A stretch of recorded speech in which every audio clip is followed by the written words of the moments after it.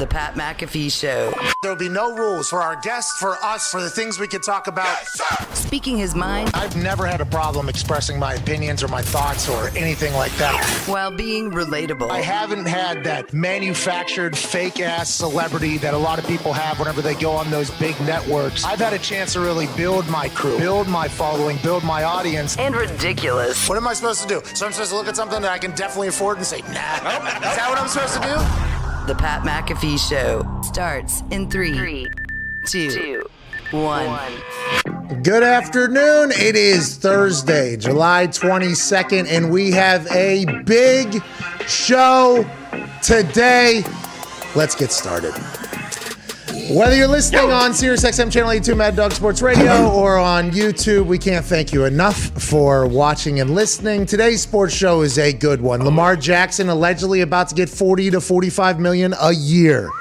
The one-time MVP and now playoff game-winning quarterback for the Baltimore Ravens in a division that's going to be very tough for at least the foreseeable future with what's going on in Cleveland and potentially in Cincinnati.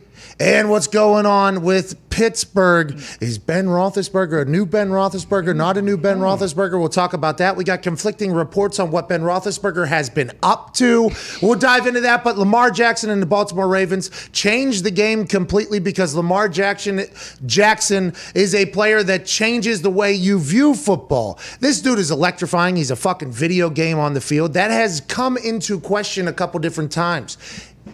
He was called a running back playing quarterback by numerous people, so much so that after a game that he dominated and threw like 3 touchdowns or 4 touchdowns, he got a game ball. And actually Harbaugh said not bad for a running back, and he actually did the full thing. There was an offensive coordinator that thought he had to throw the ball more and more and more in his career because he wanted to prove that Lamar Jackson was an incredible thrower of the football, and they wanted to build up the respect and credibility. I think not just on the other defenses looking at film going forward, but in the entire NFL world. I think Lamar and the offensive coordinator wanted to prove to the world that he was a better ball thrower if he was just to be a pocket quarterback than anybody else as well.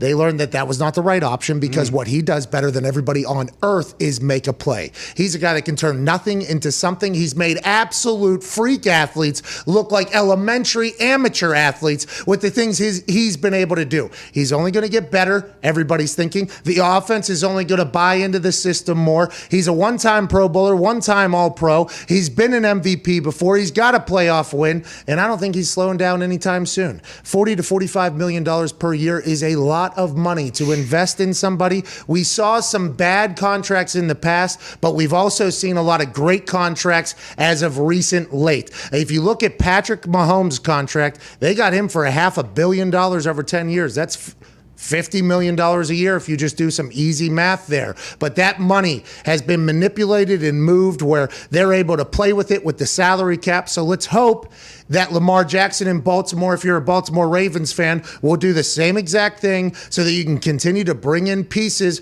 around Lamar Jackson. They were trying to get active in free agency this past offseason at the wide receiver position because Hollywood Brown last year, their one star wide receiver that they have aside from great tight ends, he came out and said, hey, they don't ever use me out here. Lamar said, they know what we're doing. Marquise said, it stinks, basically, in the middle of the whole thing. And they would go on to win a playoff game. They weren't happy. They got to be able to figure out how to continue to build that roster. And if they win a Super Bowl with Lamar Jackson, I don't think anybody would be surprised. And of course, the guy's the best player of all time. But there is a lot of people out there that do not think Lamar Jackson's good at football. And that's why we want Sohamsky on the Baltimore Ravens social media team for putting out that wobbly-ass pass to Sammy Watkins, who is now a member of the Baltimore Ravens, because it literally fed to all the critics of Lamar Jackson that he's not the best ball thrower, even though all of his stats basically say he is. I mean, that is just something that some people will not believe. They refuse to do so. Baltimore loves him, and I can't wait to see this thing work out, how they structure the contract, how they build the roster, and in a very difficult division. And there might be, an expansion of games, which means you got to stay healthy and the style of play that the Ravens played, not just Lamar, is a wear and tear one. There's a lot of bodies hitting bodies, longer season, but they're probably going to expand the playoffs. If they get in and get hot, they could win. I mean, it's a beautiful thing. Congrats to Lamar Jackson. Yeah, Lamar. It was also said next year we're going back to that basketball court and having more fun. Everybody can fuck off. Hell yeah. I like that. Do what you got to do, man. Hopefully everybody stays healthy, and I hope the Baltimore Ravens continue to win games in the Lamar Jackson era. Big Ben Roethlisberger, we alluded to that earlier. There's a lot of conversation to be had about him. There's some more conversations about Aaron Rodgers, obviously, because we have no idea what the fuck the MVP of last season is doing this upcoming season for the team that was in the NFC Championship the last 2 years in a row. Are they potentially completely out of the entire discussion if that guy can't figure it out with the team that he's currently employed by? Yes. Yes. So we have to talk about that a little bit. I think we have a couple surprise guests. Maybe I'm sending out texts. It's the first time we've really paid real money for a booking, people. And this is also the first couple days we've had 0 guests booked. Yeah. Okay. It's been a lot of fun. Yeah. Yeah, We're absolutely. having fun here. That feeling out period, you know? Of course. I think what happens is, you see, our show is a tough sell, I think, for a lot of people, which makes no sense. I think we put over everybody that comes on. Yeah. Absolutely. People come on, I think, good experience. With the exception of maybe Adam Cole, I can't think of anyone who would have anything bad to say about when they came on the show. It's always fun. That fucking scumbag. Maybe he's the one Dirtbag. who's out there saying, "Oh, McAfee Show stinks. You don't want to go on that." He probably is. Burners and stuff like Oh. that. Yeah, he's on that damn Twitch, Chugs or whatever. Yeah. He's on that Twitch, probably just sending out bird calls to everybody. Don't go on the show if you never heard of him. And he sends probably clips of. I mean, I was accosting him. Probably send what I said to Zito the other day. Look, this is probably what's happening. So now I apologize once again, by the way, Zito, and I apologize to everybody. I think the show is suffering from it. I guess it's impossible to book for this show, is what I'm learning. So I'm going to have to continue to wake up every morning and just send hopes and prayer text messages out, and it's kind of a fun game, you know. Is it? I know you really enjoy it. It's a fun I game. don't know. You know, it's tough for me to, like, you know, first of all, interrupt somebody's day. Yeah. I don't like doing it. I don't like feeling like a burden. Like, hey, I don't like being a burden into people's life. So when a text message from me shows up, I want people to know, like, hey, this is going to be a good. Here we go. This is a good thing. Now it's turning into, hey, if you're bored at all. Yeah. If you're bored at all, Got nothing to do. would love to come back. And some of these people I've never met personally, right? So some of these people I've never met personally. Strictly over the FaceTime. Not even either over the FaceTime or never really. Just kind of like hey, don't know if old buddy gave me your information, didn't know that whole. It is a terrible thing. Yeah. I hate every single moment of it, and I've gotten a couple people that have been very nice. Rappaport, by the way. Sure. There's a guy who I send a text and he's going to be like, yeah, let's make it work, man. I got some shit going on, but let's make it work. The other people that I send texts to, you have seen around, Darius, obviously, Right. Or Schlavsky will stop by. Sure. But there's not a lot of people that I like to keep around. I mean, I have a pretty tight little circle. I could text, like, there's big name humans that I have that there's no way in hell I'm wasting the text message to them on saying, hey, you won't come. I'd rather be like, hey, how's it going? Hope life is good. Okay, see you later.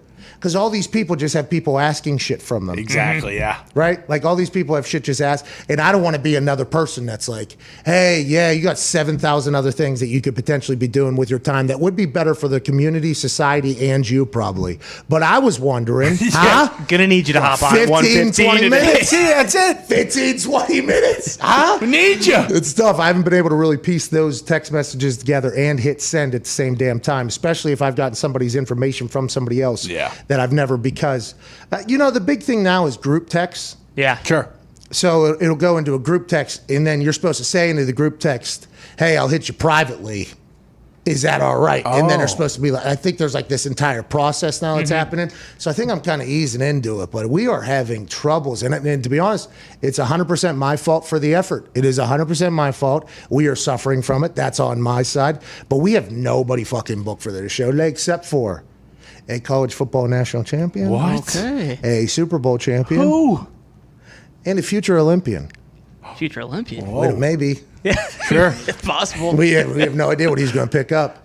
Guy who's here every day, AJ. Oh, let's go. Yeah, I mean, he wasn't here a lot of those days. True. Took But like then 3 he was weeks here. off. Here. Uh-huh. So that makes up for everything, literally, because, he traveled out of the attic that he currently lives in that we are a little bit worried about because maybe we should get a little bit better set instead of just sitting in a 200-degree attic. Yeah, with terrible internet.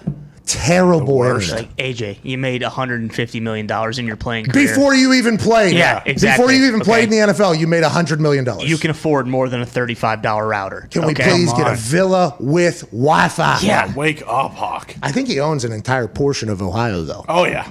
A lot of land. Yeah. I don't know what the square footage on his house is, but I'd guess it's probably north of 20,000. I think 30, so. I think. I think, yeah, That's 35. not even like the little gazebo pool house he's got in the backyard as well. And he chooses every time to come on and join us in the worst part of that. Yeah, the one with the least amount of internet in his entire house is where he decided to set up his studio. And whenever we say things like this, it isn't out of hate for AJ because we love AJ. Yeah. It's just this is a compliment to show like his humility. Right. Yeah. He went Down back to to earth. Ohio. He said, listen, I was born in Ohio. I went to high school in Ohio. What? I went to college in Ohio. What? I ended my career in Ohio. What? I'm going to die in Ohio. What? They're going to bury me in Ohio. What? I want people to know that I can still FaceTime from a tiny little attic in my 35,000 square foot villa. Yeah. Hell yeah. That's what I'm talking about, AJ. He'll be on today. That's what makes Hawk Hawk. That's what makes the Hawk Hawk. Yeah. If we had any friends that were Olympians, this would be a good time. Perfect The time. Olympics are popping off tomorrow. Well, Yeah. Now there's a little maybe a lot of at Ty does Schmidt and not. at Boston Connor, a couple non-confident faces. Is that real? Well, Yeah. I just saw that I believe Tokyo has their highest surge in positive COVID cases. That it's been in like 6 months. So I believe COVID is a real issue over there. And now people are dropping out. They're getting rid of the guy who did the opening ceremonies. I wouldn't be surprised. COVID?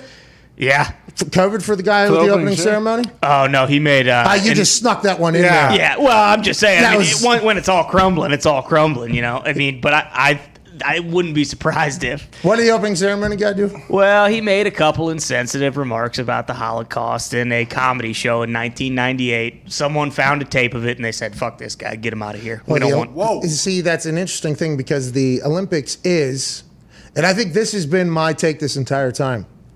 There ain't much shit that I really like, okay? I mean, we all Yeah. know this, all right? We all know that I didn't really watch any movies or anything growing up. I literally had not seen a Disney movie until, I think, a couple years ago when I watched one. It's just not I just kicked balls against the side of my house because I had so much ADD, and I literally was just out in the streets, in the backyards, and friends. That's literally all I did my entire childhood, and practice soccer everywhere and travel, and you get it. The Olympics, though, was something that I held in such high. I don't know if everybody else was, and I think it was because in soccer, that's what we were kind of desiring. That was the goal. That was the goal. Like, hey, let's get to the U.S. That was the team. I went and watched the U.S. men's team in D.C. It was one of like the first ever events I ever went to with my dad. I think my brother went. Some other people. It was just like really cool. Like that was the soccer dream. Like, okay, didn't want to become rich until I got a little bit older and I realized okay, rich, being wealthy is literally all I'm really looking for at this point. However we get to that, we will get there. But soccer was the Olympic was the goal. Now, what it has become here now, and I guess this is every big event, the World Cup, every worldwide big event, Yeah. it seems like. There's some sort of, every decision that is made, you're thinking somebody's corrupted making the decision. And it's like we have gotten jaded for almost everything. So anything the Olympics does, any country they pick, we all go, oh, what happened? What's going on here? What happened? What did How they the do? fuck How'd did they secure the bid? Oh, What's is that that about? right? Isn't that fascinating what they're choosing to look at and choosing not to look at? Okay, so there's a potential couple dictators that have teams that are playing in there. Carrie Richardson, though, hey, don't fucking even think about that OG Kush. You hear me? Not a chance. We'll be doing that. Okay, so we're kind of got to that point, but then once we start seeing like, okay, every other event that has happened has been able to have fans. Mm-hmm. The Olympics can't have fans. Nope. Okay, so there's a lot different. People are traveling in from all over the world, and I understand there's different things from there, but that's the first thing. Then it's like the person that set up, the head of the committee of setting up the whole thing goes like, hey, we might cancel this thing. Yeah. Last minute. And Tokyo keeps upping the danger. They're Protocols, like, hey, yep. we don't care about the Olympics. We're worried about what the fuck's going on with us right now. Is it COVID-20 or is this 19 still? Is this the Delta I strain? believe Is it's this still 19, just a different strand. Okay. Okay, so that thing's growing over there, and they're like, we don't care about that. And then now you see the cardboard box beds, and then you have to, though, think that somewhere in there is so much good that comes from the Olympics. Okay, you get a chance to see literally people you have never heard of do sports you have never seen before from all over the world. You're getting a chance to actually say, hey, this person is the best in the world in this particular thing. This is cool. It's a great celebration bringing everybody together. And if you're representing it, I think we still hold on to the hope that those people will be somebody that the whole world loves. Mm-hmm. So whenever something like this is found, it's like, okay, this is not the right guy. But that's why they put The Rock. Okay, Exactly. The Rock, The Rock. All right. Hey, Dwayne Johnson, DJ, The Rock, What? the president, What? 2032. Yeah. He's fucking walking and cutting a promo to welcome the whole world to the Olympics. Hell yeah. It's in like a hangar. It looks like Yeah. he's walking in a hangar. And he's like, what you're about to watch, the hardest workers in the room. I mean, they got The Rock. Is that for the whole world or just for America? I'm guessing it's just for us, but it, No! I think but the it world- might be for the whole world. The world watches that and they get juiced, even if it is for just the USA. They don't care. So there's streams to every country over there? Is there one big stream? How do they sell the rights? I'm not sure. I don't know. Yeah, I'm sure it's different in every single country, but I know China does love Dewey Johnson, so I'm Wow. guessing there is a good chance that this was seen over there as well. Okay, so see, that's one country. All right, that's in it. There is a lot of questions. Yeah, a lot of bullshit going on inside those borders. I'll tell you what. A lot of questions going on there. Mm-hmm. But every other country too. Is there a rights that is paid? Like I always thought that NBC or whatever paid for the rights. Yeah. Is that globally? Is it just? I don't think so, because I assume like in England it's on BBC or whatever, you know, yeah. because they don't have NBC over there. That's so amateur of me to even think that. Well, They don't give a fuck about Mike Tirico. no, they don't. Do they? Do they? Is Mike Tirico I don't global? know. I don't know if Tirico's global. I know Al Michaels. I'm pretty sure Michaels is global, but he might be done. And Bob Costas. I know everyone loved him too. Hey, because the specials of the Olympics become better than the Olympics. Yeah. right? Yeah. This is, you watch some of the things, but then the stories that come out, the interviews and everything that gets put together, it's a massive production down there. Huge. Yeah. They have entire, I guess, I saw Chris Collinsworth kid, Jack. Yeah. Jack Collinsworth is over there, cut a little promo on the there we go. rooftop of a building in Tokyo. He cut a promo about how he might stay in Tokyo, he said. Really? Yeah, he said he Whoa. might stay in Tokyo with how beautiful it is. Loves it that much. The video that was the cell phone that was shooting that thing went, and then there was like a river, and there was an entire. That was not Tokyo I saw. I was in there. You're in a different spot. I should have got out a little bit. I guess if you get out and look back in, it is pretty beautiful. beautiful. I think I was in there. You know what I mean? Tokyo is an interesting city. It's beautiful because of the history and everything like that. But it is a very vastly different existence over there than over here. I mean, it is the cleanest. I think Cleanliness, yeah. Shibuya. I think Shibuya is a intersection over there, and it's the most busy intersection in the world, I believe. It's a 5-way, like it kind of is like Times Square. Oh, yeah. I've seen a photo of that before. It was in yeah. one of the Fast and Furious. I think Tokyo Drifting was in there, I believe. I'm not sure what Vin did through there, but I'm sure it was fucking badass. He was moving. Hey, make sure you get those DVDs for sale, dude. That's right. He was flying through there, but it was every time, because I think there's a train station there as well. Every time the walk sign turned to the glow of the walk as Yeah. opposed to it, it's like 2,000 people would walk every single time, each one of them. And we almost got trapped up in the storm. Yeah, because Mike Adams' pops, he owed the Quell 3 public push-ups. All right, so we weren't betting money over there because you only get so much of their currency. So it's like we're not going to be.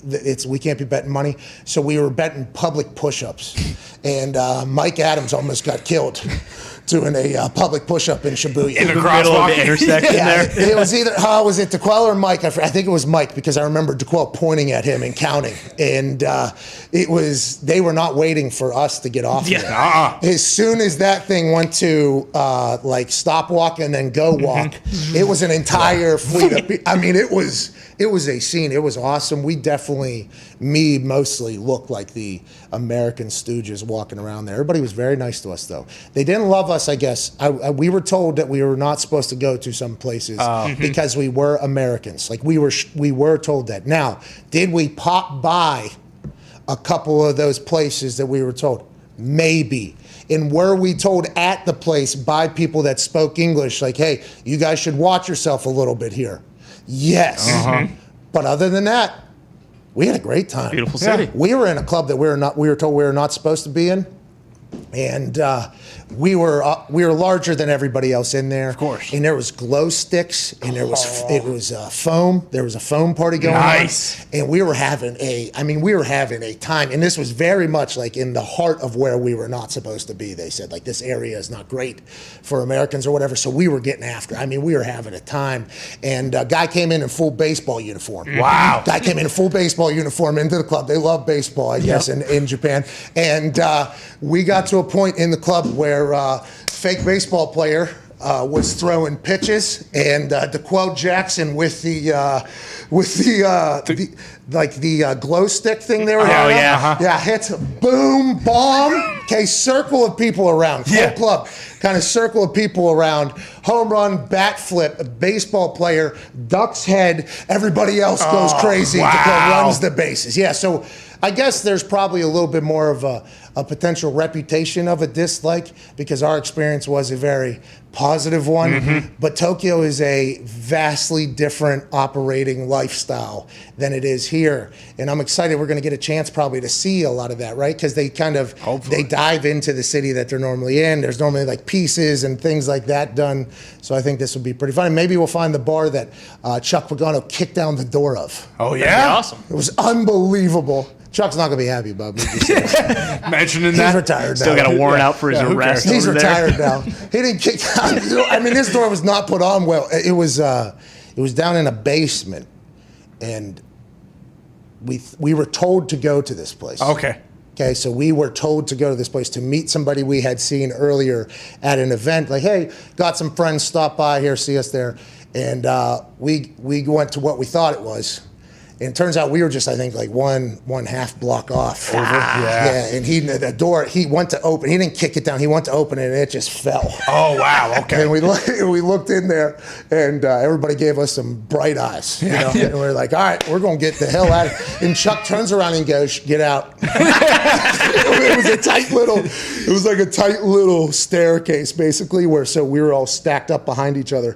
And the door opens, and we all go, what? And like I'm like third back, and I poked my head around, and Chuck just goes, listen, we gotta go. We gotta get out of here. So I think he lifted the door back up, kind of leaned it on there, and then we just got out of there. Yeah, it was time for us to head home at that point. But Tokyo is a beautiful city.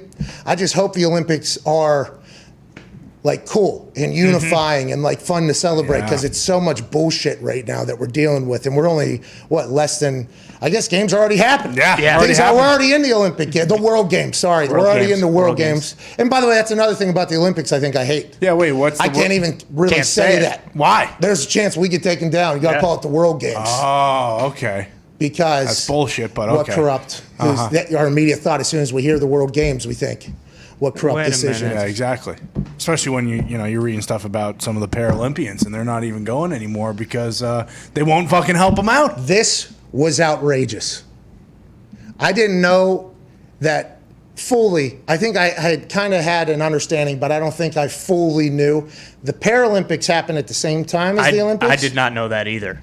Okay, so I kind of, because I think every Olympics, there is a Paralympic story that I like latch onto where I'm like, oh, this is really cool. And I think, then I think time passes and I go, okay, did they just air the video during the Olympics because it was, or is it actually, I think it's actually happening at the same time as the Olympics, right? I mean, that would make sense. Is that what we're learning now? I think so, right? I mean, she said she was going to go over there. Okay, so let's go to the post so that we're not.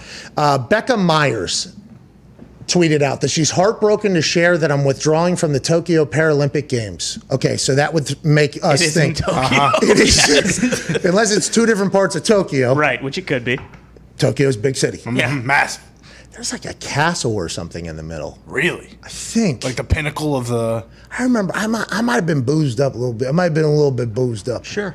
But I remember walking and seeing like a castle, and I was like, "Is this like the what? What is this, the White House?" Yeah. Oh, that would be unbelievable. And I forget what the answer was given, and I just kind of walked away. But I have the image in my head right now. And there's like the road actually split at the castle. Wow. If somebody could figure So that everything was going right towards the castle. Yeah. It looked like a castle, but I don't think it was a castle. It might have been. Bowser's castle? Tokyo was huge. It didn't look like Bowser's castle, but whenever you got to run that shit on the Mario Kart, you got no shot. No way. Shot. That thing is burning down. The lava? Yeah, you got no shot. You're going to do one little drift ski, and guess what? Burn it down. You're out. And then they're going to do the little lifty thing, and it's going to be a slow thing. It's going to be in. Is that in Tokyo? Yeah, it's called the Nagoya Castle, located in central Japan. I typed in Japan and castle, and that was the first that popped up. Is that the one?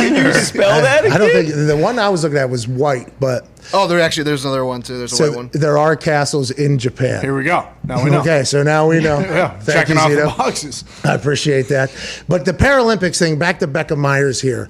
The USOPC, so is that the United States Olympic Performance Committee? Must be. Or Playing. Paralympic? Would that be in there? United States Olympic and Paralympic Committee. Okay. There it is. All right. USOPC. Wait, obviously Paralympic was in there. Has repeatedly denied my reasonable and essential accommodation because of my disability, leaving me no choice. Full statement below. I've had to make the gut-wrenching decision to withdraw from the Tokyo 2020 Paralympics. I'm angry, I'm disappointed, but most of all, I'm sad to not be representing my country. The USOPC has denied a reasonable and essential accommodation for me as a deaf-blind athlete to be able to compete in Tokyo, telling me repeatedly that I do not need a personal care assistant who I trust, because there will be a single personal care assistant on staff that is available to assist me and 33 other Paralympic swimmers, 9 of whom are also visually impaired. The USOPC has approved me having a trusted PCA, my mom, at all international meets since 2017, but this time it's different. With COVID, there are new safety measures and limits of non-essential staff in place, rightfully so, but a trusted PCA is essential for me to compete. Doesn't that seem just pretty natural? That's pretty reasonable, I think. I do. The way she led that off, we're like, okay, she's kind of leading here, saying this is pretty reasonable and essential. And then she's like, let me explain to you exactly why I'm feeling that way. Yeah, look, can we not get a PCA that she knows? What do we do? Why is this This is what I'm talking about, though, when it comes to everything we're hearing about these Olympics. Are like, why are the Olympics doing it? Why is this happening? And this is another one. Can we not get Becca Myers a goddamn PCA and let her mom in there? Well, and COVID's a very easy scapegoat to follow because of COVID. We can't do that. But for someone who is blind and deaf, I'm assuming you want someone you're comfortable around and that you trust, so you don't just have some random person leading you around in Tokyo. And this is going to sound very ignorant, and I apologize for that. Is there a lot of blind and deaf people out there? Well, I don't know. And she said there's 9 visually impaired people just in the swimming. Yeah, visually impaired. But is it blind and deaf? That is like that. Is that not what? I would guess it's not that common, but If it means anything, 0.2% of the world's population. That's what popped up right away. Deaf and blind. 0.2%. That's a lot of Which is a people. lot of people. Yeah, that's Yeah. a lot of people. So this goes back to the how. If you can't see or hear anything, how do you? That's unbelievable. Yeah, Helen Keller is one of the craziest stories of all time. Well, that's what I'm. This is like the 0.2% obviously as well, but So what would make this is a Helen Keller situation, right? What was different with Helen Keller? Anything? Blind and deaf, right? yeah, it's the same thing. Yeah. she wasn't swimming in the Olympics. I know that. So how come we're not? That's what I'm saying. Yeah. Like, this is fucking unbelievable. It really is. Insane. And now a blind and deaf person cannot compete in the Paralympic celebration, basically of just accomplishing things that nobody ever thought anybody could accomplish, and a world celebration of that. Blind and deaf Becca Myers won't compete because they won't let her mom be around her? What are we doing? Figure it out. Get it. What are we doing? That's an unbelievable story. It really is. And they only have one person for 33 people. It's like, that's not going to work in itself, let alone not letting the mom go. 0.2% of the world's population that's a lot of people. I didn't know that was happening. The willpower, think about that. The willpower to continue, like how do you learn it? I don't understand. The Helen Keller story, I think, has been so fascinating for a lot of people because they go, I don't know how that can't. And then Becca Myers here is swimming in the Paralympics. Unbelievable. Let's go, Becca Myers. Let's go, dude. Let her swim. Let her swim, dude. Bullshit. Let her mom there, man. What's going on? It is horse shit. Because it happened with the lady who's running for Canada, too, who has a kid, and she's not going anymore because they won't let her kid go, and she got to breastfeed her kid. So she had to drop out, too. Okay, so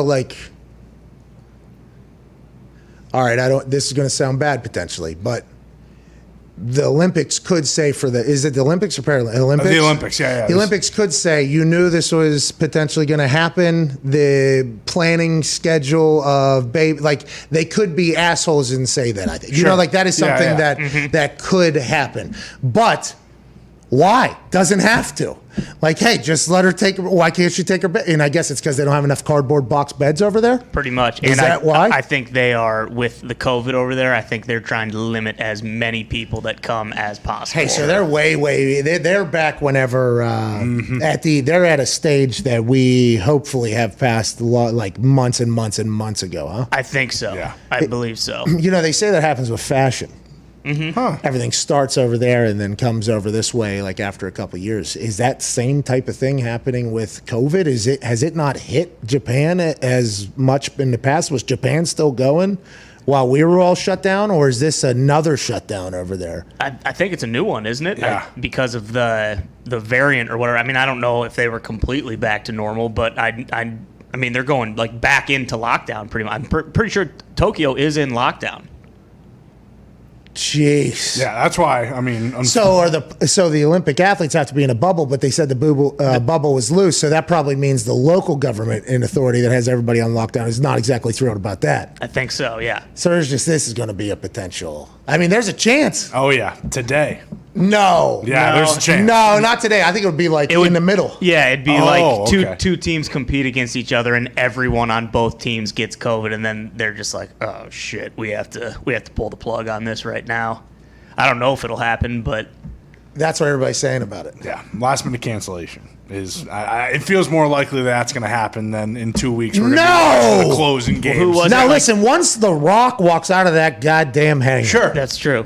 Okay, now you can DVR that, by the way, because, I mean, we're competing against the Olympic opening ceremony tomorrow night on SmackDown. Oh, come I mean, on. anybody want to talk about that? Ceremony's going to fucking stink. Yeah, it's no gonna fans. Nobody gonna wants stink. there. It's going to stink. If you watch that, you're a fool. Yeah, why would you? I mean, DVR it. I mean, it's quite a celebration. You will want to see at some point. There's probably going to be a cool drone thing, but there's moments you can fast forward through. Hey, and come on over to Fox. John Cena, Roman Reigns. Ooh. Exactly. I mean, come on. Shitty Olympic ceremony, Cena and Roman. What are you going to do? Come on. And I think Rolling Loud is happening, too. Yeah, that's right. Yeah. Forgot about that. Yeah. You still know what you're doing yet for that? No. Son of a... No. Let's get to a break. We have the 5-Hour Energy phone lines open at 1-833 for McAfee. AJ Hawk will be joining us in about 26 minutes or so. Can't wait to chat with him. No idea I actually don't know if the phones are going to work. Oh yeah, we're giving away. We're giving away 2 tickets to the Donda album listening party tonight in Mercedes-Benz Stadium there for Kanye West. That's awesome. Yeah, I was going to halt the giveaways for a while, but we're actually stuck with these 2 tickets because we got them for Mitt to potentially go and have boots on the ground at the Donda listening party. But scheduling conflicts did get in the way. It was pretty last minute. But our loss is your gain. 2 tickets. Tweet the hashtag PMS Donda Party. Yeah. PMS Donda Party. with a picture of you watching or just whatever the hell you're doing. One person will be randomly selected to go to the Donda album listening party, which is in Atlanta tonight. I believe it's supposed to start at 8. Look for that thing to really go around 11 or 12. Boom. Can't wait to hear it. Can't wait to hear what it's like. Is Kanye back? We have no idea. You could find out before everybody else with 2 tickets to the Donda album listening release party. Just use the hashtag PMS Donda Party. Let's go. All right. We're back in 4 minutes with some phone calls on the 5-Hour Energy phone line. 2334 McAfee. Cheers.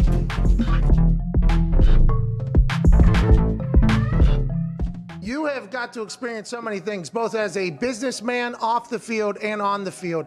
Is there a moment when I ask this question and pops your mind, like, what's the craziest shit you've ever seen in your entire life? Because there was a time there where it felt like you were just getting dropped into insane situations and the world was like watching you do things. Man vs. Wild, you and that Bear Grylls guy, fucking electric. That was maybe the most electric shit I've ever seen. Is there anything that you think of whenever you think, like, what's the most ridiculous thing you've been a part of?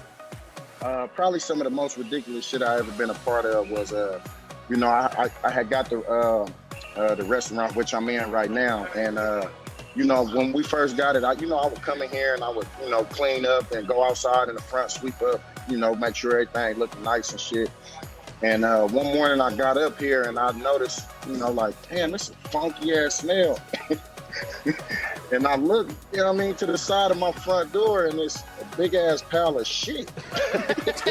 And I'm talking about human shit. Yeah, and it's right on the side of the door. So I was like, somebody done came and popped the shit right in front of the door. Like, oh, this shit is crazy. I can't be in here serving food. Motherfucker come walk in and they smelling straight ass cheeks when they come in there. Like, I don't think that's the restaurant I need to eat in. So, man, I get the water hose and I'm hosing it down. And, I see, we got a couple, dolphins that usually walk back up in front. Hey, man, did you do this? Like, oh, no. So, one of them owned up to it. I said, man, check it out. So you don't do this no more. Look, you come by here, we get you we get you a broom and you help us, we help you. You feel me? And we put together a little, I put a proposition together for him, and I ain't cleaning up shit no more. It's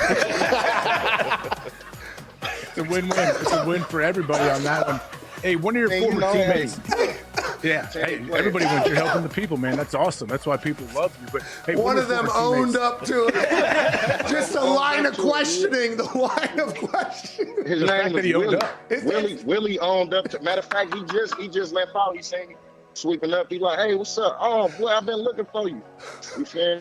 Okay. Yeah, we bust down together up in the front of the restaurant to get it all cleaned up and everything. Hey, you're helping people. Hey, Willie went from shitting outside to working inside. Let's go. Yeah. All right. Let's go, Willie. Let's go. Give it up for my boy Willie, man.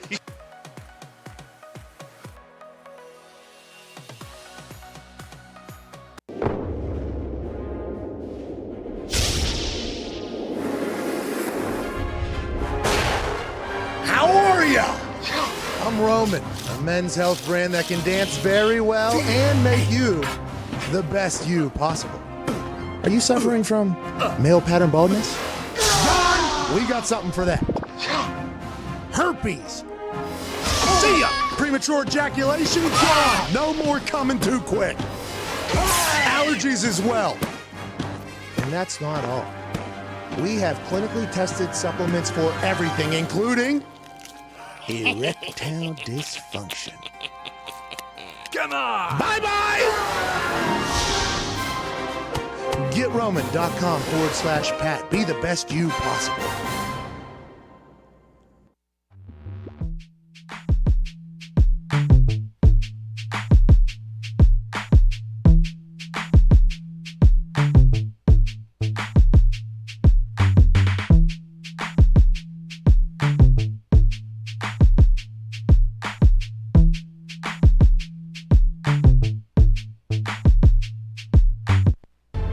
This is the Pat McAfee Show on Sirius XM Mad Dog Sports Radio. We thank you for taking the time to seek out this small regional show that streams internationally. Here's Pat and the boys. Today's sponsor is Public.com, an investing app where you can buy stocks, follow investors, and get this, share ideas. Whoa. Okay, love that. Here we Yeah, go. it's like a forum place. Yeah. A place where you share ideas. Hell yeah. You can follow other people. You can buy stocks. You can buy slices of stocks. Really? And the best part about public.com, Yeah. they don't sell your information to people. It's about time. Thank God. That's the worst. Yeah, it is the worst because, you know, the app stock operation has blown up immensely, Big time. especially through the lockdown at the house where everybody had a little bit more time to invest and look into things and maybe follow ideas of other people and get behind something and say, hey, although this has been happening for so long, we're done with it now, and kind of fighting and making some money in there, the AMC situation. Sure. And then that led into GameStop. I mean, there was just a lot of that and a lot more people were interested in it. And, you know, the apps that were allowing people to buy stocks, they weren't taking care of the people that they were trying to Robin Hood for. No, they Not at all. weren't. They were not trying to, you know, help people get an access into a game with a bunch of money involved. And if you have, you know, a little bit of clever thinking and forethought, you can make a little bit of money with some of the side change that you would have never been able to do before. But then instead, oh, we're going to take advantage of you. We're going to shut it down. We're going to sell your information. And we're going to fuck you over in the end anyway. Yeah, sorry, can't do that. I know you've been doing it. You can't do it anymore because it's working. Public.com said, we got to change that. That ain't what we're about. Public.com came in to save the day, and you can follow other users' portfolios, including Shaq, Tony Hawk. Tony Hawk now part of the NFT game with Tom Brady, by the way. right. Not AJ Hawk. When I first saw the photo, I thought AJ was potentially linked up with TB12 and everybody else that's in it. Jeter, I think, is in there. Tiger. And, yeah, I thought AJ Hawk it was Tony Hawk, who literally just watched a 12-year-old hit a 1080 yesterday. Oh, man. That was Humbling wild. experience. Yeah, anyways, Tony Hawk's on the forefront of everything. You can follow him. Now, this isn't advice to follow these people. You can just see what they're dabbling in so you can think to yourself, if Tony Hawk, who has done a kickflip or two before, Ooh, Yes, he has. Do a kickflip. has made incredible business investments to make a lot of money, still the icon in skateboarding, if he's doing it, should I do it? That's just the thought you should have. Fair question. Probably should. The app is free and you can start with as little as $1. Nice. Here, now we go. You can buy slices, or you get it, slices or portions or full stocks.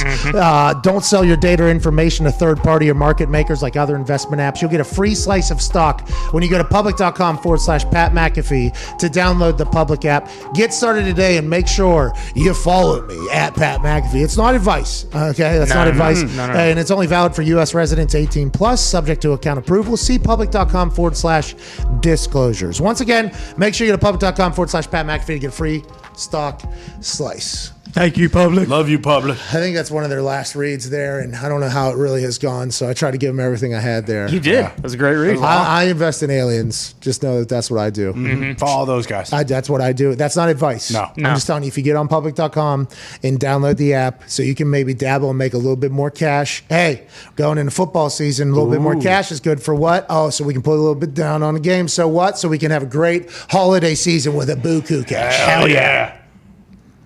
You earned it too. Yeah, that's right. Your brain figured it out. You said, hey, I'm going to do this. I'm going to do this. You do that. That's what's going on. This stock's going to go. $1. That's all you need. That's it. Turn into $1 million. But aside from that, I just bet on the aliens. Yeah. Yeah.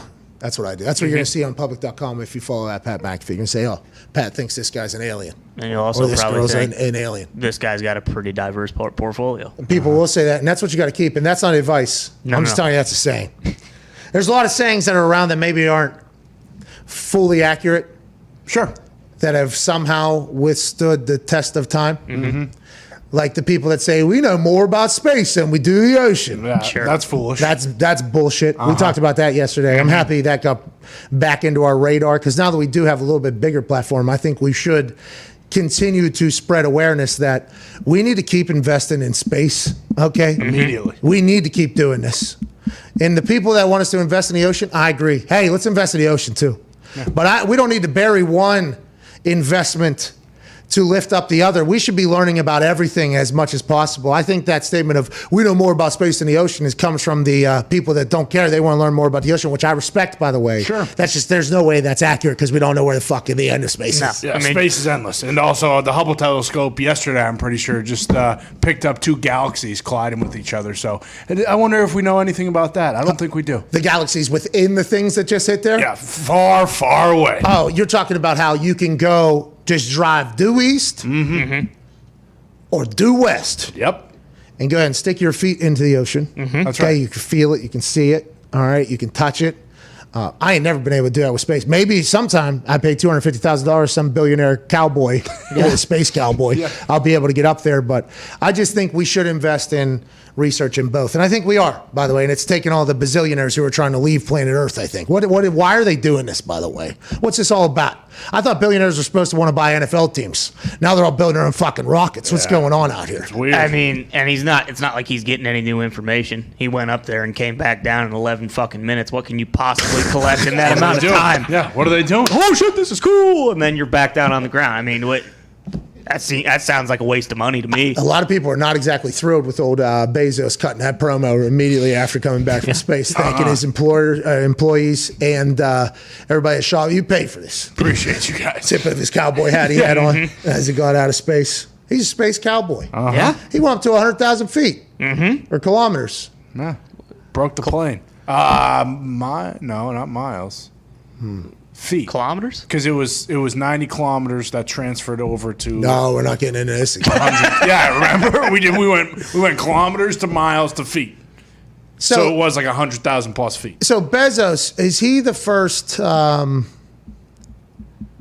just went to space? Branson? Richard Branson. Yeah. Richard Branson just went to space, and Elon's gone to space. So Bezos is our first American billionaire space cowboy, I think so, yeah. And he went the furthest. and he went the highest. And that's something maybe it could be celebrated, but a lot of people going, can we use that fucking money for something else? Like maybe pay your employees or something like that. There was a lot of that. Oh, yeah. There was a lot of that on the internet with it. And we should be pumped, I think, that we're almost going to space like at a regular basis now. Yeah. Because back in the day, that would have been considered massively dangerous. Oh, yeah. There would have been T's and P's everywhere. There would have been moments of silence. There would have been a night before celebration as if it was the last night alive. I did that when I went skydiving one time. The night before, I couldn't sleep because I'm like, hey, this literally might be the last time I'm doing anything. I went to 13,000 feet, fell to earth faster than I've ever fallen. Then they pulled the thing. It was very boring. While we were drifting around, I thought to myself, I shouldn't have been as scared as I was last night. This was nothing.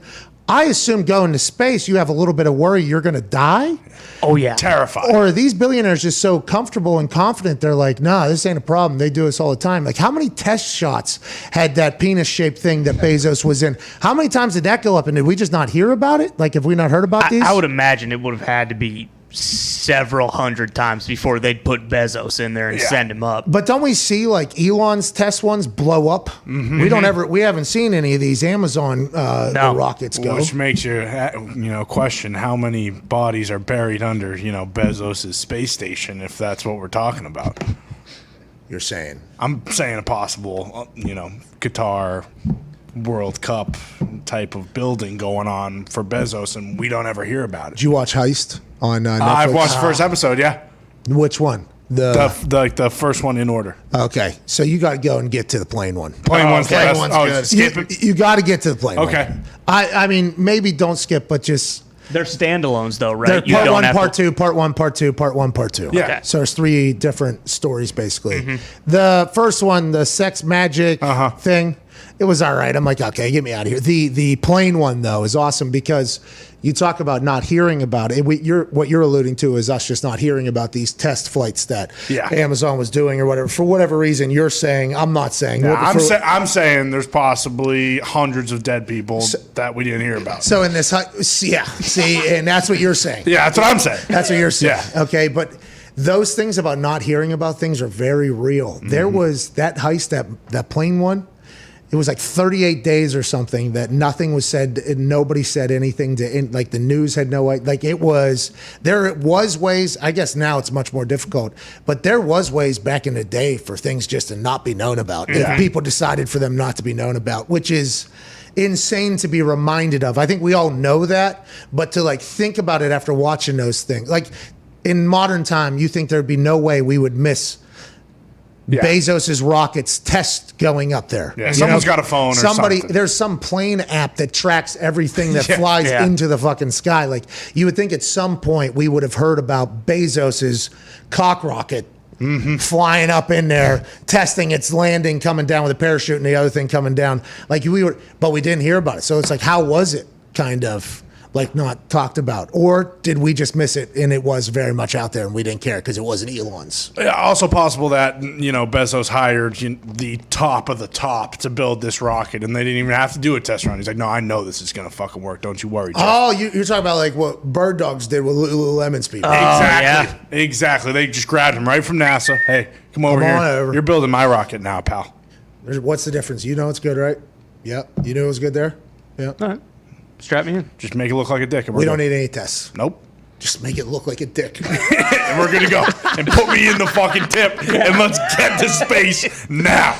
I tried to watch Space Jam again last night. Oh, no. Why? Did it hold up on the third time? Well, so this particular time, first time I did fall asleep.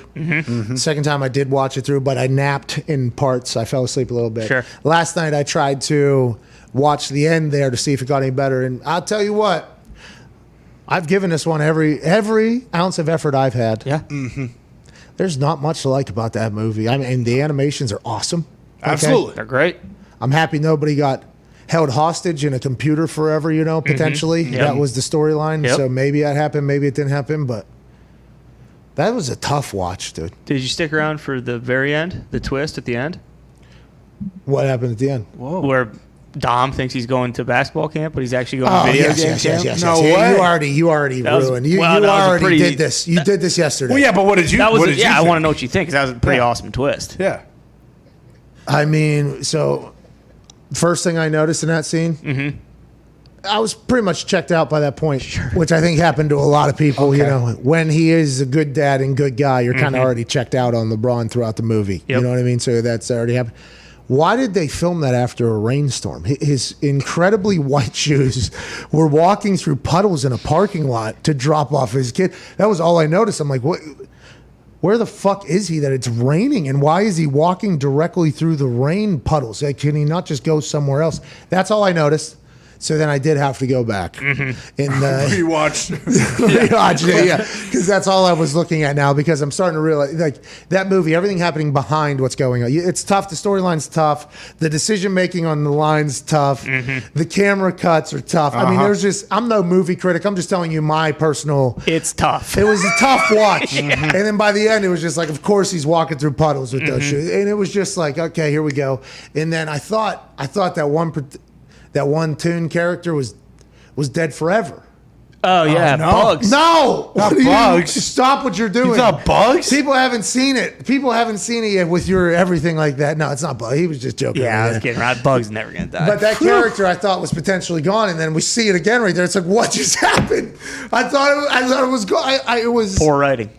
That's what I'm saying. I think this isn't LeBron's fault. This is going to fall on LeBron's shoulders. It should not. It is his fault. Come on. That guy signed off on being okay with every single one of the scenes that he was in. We don't know if that's true. Walking through the puddles might have just been like a one last fuck you from the producers. Like, LeBron, we're going to need to shoot that again. We're going to need you to walk through that puddle with your new shoes on. Sorry. He skirts around it, but like, there's no way in hell LeBron would ever walk there. Like, that was just the one final thing for me. It was like, it would have made more sense with the movie if he would have put Dom down over the puddle and then walked on his back across it. maybe hold his head Yeah. down in it a little bit, teach him a little toughness. That's right. Hey, when you were under the water there in that puddle, what did you want? I wanted to live. No, you wanted air. When you want to succeed as bad as you wanted to breathe, then you will be successful. Shout out to hip hop preacher E.T. Yeah. Now go shoot some fucking free throws, Dom. Right now, pal. That's what it was like, kind of. Yeah. Did you watch the whole movie? I fell asleep for like the last 10 minutes, but I watched See, you got to watch it. I think we got to watch the whole thing. I'll watch it. I also, when I went home to Mass, I didn't realize people still fucking hate LeBron in Massachusetts. No, he owns the Red Sox. I know. That was my whole thing. I was like, we're on Team LeBron now. Oh no. They fucking, if you're wearing LeBron shoes, people will jump you in the street. Hey, don't fucking wear those. No. Yeah, I swear to God. So I need to, going forward, represent Massachusetts a little better. I also fucking hate LeBron. Oh, you're this I hate him. He's the worst. I gotta do it. Chameleon. I love the guy. I love the Red Sox. But from going forward, LeBron, anything he touches turns to shit. You are kind of a representative for that entire area. So whenever, I assume when you went back there were some people like, hey, you keep It is not how we actually, we had a wicked conversation about it, and you are not representing us well at all with the LeBron thing. Did that happen? Yeah, I was shocked. I was like, okay, I'm sorry. I guess I hate Bron. They actually call him Bon Bon. We're back in 6 minutes. See you then.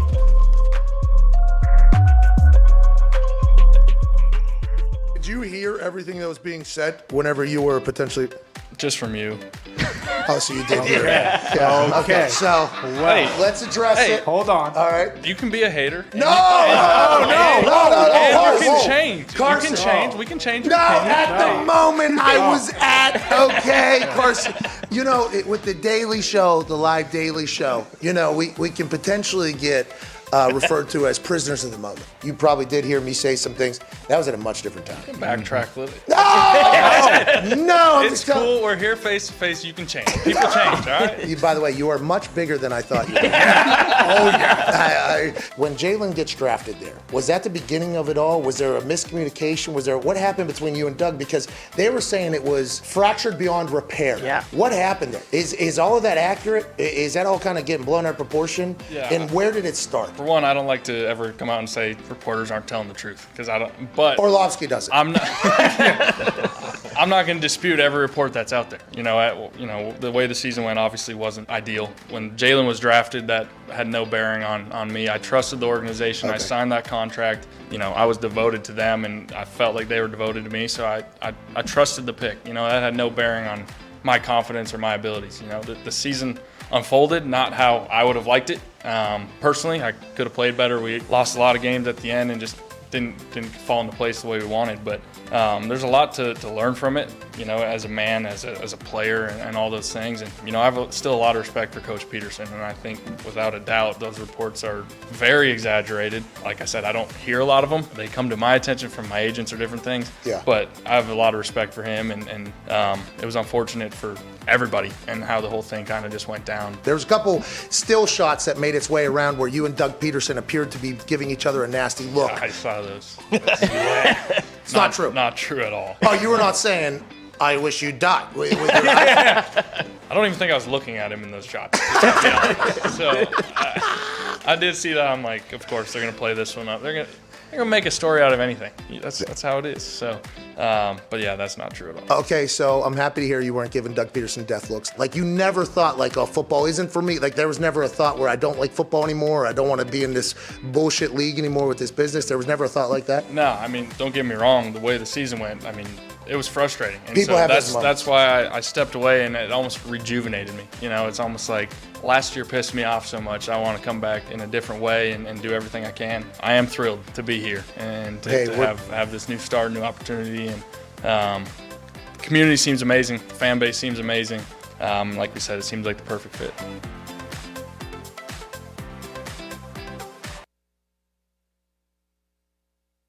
Today's event is me versus a Carolina Reaper pepper. A pepper that has what?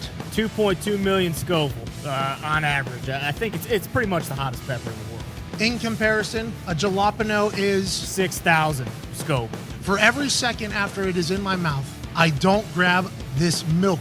Yeah. We'll give $25 to a random person in the comment section right now. $4,500 feels like a good amount to give away, though. And that'd be 3 minutes. This is going to be a long 3 minutes. That's redder than the devil's dick. That crunch. How we doing so far? Doesn't look too bad. I should have taken a drink of water beforehand, though, because I think I had a dry mouth. I had a little cotton mouth. Oh, okay. Once the hiccups start, I think you're just about done for. What's your biggest regret in life? Do you have 2 more minutes in you? Oh, I think it's just starting to hit like the peak. The curve on this thing is just starting to go up. You are handling this much better than Bill did, though. You are, yeah. Billy Tubes was puking 10 seconds in. 130. 130. It's burning my esophagus. Do you feel like you're going to puke? Oh, I do. God, that milk looks ice cold, too. No! Beer that broke my heart. Hey, one more. Yep. Now we go. Now we go. 8, 7, 6, 5, 4, 3, 2, 1. Dance with me. How you feel now? A little bit better, but not great. Oh, God. That's a bad idea. I need more. I need more milk.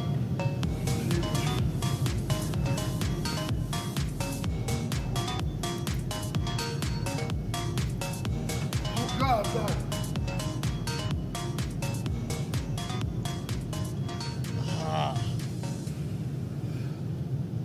Yikes.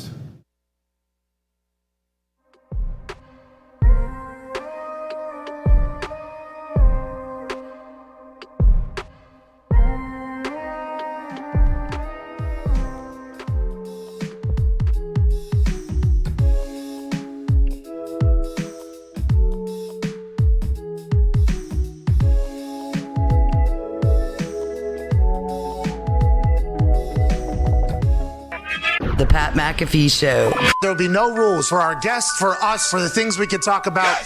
Speaking his mind I've never had a problem expressing my opinions or my thoughts or anything like that. while being relatable. I haven't had that manufactured fake-ass celebrity that a lot of people have whenever they go on those big networks. I've had a chance to really build my crew, build my following, build my audience. And ridiculous. What am I supposed to do? So I'm supposed to look at something that I can definitely afford and say, nah. Is that what I'm supposed to do? The Pat McAfee Show starts in 3, 2, 1.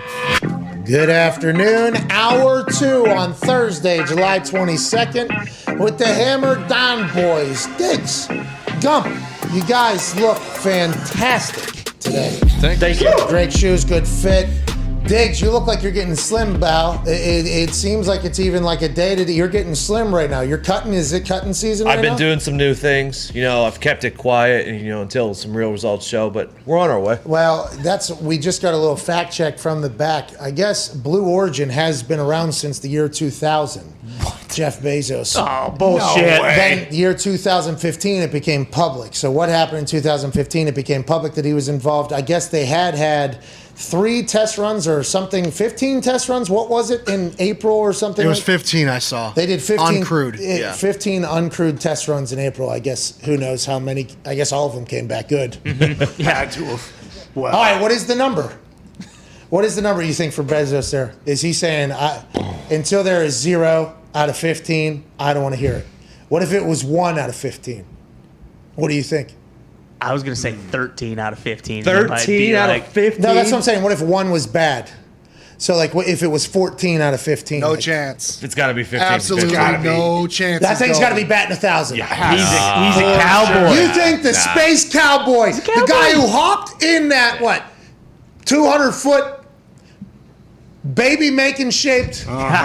You think it had to be 15? I'm saying maybe number 1 or 2 something could have happened, but the last 10 had to have been perfect. 100%. It has to be 100%. We would have heard about There's it a too, 0. right? No way he's going it up has there. to be 100%. I think if there was 5 straight. Joining us now is a man who probably has an opinion on this from his attic in Ohio. AJ Hawk, your thoughts? Yeah, I know. Do you think it's 15 out of 15? No, I mean, Elon Musk, how many penis rockets has that dude smashed? You've seen him crash multiple rockets. I would assume Blue Origin. I think Diggs hit it perfectly. Like, yeah, maybe early on in the process, if a couple blew up, you'd be okay. But yeah, you need those last 10 to 12 to go okay. I mean, there's a kid on board. They had to have some sort of hey, we haven't had a messed up flight in How years. young was the child on I think it? he was 18. Okay, so that's an adult, but I understand what you're saying. There's Also, a young human in there. human. And I want to let you know that humans in this country's history and probably others have been sending 18-year-olds to war on a very regular basis. We know more about war than we do about space. But I'm just saying, to say they're a kid is an interesting way. Well, yeah, I think it was the youngest to ever be in space. Because Mitt is 23, I think anybody below him is damn near an infant, basically. Yeah, and that's not how we should view it. No, yeah. That's a skewed thought. But Mitt does kind of offset some things. Wanted to send him down to Donda. You hear we're giving away 2 tickets to the Donda album release party, AJ?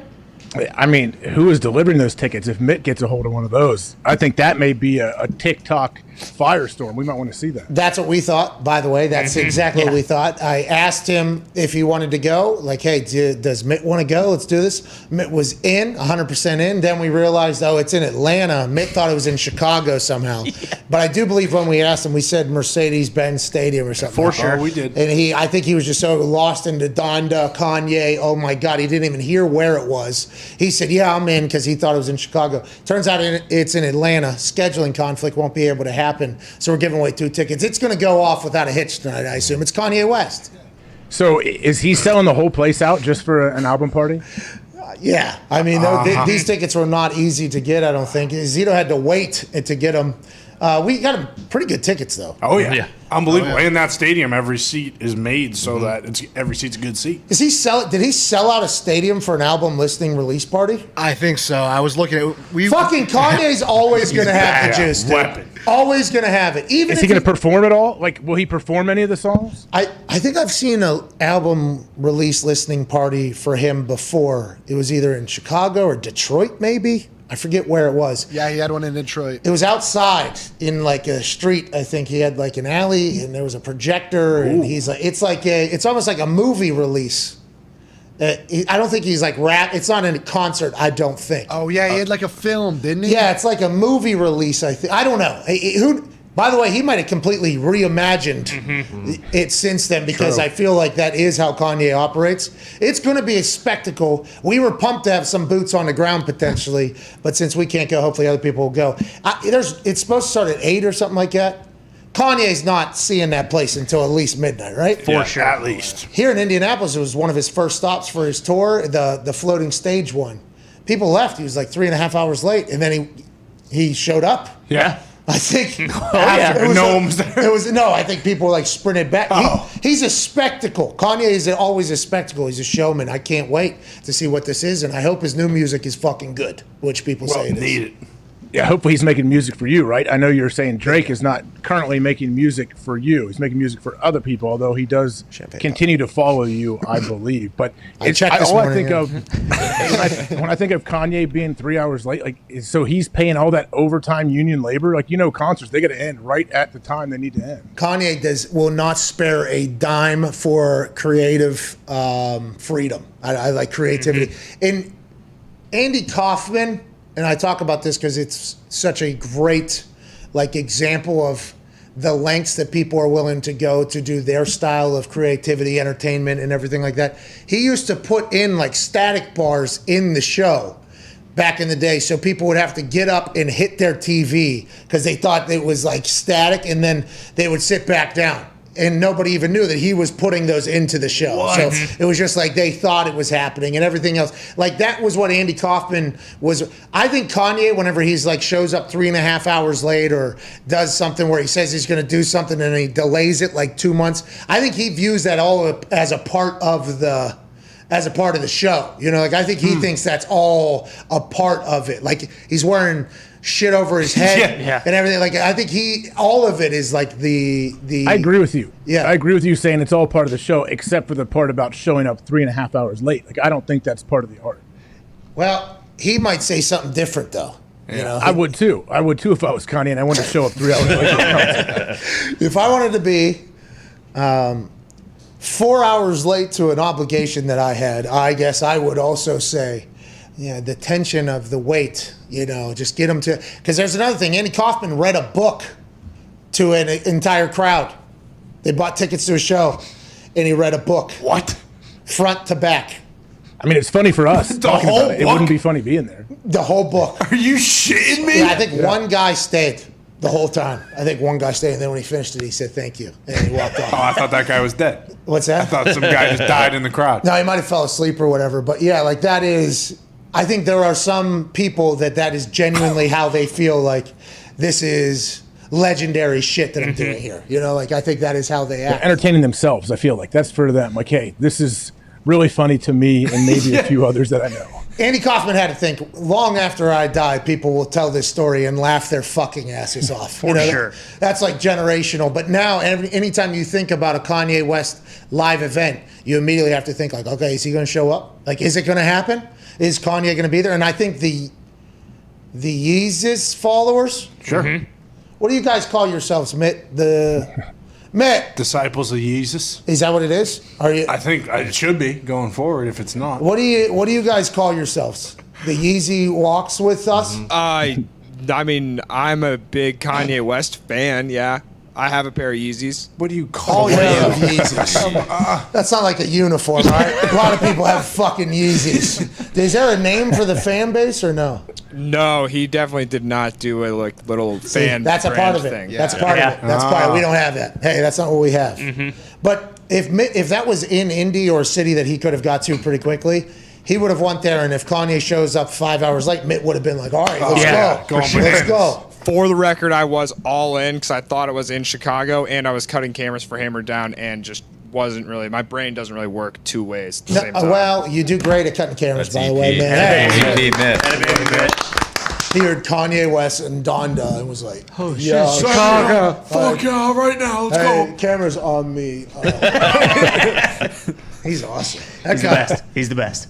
But he would have waited 5 hours. I think the people that are Kanye fans that are going to these things, they're like, okay, this is just kind of a part of it. You know, you and I, that's probably not something we would ever in our lives think about doing, okay, to anybody, let alone Kanye. But there are people I think that's like, yeah, that's Kanye, you know? So somebody could win 2 tickets. We can't thank you enough. Good luck out there. And if you could send us some video of something, if they allow you. Yes. They probably won't, but if they could, if you could get us something, that'd be great for the show. We'd like to have boots on the ground now. Bring one of those pens in there that records everything that you can hear. Oh, like a spy. So if you're a spy and have one of these pen recorders things, please enter the hashtag PMS Donda Party giveaway for 2 tickets to tonight's Donda album release party at Mercedes-Benz Stadium in Atlanta, Georgia. And then overnight it to here tomorrow. After the I have concert. one. Yeah, for tomorrow.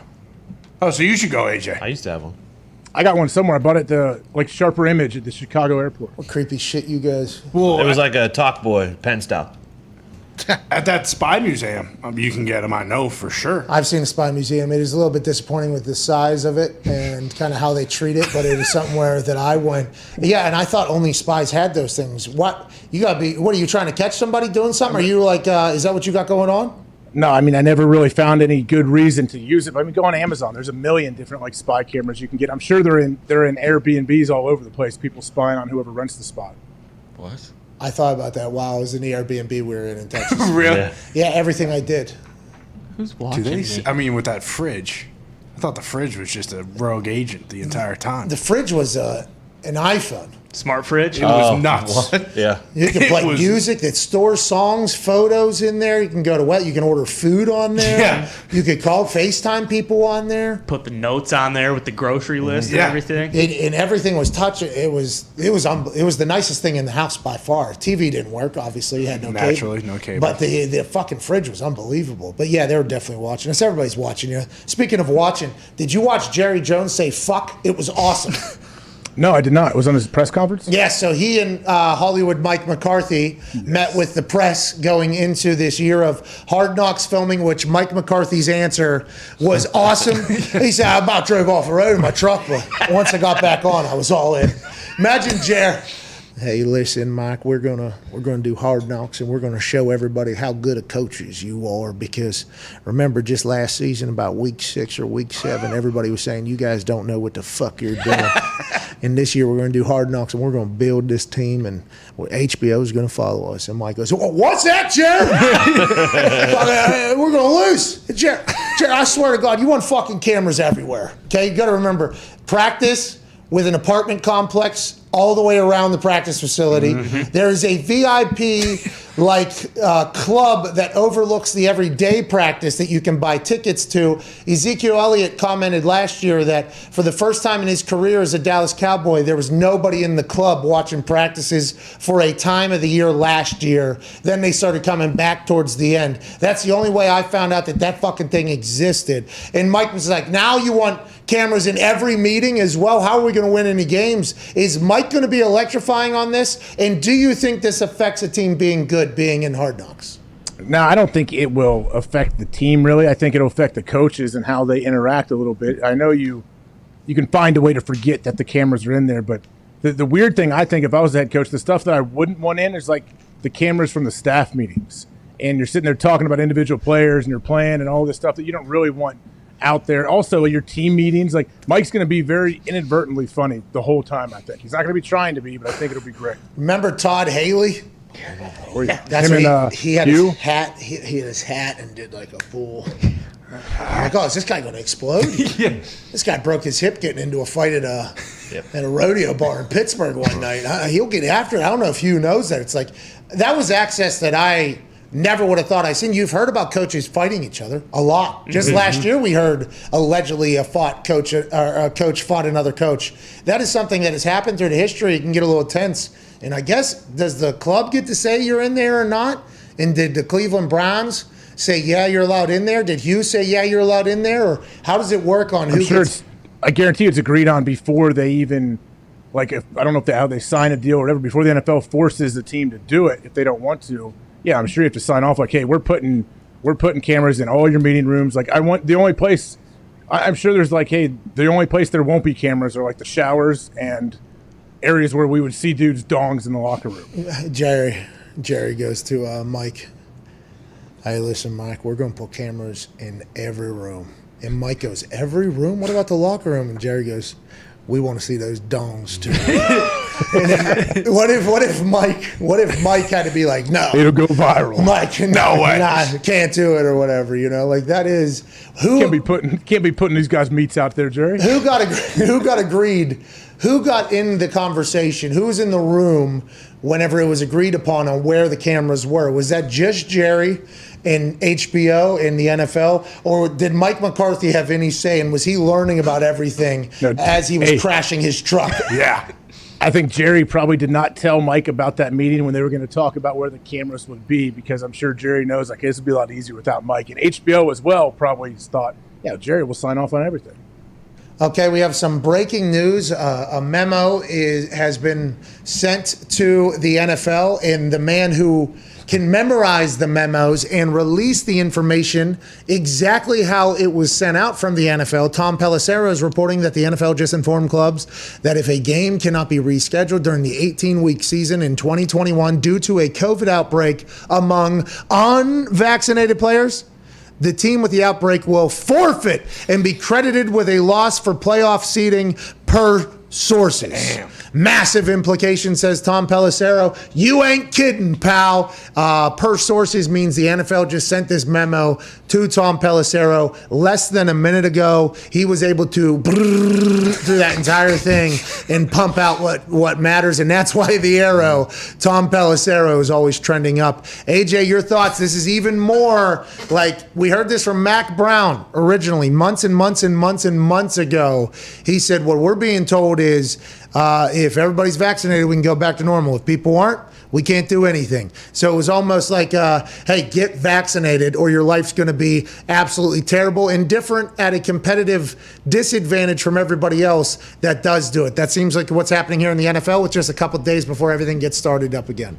Well, it sounds like they're just stepping up their game of trying to get people to get vaccinated to where they know they can't say you have to be vaccinated to play, but they can make it very difficult if you're not vaccinated. So now we've seen what Michael Irvin come out and talk about it, how it's an advantage if you are vaccinated, 85% of the team, all this stuff, and they do.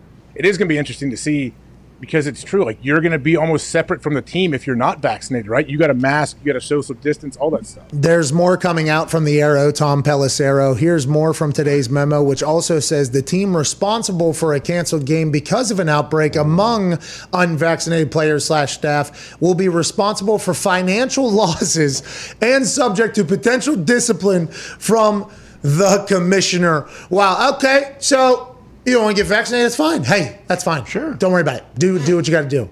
But if it's because of you that a game gets moved, you're going to have to pay for the money that was lost from that game. What is that, $70 million? So much money. $70 million?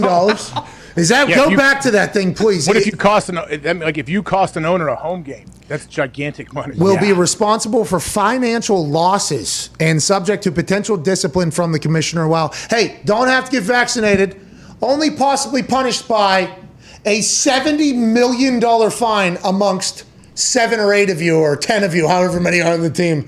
It's like, you don't have to get vaccinated, though. No. Hey, that's it. Don't have to do it. Don't have to, by the way. Just, hey, do whatever you, land free, okay? Because of the brave, do whatever you got to do. That's right. You don't need to get, you do whatever you got to do.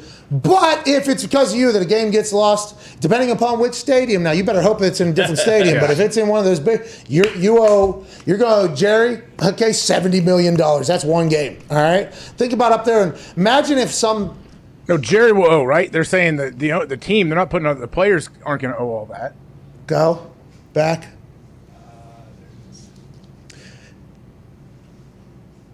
Outbreak among unvaccinated players will be responsible. Here, that also says the team responsible for a cancel. Oh shit! So now Jerry has reasons to tell. You think I'm going to pay Robert Kraft $70 million up there because you won't get a shot because of your freedom? Is that what the conversations that are happening right now? It is. This is going to be a massive conversation, by the way. Everything that is handled when it comes to the vaccinations and everything that happens getting back into life, and who knows with everything that's potentially happening, this is all going to be talked about centuries from now, decades from now. Everything is going to be talked about. The NFL went to this length to get everybody vaccinated and said that a team would potentially be fined $70 million if it doesn't happen. I mean, that's crazy to think about, AJ. I mean, there's a lot going on. The league intends to play its entire 272-game schedule over 18 weeks, 17 games, and this is key. We do not anticipate adding a 19th week to accommodate games that cannot be rescheduled within the current 18 weeks of the regular season. Play on time or don't play. Other key competitive aspect of today's memo, vaccinated individuals who test positive and are asymptomatic can return to duty after 2 negative tests 24 hours apart. Unvaccinated individuals still subject to mandatory 10-day isolation period. It's crazy stuff coming out of Tom Pelissero there. More strong language, something about obliged. Every club is obligated under the Constitution and bylaws to have its team ready to play at the scheduled time and place. A failure to do so is deemed conduct detrimental. There is no right to postpone again. Okay, so they're saying get vaccinated or get the fuck out. Yep. Is Cole Beasley going to retire then? Well, he's going to have Cole to. Beasley is not the only one. I just want to let now Cole Beasley has been the loudest. He has been pretty loud. In the drum. Dr. Florio said he thinks he was trying to get cut. Cole was? Yeah. So, but I mean, from the Bills? I am no doctor. I have no idea what's going on. But as a spectator of society, it does feel as if places are just going to tell people, you're getting vaccinated. Yeah, exactly. That's what's going to happen. It started with when Mac Brown told us, that was months and months and months and months and months ago, that the ACC said, this is how your team can operate with people vaccinated. If one person isn't vaccinated, you have to continue to do COVID-19 protocol. As soon as this brain, I don't know how my dumbass, as soon as I heard that, I was like, oh, that's what everybody's just going to do. And here we are, a week out from preseason football starting here, and this is all just starting to kind of come forth now. Yeah, we're like a month away from cuts, and guess what? If 2 players are on the cut line and one's vaccinated and one's not, they're taking the vaccinated guy. Yep. I just got a pretty interesting call there from my wife. I'm going to call her back. She would never do that in the middle of the show unless something happened. We'll be back in 4 minutes. Excited to get to the phone lines, 1-833-4-McAfee, and much, much more here on this beautiful Thursday, July 22nd.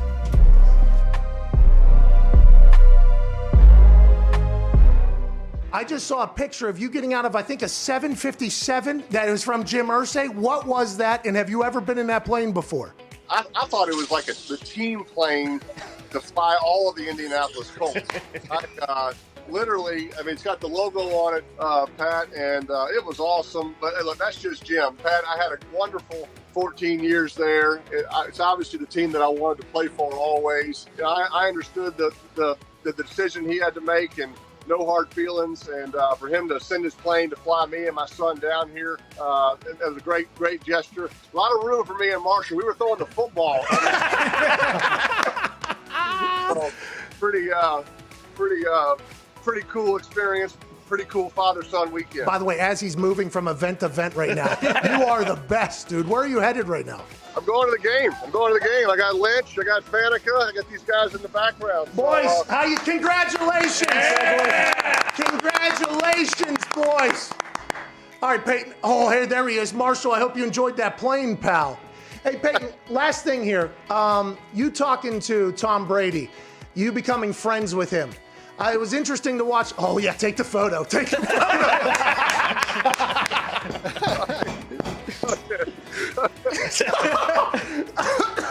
All right, we will wrap this up. Well, I'll tell you, Pat, I don't think anybody can do what Tom has done. Look, I know how hard it was for me to get on the same page with my receivers, learn a new system, learn new coaches. But I had a full off season. I was injured. I was rehabbing. The fact that Tom has done this in a COVID pandemic off season, no time to meet with his receivers. He met with his coaches illegally by breaking into Byron Leftwich's house. So besides that, it's been incredible what he's been able to accomplish, and he deserves all the credit. His leadership is what's put the Bucs in this game today, and I have great respect for him because I know how hard it is, but he deserves all the credit. Hey, how did you know Red 18 was coming? Pat, I mean, I can't tell you how much I appreciate you telling that story and just growing the legend. That was about the 18th time I tried it. I was over 17 going into that. And, you know, when it doesn't hit, you just keep walking. Nobody ever really tells you about it. So when it hit, I was as surprised as you were.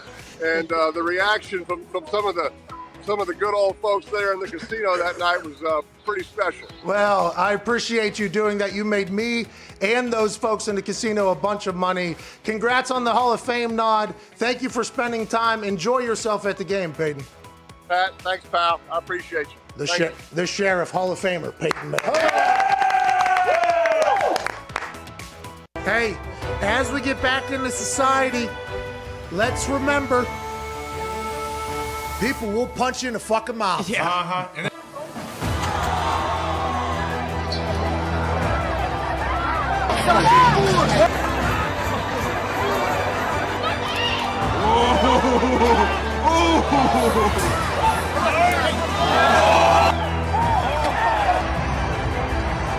Touchdown error is its second.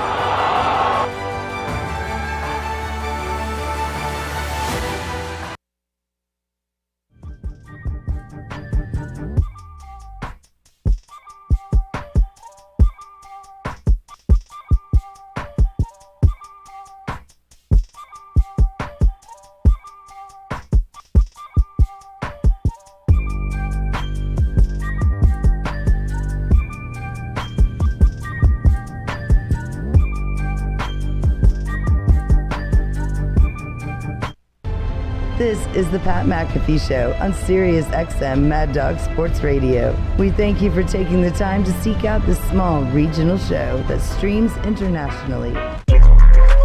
Welcome back to that show. The wife might be going to a doctor real quick to see what's going on. Everything should be good is what I was told, but just a heads up, which was good. Might have to bounce out here in a couple. We shall see. AJ Hawk joining us live from his attic via FaceTime. Shout out to you, AJ. The Hammer Dahn boys are here. Ty and Connor as well. Hour 2 on this Thursday, July 22nd. Hammer Dahn boys, what are we betting? Are we betting on the Olympics, and do we have any inside scoops? I asked this question yesterday. Yep. You told me to look at you gave us the odds-on favorite for the 100 meter.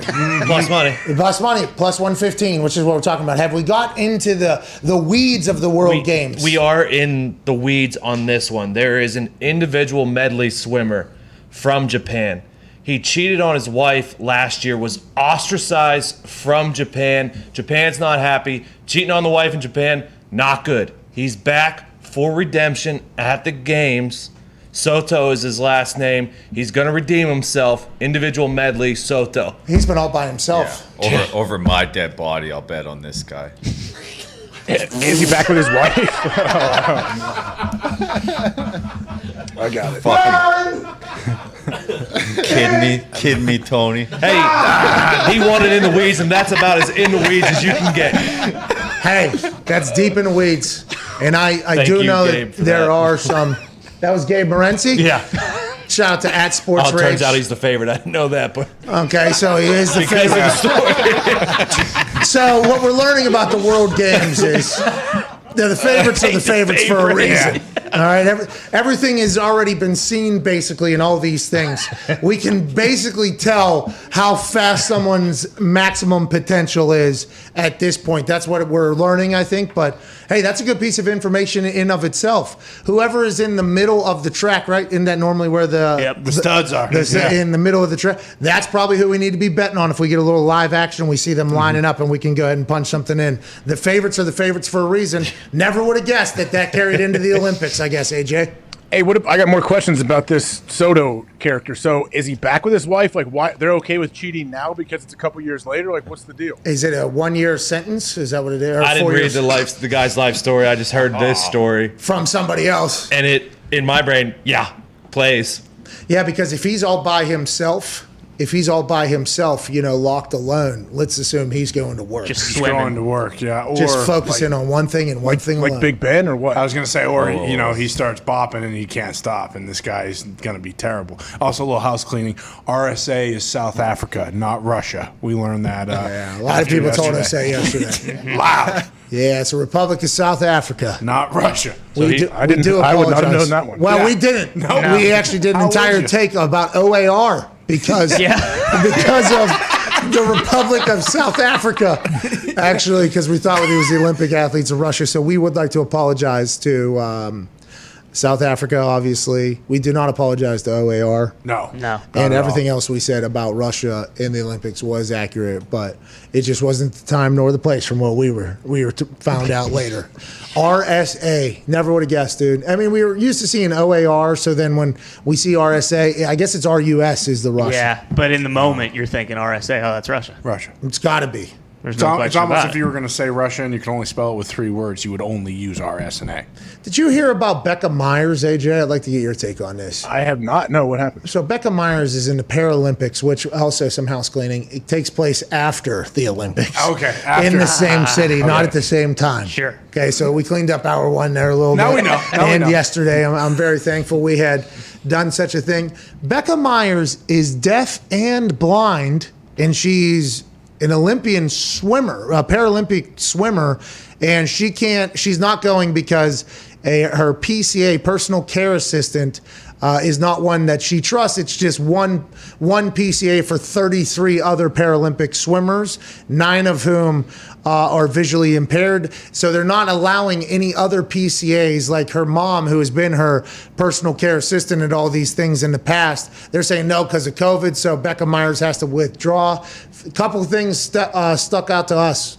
Had no idea that 0.2 of the population, allegedly from our stats earlier, is deaf and blind. I did not know that there was this many people that were deaf and blind. That's unbelievable that there is an Olympic swimmer who can't hear or see. How do you learn? How do you figure it out? The Helen Keller story obviously puts a spotlight on that, and everybody goes, there's no way. There's a Paralympian named Becca Myers who won't go and can't swim, who's deaf and blind because the Olympics won't let her have her mom there. It's unbelievable, AJ. Horseshit. Of course, it never. I guess it never surprises me that people in high positions that just seem to make poor decisions, and it just happens over and over again. Now, I would love to hear their side of the story. What are they going to try to say? Well, once you let the floodgates open, then everybody wants to bring somebody. I'm like, well, no, you need to look at it like individual by individual basis when it comes to something like this. Situations.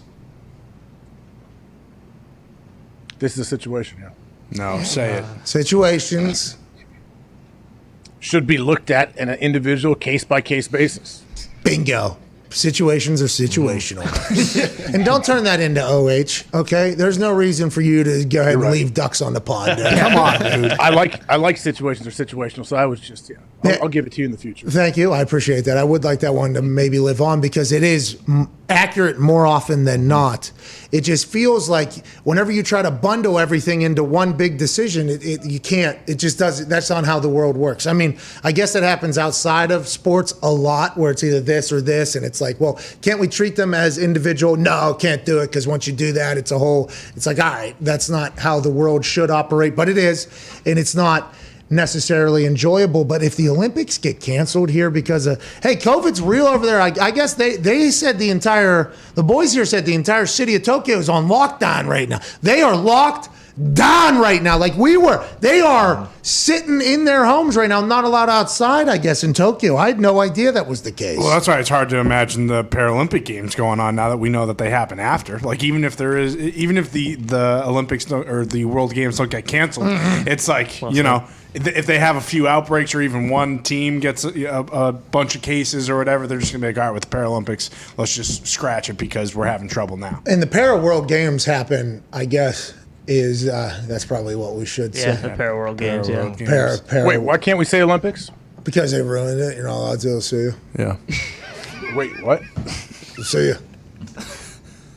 Really? If I say Olympics? Yeah, stop doing it. Isn't that good promotion to watch? Nah, they don't need it. They got The Rock opening up the ceremony. Yeah. Did you see that? Wait, what? Yeah, The Rock. The Rock is... He's there? When you need the Olympic ceremonies to be opened, a celebration not just of the Titan Games, but of the world's Titan Games. Who do you call? Dewey Johnson walking through an airport hangar. It's awesome. Welcome to the Olympics. Yeah. Dewey Johnson. Wait, when does the opening ceremony supposed to take place? So it's tomorrow. I won't give you time, but it has some good competition, I'll tell you that. It is... Over there on Fox, NBC's maybe got the Olympic ceremonies, but it's going to get boring. We've all been there. Watch the spectacle that it is, and then get to the point where you're like, oh, I don't care really anymore. Nope. Come on.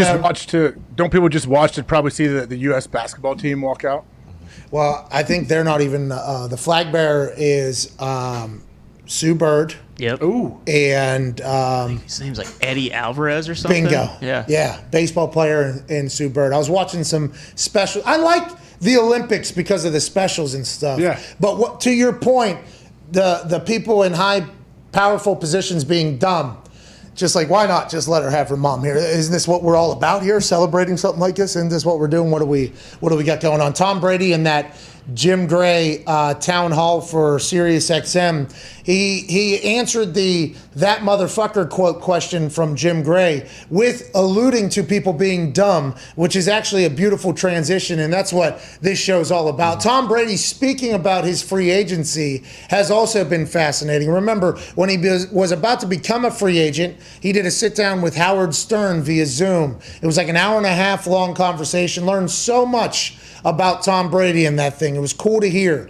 Now, after the free agency period, we're getting a chance to hear a real interview with Jim Gray, thanks to SiriusXM and their town hall. And his quote here about that motherfucker is both inspiring. We alluded to it yesterday, but hearing him talk about it, he spoke right to the camera at one point, and I was like, Tom's speaking to me right now. Yeah. Thanks for speaking for us, Tom. I'm starting to love Tom more and more. I hear him. Here's from the Jim Gray town hall with SiriusXM. And there's no better place for me to go than where I actually went, was the Bucks. But you've caused a lot of intrigue with this, and everybody's guessing. Do you care to expose who it was you were talking about? No, because there's private things for me that are going to remain, motivational for me. So they know who they are. I mean, the teams. You think they know? Yeah, the teams know who were probably interested, and yeah, I mean, it's fine. I mean, everyone's got a choice to choose. I think what you realize is that there's not as many smart people as you think. It's just the reality. I think it'd be a no-brainer if you said, hey, you got a chance to get Wayne Gretzky on your team, or you get a chance to have Michael Jordan on your team. Oh, we don't need him. No thanks. We're good. In my mind, I'm kind of thinking, okay, well, let me go show those teams what they're missing, and at the same time, let me go prove to the team that did bet on me and the team that really showed that they really wanted me and committed to me that I'm not going to let them down. Listen to that. Hey, what you're going to learn is a lot of stupid people out here. Yeah. Was he talking about Phil Rivers? Can't be. I don't know. Because he was saying sticking with that guy, or they just went and got him, right? So it wasn't like he was there. Yeah, but maybe there was interest in Phil in the Colts, and then Tom was like, I would go to that team. The team looks good. and they found out like he was interested in they were interested in Phil, and was like, hey, we want to do this? No, we're going to stick with Phil Rivers. You're sticking with that motherfucker. And then he said, people get offered Wayne Gretzky or Michael Jordan, and they say, no, I'm good. I'm like, the more and more I listen to it as a jaded Colts fan, potentially having now Carson Wentz is going to ball. Yeah, that's true. Yeah, That's true. Carson Wentz is going to absolutely crush it. Let's not get crazy, but knowing that there was a chance that maybe Tom Brady was going to become a Colt, and he is jaded, and we were maybe his motivation. That is fascinating to think about. There's other teams, though, that it could have been, but listening to it, that could have been Phil Rivers, AJ. I mean, it could have been. I just wonder how many quarterbacks around the NFL are sitting there like, man, I really hope that wasn't me. Like, I hope Tom's not talking about me. That they think, hey, I got a good relationship with Tom. We talk after when we play each other. Like, we're boys, right? And then in the back of their mind, they really want to ask him, like, hey, that wasn't me, was it? Sounds like he was talking about me there. I think he was talking about me there. God damn, I thought we were friends. I had his avocado ice cream. I did the whole thing. The conversation, though, of, because I said this when Tom Brady was going to be a free agent. I said, there is 28 teams that should be looking to sign Tom Brady, just because, in my experience, getting Tom Brady in the building, everybody's getting better. Everybody is getting better, literally in the team. The athletic trainers, the equipment managers, everybody is getting better if, Tom Brady's in the building. In my eyes, I just thought that after seeing Peyton in the building and when Luck was in the building or not, it's just like two different things. I guess that wasn't the case, huh? Now that we're looking back on it. Not at all. And I think Tom was probably wondering that as well. Like, what the hell is going on here? If the Tampa Bay Buccaneers were the only team that were like, hey, whatever you want to do, you want to take off, you want to have some roster control, you want to do that, you want a city, whatever. If the Tampa Bay Buccaneers were the only team that offered that up out of everybody else, I think we need to give even more credit to old B.A. Dahn there. Doesn't matter what suit he's wearing. He and Light were just like, hey, fuck it. If we get a chance to get Tom Brady, do whatever the fuck you want to do. Do whatever you want to do. What if they were the only team that did that and now they win a Super Bowl and maybe another one? Well, that's the thing. Like, there's really nothing you can say at this point. Like, some teams might have been like, oh, we don't want to give him that control. It worked. Like, he went there and they won the Super Bowl. It worked. So there should have been several teams that did do that. Yeah, hindsight. Just like if you're a team now who has similar position, one of those guys, you should maybe think to yourself, like, hey, when Peyton was given the keys to a building again somewhere afterwards, he won one. And when Tom was given the keys to the building after he won somewhere else, he won one. Right away. So maybe in 10 years when Patrick Mahomes' deal is up or whatever, we'll have this conversation about Patrick Mahomes as well, and maybe others or whatever. But if Aaron Rodgers goes somewhere else, gets the keys to a building and wins one, at the Green Bay Packers, like, fool me once, okay, with Peyton, fool me twice. What's the third, and then what's the fourth one, and what's the fifth one? Whenever, like, is that going to just be a trend of OGs who are unbelievable at their wits' end, just being like, okay, I'm gonna go somewhere with more respect? Is that what we're going to see here now, AJ, if it continues to have success? Well, we'll either see that, or what I think what's more likely is that teams are going to pay much closer attention to the relationship they have with their starting quarterback. If he is like a person that transcends the game and changes everything, like a Mahomes, like Aaron can do, obviously, Tom, Russell, there's a million of them out there. Not a million. There's a handful of them out there that can change the game and breed confidence from top to bottom, from the coaching staff all the way down through the roster. Yeah. Lamar Jackson's about to get $40 to $45 million a year. If they structure that like a 10-year deal like they did with Patrick Mahomes, they'll be able to move that money every single year and kind of manipulate the cap and everything like that. But the people who are not Lamar Jackson fans say, there's no way they'll give him a 10-year deal because who knows if he can play that long with the style of his play. I think Lamar has proven that he can have success and win. He's going to have to go win a Super Bowl if he makes $40 to $45 million a year. And if they structure that thing right, that means absolutely nothing in the grand scheme of salary caps. Yeah, you're right. I mean, those structured so they can build around them, but also, don't you think the team is going to try to have some outs in there where they can find a way after 2 or 3, 4 years, if it's not working out, they can get out of it? Well, Lamar Jackson should try that as well then. That's what I think. Yeah, I agree. I mean, that's probably what they're going back and forth with. Well, and Josh Allen's probably going to get the same exact thing, if not more, too. Yeah, Josh Allen's, they are negotiating, because when Josh Allen was talking about it, he is given like, that's other people are handling that and we're moving on. Like, every time it's been approached or broached that subject, everybody that's involved has acknowledged that it is happening. Just like Chris Ballard told us that he's negotiating with a couple pillars of the Colts. Now, we don't know who that is, We can assume, though, that Darius Leonard is about to make so much money after the Fred Warner news yesterday. Yeah. And then also it has to be Quentin Nelson as well. Uh-huh. So there's about to be a couple mega deals, I think, that maybe come out of Indianapolis if what Chris Ballard was alluding to is right. But those deals, they can get done quickly or they can drag out because there's some sticking points in every contract where some people are like, nah, I'm not going to give that up. Nope, can't give that up. And then there's some days where people wake up and they're like, yeah, fuck it. All right, enough. Let's do it. So it's interesting how those deals get done, AJ. Yeah, I think it's interesting, too, talking to different front office people and different agents. We assume like they're in contact all the time. A lot of times they're not. They go days without talking or texting because they want, that it's all negotiating. They're trying to figure out, hey, I want them to come to me. It's agents get. I mean, this is where they make their money is working second, third deals for big time players. And then the classic negotiation. Like if you text first, you look desperate. And then on the other side, now the ball's in their court. Yeah. It's just all of that, the art of war has become something that a lot of business people study. And like the negotiation is, and I've told the boys this because we've gotten a chance to meet some people that we shouldn't meet or whatever.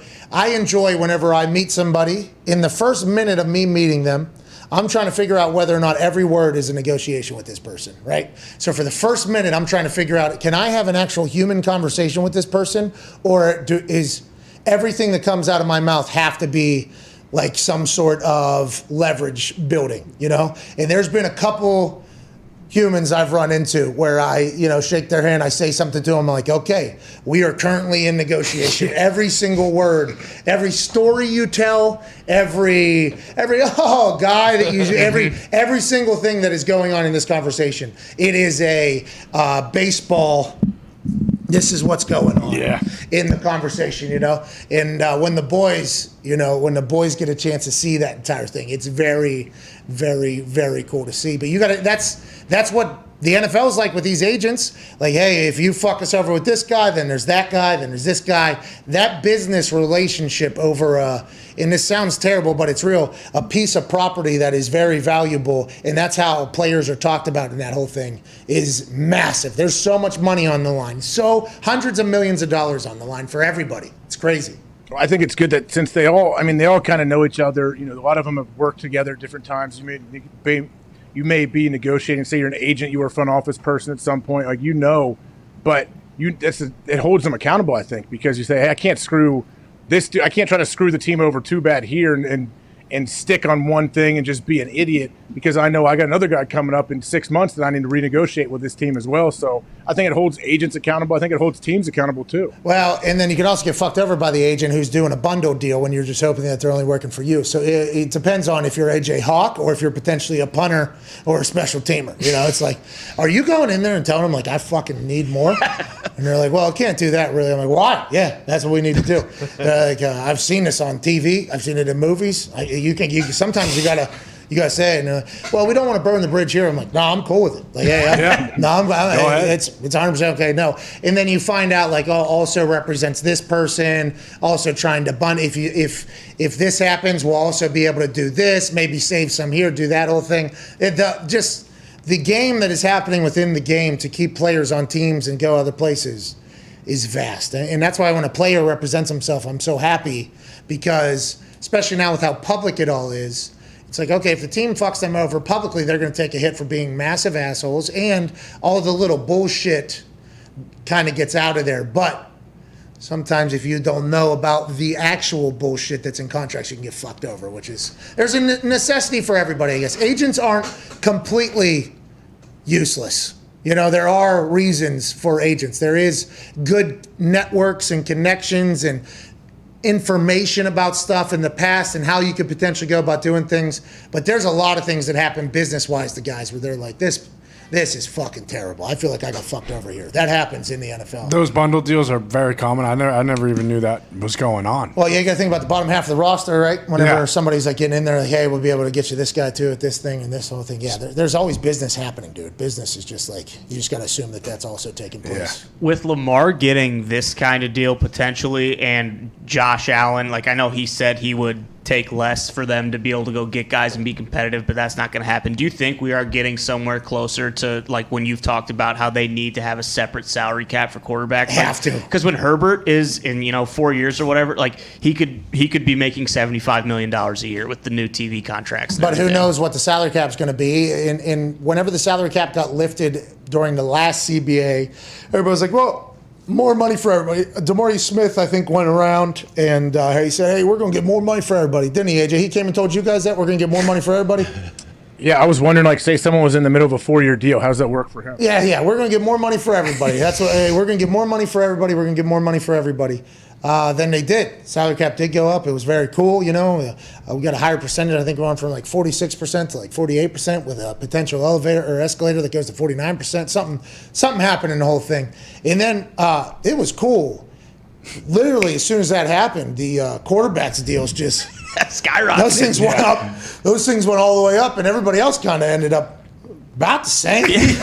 About the exact same. And then that has just continued to happen. And, we got you guys a veteran min. It's $800,000. If you have at least 6 years or 5 years, you get at least $800,000. Where the rookie min is only $300,000 or $400,000. There's $400,000, $500,000 difference. Oh, that's good news for the vets. That's great news. And it's like the teams are like, no, actually, I can save $500,000. Get the fuck out of here. I'm gonna get the rookie. So then the teams literally just became like. There was just, this is how we do this. And I guess that's the right way to go about it. Winning teams are doing kind of the same things, and they're manipulating the salary cap and all that. But at some point, the quarterbacks just have to be in their own class. Boom. But how do you even negotiate that with the NFL, with the NFLPA? There would be so many conversations that would have to happen. I don't see it happening. Then also, like, what's a Taysom Hill guy? Like, does he fall into that category? What if you play, you're a little bit of both? Well, and that's what tight end U is all about, Was Taysom Hill down tight end U? I don't think so. No, because he's focusing on quarterback. All off season. Doesn't have to go to a tight end U, and he's going to be throwing the ball, not catching it. Bingo. Is Tebow still on the Jags? Yes. He has not been cut. We would have heard about that. There's no way he gets cut. Rapport said, though, that Jameis Winston's a starter down there. Yeah, he did say that. And then the internet told us that Taysom Hill's a starter because why not use a dual threat quarterback when you can just go to the pocket passer if the dual threat doesn't work? There's more options there. That's what the internet said. I don't remember who it was. It was somebody. I should give them credit. Ben Volen. Was it Benny Volen? Well, Benny Volen said that the league sources were telling him, that it's much more Taysom and Jameis is just the fallback guy. Well, Ian Rapport works for the fucking league. Yeah, and he said the opposite. What's going on? Does Taysom Hill know that he's competing against Jameis, who's throwing blind hoops, buckets, and training with towels now, and bear claws, and avoiding dogs? In the pocket. Boom, pow! Look at him go. Who's the other quarterback with him? It's probably Passing Academy. He's running down That's there. the future, AJ. Who's it? Oh, I have no idea. I said the future of the NFL. Hey, by the way, great workout there. Anytime you have to mirror somebody, that is a terrible workout. It's obviously very hard, but I like that they're moving their feet, setting their feet, getting the towel through, avoiding the dog that does seem to have an absolute motor on it. Yeah. Jameis I Winston think it's a great untapped resource with the dog. Like, more people should do this. Oh, for sure. Hey, you saw Messi. Messi was juggling his big ass bear horse dog, and then he went on to win the Copa. That's right. How about first that? time. Yeah. Now we're playing for trophies. Everybody needs to play with their dog a little bit more. Now we're Yeah, playing you for might be right. Some people need to play with their dog a little bit less. What are you talking about? What do you mean? Who are you alluding to? What are you talking about? What's There's that some about? weird stuff happens out there, man. Where? Bro, there was a kid at our school that got labeled with one of those, and I'll tell you that's a tough one. I think every high school. Peanut butter? Yeah, that doesn't leave you. If that I starts felt flowing terrible out for there. the fucking guy too. I legitimately did. I was, there's no way, right? And somebody was like, probably not. I'm like, so we don't know. Did you go to his house and try to make yourself a sandwich and you saw mushroom stamps in the peanut butter jar? Jeez. What's so wrong hour with two you? here is slowly one. Let's get to phones, shall we? That's what you're talking about, I assume. Well, I don't know how about. So you just explained how you did it. I think. Yeah. It sounds like that's the Hawk Yeah, style. like, I don't know if that's how it works. But I felt terrible for the guy. Yeah. It's a tough rumor. Today. Blue Origin. Elon's. Yeah. Now we're talking about it again here. True. Yeah. What's our deal, dude? Show's got to get better. What is going on? It does. Let's get better. Oh, I think I know what it is. Show. Yep. It's July, and there's absolutely fucking nothing going on. No! Yeah, I think that's what, and the Olympics are going to get canceled. So. Hey, can we run Jerry Jones saying the F word again in the third hour? Okay, we got to dive into that a little bit more. Yes. All right, I don't think there's been enough to do about Jerry dropping a fuck. You know what I mean? Like, I think we need to hear that at least one more time. AJ will still be with us, I think. Well, we will get to the phone lines finally, right, AJ? Yeah. Yeah, the 5-hour phone lines, right? 5-hour energy. Yeah. 5hourenergy.com. Use promo code McAfee. And New get summer flavor. 10% off. Hell yeah. Yeah. That's number 5. That's right. Energy.com. Promo code McAfee. 10% off your order. Do it quick. Do it quick, yeah, because it's ending September 30th. That's right. They're running out. Could you imagine planning something out for September 30th right now? I mean, yeah, I kind of have to do that. No. Oh, yeah, because you got kids and all that stuff. I hope to one day have to do that. And even then, I think we will kind of just... Seat of the pants. Let's see what's going on. I guess at some point you got to start playing a little zone defense, hopefully. We'll see how that goes. Hour 3 of the worst show of all time is on the other side of this. We can't wait to chat with you. We will see you in 6 minutes. I think I've realized this year with the conversations, you do seem to be a rather normal human, which is very interesting, right? I assume for a lot of people to hear. AJ said, no, you are not a normal human. But because all the stories about you before this year, to be honest, a lot of people, the way they believed is you were the smug king almost is what the thing about it. And then getting a chance to chat with you, it's like, well, that's not the case at all. How is that like something you have to focus on? I assume it gets hard whenever you're hanging out with, Scott Stapp is hanging Aaron Rodgers jerseys up in his goddamn office. That has to be pretty weird. Well, look, I think that's an interesting thing to talk about. I think a lot of times, people have said things about me, and it's been the same few people, and that's been kind of the prevailing story or thing that's reflected on. I think for me, I talked a lot about the work I did on myself. It was nice, and it wasn't intentional. Like, I didn't sign the show to have, and you guys know, we've talked about this off air, but there wasn't some agenda doing this. It was fucking talk to Pat and AJ every week. Yeah, it sounds pretty awesome. It has been, by the way. It sounds amazing. But what it's allowed me to do is, I think, silence all the douchebags out there who were, talking for me and making themselves more relevant by using my name or running with stories that were not really based in any type of fact. And look, I've grown as a person. I've said things and done things that I wish I'd handled a little better. But this was a great, natural, authentic, whatever, whether it was 15 minutes at the stadium or 45 minutes to just bullshit and have a conversation. If you're a friend of mine, if you know me, I think this is about as normal as interaction you're going to see from me. It's not a lot of BS. You're not going to hear cliches and garbage. I'm going to, shoot from the hip mostly. Tell you as much as I feel comfortable telling. I feel like I've been as honest as I could be. I've told you guys a lot of fun stuff. It's fun for me because then I don't have to maybe rehash it on a Wednesday, or people get to see a different side of you that maybe they didn't even know was there or didn't think was there. And it's been fun for me. I really have. I've appreciated every single week we've done these. And like I said, the best part is there was no agenda. There was no plan. I mean, even us, we didn't know we were going to go 10 minutes or 15 minutes or an hour. Or, we just started fucking talking, right? And then this came out, and it's been a lot of fun. I was told by Del Curry, Scottie Pippen struggles on a golf course, right? Right. I was told at that thing that I'm going against Scottie Pippen. The next day, match play, heads up, one-on-one Scottie Pippen. So we decide, okay, we could probably have a couple drinks, stay at the casino a little bit longer than we should.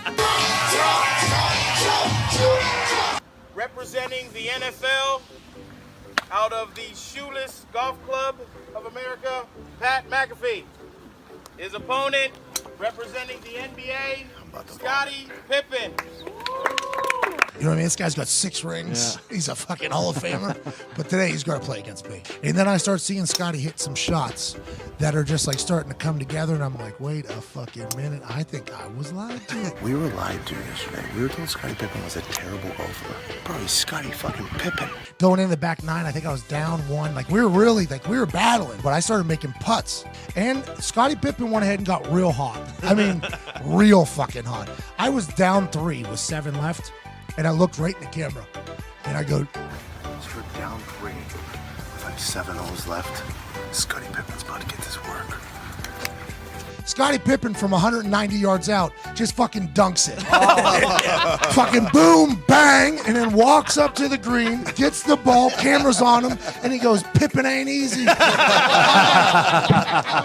Kidding me. All right, down 4 with 6 left after Scottie Pippen just chips in from fucking 400 yards out. I was fucking demoralized. Pippen ain't easy. By the way, best he's ever performed at golf, because I'm around, better teammate than Jordan. Yep. People forget. Oh, yeah, I told Dell, I was like, Dell, what the fuck you lying to me? He was like, well, I saw it yesterday. He was not great. And Greg Anthony told me, and I was like, Dell, he buried me, Del Curry. He buried me. He was like, hey, Pippen ain't easy.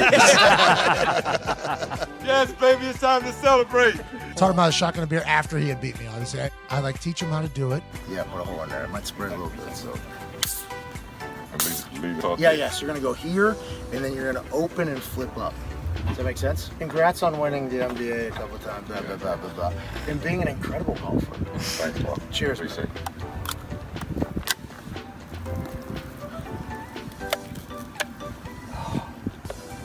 Hey. Damn. Okay, That's Scotty. the best Bud Light I ever had. Hey, there's no Scott King up here. You're right.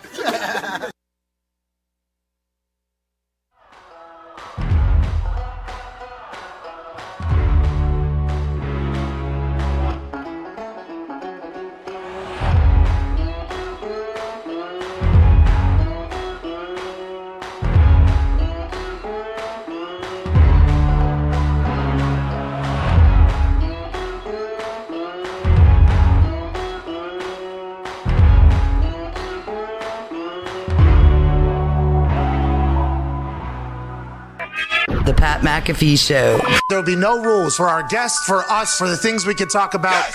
Speaking his mind. I've never had a problem expressing my opinions or my thoughts or anything like that. While being relatable. I haven't had that manufactured fake-ass celebrity that a lot of people have whenever they go on those big networks. I've had a chance to really build my crew, build my following, build my audience. And ridiculous. What am I supposed to do? So I'm supposed to look at something that I can definitely afford and say, nah. Is that what I'm supposed to do? The Pat McAfee Show starts in 3, 2, 1. Welcome back. Hour 3, Thursday, July 22nd. All is good with my wife, which is fantastic news. Let's have a good hour 3 here. Welcome back here on this Thursday, July 22nd. AJ Hawk joins us, the Hammer Down Boys, who have told us a very valuable piece of information on Olympic gambling, which is hammer the favorites. That's right. Maybe even a little parlay on the favorites. Ooh. Across an entire event. You know, maybe Like get that. a 2 for there. Because although the favorites are all plus, like in the 100 meter of the men, plus 115 for the favorite to win. I guess fast zone, bitch. Oh, yeah. You parlay that with something else, you can up those odds plus 150, maybe even plus 200 somehow. Now we're talking. Now we're making money off of the fastest people that it's already documented. Diggs, this seems like a foolproof plan. Is this what we're doing? We're just betting on the favorites and parlaying them all? Let me check, because the other day I did try doing this because I thought it was a great plan, and you cannot parlay across the board events. Across events. No way. What? Okay, well, we need to get that changed by the start of the games. Unless mine is broken. Like right now, I can't take Bromell to win the 100 meter. Mm-hmm. And then Ledecky to win. I was going to say, I think you just put every penny that you have on Ledecky to win gold, because she's gonna. No, it's FanDuel. So, Tony, I actually did have the same problem, and it's only certain events. It's actually very weird. Hey, we're live. This isn't a Julio Jones, Shannon Sharp situation. We are live, okay? Yes. Hi, everyone. Do you consent to being on live air right now, please? I do consent to being on live air right now. What the fuck's going on? We can't parlay the favorites in the Olympics across events. How come we can't parlay all the favorites on? I want to be able to put money on Phelps and the sprinting dude. Yeah. What's going on? I'll call the people and then we'll call you back. Okay, thank you. Thank you so much, Jordan. I appreciate you, man. Have a good one, bud. See you. Yeah. Good guy. Who is that? That's Jimmy what we do FanDuel? right here. That's business. That's business. That's right.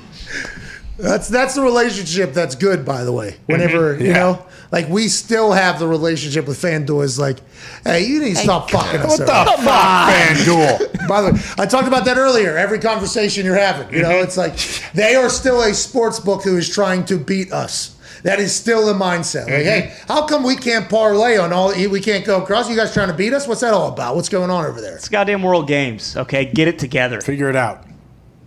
But they come back and they're like, well, regulatory-wise, we're actually not allowed to. Well, I don't care. I get a lot of those, by the way. See, here I'm playing around in here. Like you can parlay the USA men's team to win gold, and then Fiji to win gold in rugby. Those two. Maybe it's just not individuals. Fiji. Well, Mitt said you can. Mitt said certain events you can do it. Correct. Right? Yeah, just not in track because it's individual humans. That's what seems like. That's what we'll find. Do out. any long shots have a chance? Well, like any of those long shots? Johan Blake. It seems like no, by the way.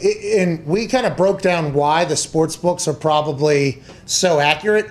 Everything, the max speed of every one of them is documented numerous times, right? At this point, a lot of trials and stuff. So I guess not performing your best, which is something that happens at every level in every single sport. But I think handicapping Olympic games should be a lot easier. Fairly simple. Relatively easy. Not like rugby and all that, because that's team events and things have to go. But the individual track and field and even gymnastics, swimming, right? Swimming. Yeah, I think. Well, wrestling still, I think you can get out crafted. I think you can get. Yeah, track and field though, like there's definitely a handful of people that are running that race that have zero chance of winning if it's like a 100-meter dash. And do they know that? They know that too, right? I would try to push that way back in my brain. They know if I run my best. That guy's way faster I got than this. me. I'd feel exactly like I do in Tahoe. If I put 3 good rounds together, I'm going to win this sucker. And I get 64th. So, yeah. Yeah, Joe, by the way, not dead last. Joe Thomas had that belief every year that they were going to be good, and then they were never good. I guess as an athlete, you have to get to that. But with the... No, it's a follow-up from something potentially happened to my wife. There was a chance, so I called Doc to quickly get this thing expedited. Doc, I guess, working. Doc couldn't answer at the time. He just called me back. Now, hey, I'm doing the same, Doc. Right? No, so that whole thing, I'll call him back at the break. He's not watching for whatever reason. Yeah, what the hell? Asshole or whatever. Get the show on. But track and field, I don't know. You know their best, though, to your point. Like, you know exactly how well, unless they have, like, their greatest performance that they've ever had. But if not, you know what they're going to Doesn't get. their body kind of tell them, though, like, how fast they're going to go? Like, you know how the fastest of the like Tyreek Hill. I saw on video him outrunning Usain Bolt. Then Bolt closed it out. I feel like they have those 3D of every Olympian, right? And this is how fast this person can go. They have the exact how fast a person can go. Then it's, I guess, if they're ready on game day. I've never ran track. But think about it. Like if there's somebody from some crazy country that got in, all of a sudden there's 10 people running the race. If that person's fastest 100 time is 10.4 and they've ran 100 races and somebody else consistently runs under 10, like, okay, yeah, this isn't going to happen. We might be a little bit ignorant here because you might have been a track guy. You ran a 4.4 or whatever, but first grade I was. Yeah, me too. I think elementary school. Coach. I mean, he is a coach. Track coach. Yeah, you are motivating. Quit on his team, I to think. run. Yeah, he did quit after that one first coaches meeting he had to go to. Dirtbag. Well, I think he was in a room with a couple of those. He said. Oh, okay. Those people are all family friends. Probably view AJ differently now, but is there a way to outperform yourself in track? I don't know. World records, I guess, right? Because some guys will still like break a world record, but I think those guys are close to that already. Like, I don't think if a guy is consistently finishing in 3/10 behind. Yeah, like I don't think there's any way unless he gets on a quick cycle of the juice. Yeah, before the World Games. Oh, And Juice. yeah. This He's is the World doping. Games. That's not going to happen. Well, yeah, especially now after Icarus was out there. What were you about to say? Something? So I Matt? was playing around some more. You can parlay an individual to win the 100 meters and then a team. Like if you did USA 100 meters men to win, that guy to win the gold, and then Team USA to win the gold in basketball, you can parlay those two. Good news. Here we go. But two individuals is not working. So I got to include a team game in there. Sports books like team sports. Okay, let's focus on team sports. Those are a over little here. more unpredictable. Let's go. Yeah, they like. Let's have more people involved. Let's have more potential fuck ups. What's Simone Biles? Can I just bet on her to win everything? Not Is there like worth a? it. See, gymnastics. Minus I haven't 20. seen minus in there. 50. I think she only has 5 gold medals or something. What? 6 Still maybe? though, she could stumble, she could fall. Like gymnastics is a little more. It's a little Simone more doesn't difficult. do that. Simone Biles ain't going to stumble or No, fall. I know she's perfect. I know she's unbelievable and she's going to dominate everybody. But think how much pressure is on her right now. Like everyone's like, oh yeah, of course you're going to win all the golds. Like there's no reason you should Only falter at 4 all. gold. She only has 4 gold and then 1 bronze. So she has 5 because I was watching something last night and they gave the medal count. I think for the women's athletes, and she was on there and I only saw 5. I was like, what? So because I think we automatically just associate like Phelps's because he had 10 events that he swam in where he had all those incredible those pictures where he had 50 fucking gold medals in it or whatever. How many events is she in? I think only 5 events, right? Because it's team, and then there's like. So she could win 5 more medals this. Well, she could win team. She could win the all around, and then there's all the individual like floor routine, uneven bars. Does she do them all around? I think so. Yeah, I'm pretty sure. I don't know if she does the bars, but I know she's very good on the beam and the floor exercise. Does she do and the this vault. one? Does she do the The miserable one? I don't think the women do the rings. No, yeah, they don't. You ever try to get on one of those, AJ? You probably have. You definitely have. Yeah, it feels like it re-tears my pec if I ever try to do any of that. Every time I get to about right here, 1 foot on, and then as soon as the box moves, it is a it is a straight up. That is the amount of strength it takes to do the shit that, and then the pommel horse. Oh man! Just how many times you can spin on that thing, right? It's like, I mean, it's. And then flip off of it and land it. Yeah, they but don't flip. The big game is whenever they hit the slow motion for them and they go up on their hands and then they go right back into it. And then the uneven bars. Whenever somebody, and it's not impressive at all, but when somebody's going crazy and they just stop and they're just straight up in the air, I'm always like, that's insane body control right there. Yeah, this is getting me juiced for the Olympics all of a sudden. And I'm how about pumped whenever up. they'll go like half body and like slingshot back to the other one and fly around. These humans dedicate their lives to doing absolutely absurd things in sports we rarely see. I love the World Games. Love. Hell yeah. Why are they sleeping on cardboard fucking boxes? God damn it! 4 a.m. wake up call. Beating the hell out of a pommel horse. Figure it out. For 20 years straight. Sleeping on cardboard boxes. They won't say anything because they're the ones that have been doing pommel horses at 4 a.m. for 20 years straight every single morning. Not even seeing sunlight probably most years. And they're just going to town, slaving away to become the greatest they could possibly become. And they got to sleep in cardboard boxes over there. Can Lisa call Tokyo and just start sending beds? Hate to break it to Tokyo. They said that, I mean, at one point, COVID lives on that cardboard down there. Oh, geez. They did say that. Do you remember that? It was like a 7-week thing. If you leave it on cardboard, That was like the most staying. explosive conductor. Yeah. Stop shipping things. God. You might be shipping death on and in a box. That's what they're sleeping on over there. So how do the people of Tokyo feel that all of these athletes have flooded their area? What if the Olympics get canceled? They all are going to be scrambling to get out of there? Yeah.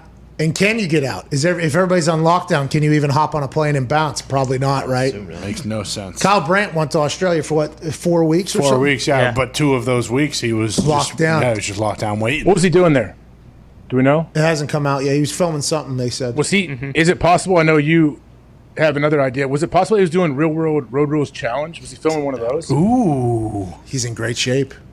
Oh, I read something that acted like that. Real World That's Australia. awesome if that's what it is. If Kyle Brandt goes back and we see him strapped up to one of those chains, Oh, dragging yes. CT Him around. and CT head to head. He tweeted about it. I'm sending it to the group. What'd he say?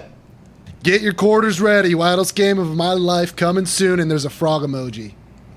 Oh. And a photo, him and another guy. Frog So it's not- emoji. So I was right. It's not road You rules. were. Real rules. Did he publicly say it? The name of the show isn't out there. I'm sending it. Sorry, it's taking forever. Frog emoji kind of does that for Yeah. it. I It's a think. frog. You'll see. It's a frog I don't think game. other people know what that. I don't think other people No, you'll put see. that together. You'll see the set too. It's coming. What's the frog game, dude? A frog game. It's a frog game. There's that one where you hit the lily pad and it flipped the frog onto the lily pad. Here it is. Is it like snipe hunting? No. Frog hunting has real implications. I know about Frogger the snipe on hunt Big gag, yeah, he's believe on it or frog. not. Frog. How about yeah. Foxy saying he's with some other guy? Yeah, come on, dude. Come on, Foxy. Yeah, dude, that's a fucking legend, bro. Yeah. Yeah. Thank you. Who is it? What? Oh no. Are you embarrassing Foxy. yourself right now? God, you guys know I don't know anyone. Who is it? Foxy, don't be such a stupid. Don't be Come rude. on, dude. Who is it? Show some respect. Foxy, knock Who it is off. that guy? This guy's a fucking superstar. He's a host of Frogger. That's right. This guy's a legend, dude. Foxy. The set doesn't. Does the set give it away? No, the hashtag does though. Oh, yeah, I didn't see Yeah, Frogger Week. Yeah. I missed that one. Kyle Brandt, congrats on Frogger, by the way. I was potentially talked to about this potential gig. Whoa. I was not selected. What? Yeah, that's when I went on that whole run. Like, all right, Did you audition? the energetic white guy. Kyle Brandt's taking all those roles right now. I'm off. I'm a big fan of Kyle, though, so I'm completely cool with it. It wasn't an audition. I think it was just like a conversation. There might be some other stuff. Who knows? I mean, for you to go to Australia and sit in a hotel room for 2 weeks all doped up, there's no way you could do that. Well, I don't think I would have been able to do the international That's trip. what I'm saying. Well, You got to keister a lot of stuff. To get there. I don't think so, because they make you do this one here. You know what I mean? The keister is like the. It was a no-go from the jump, huh? Yeah. Believe me, I was not asked to do it, but the thought that it potentially happened, I did had to quickly. How am I Could I make that? That's expensive. That's an expensive private plane. That is an expensive. lot of gas. That is an expensive private plane. Let's talk about some stuff happening in our world.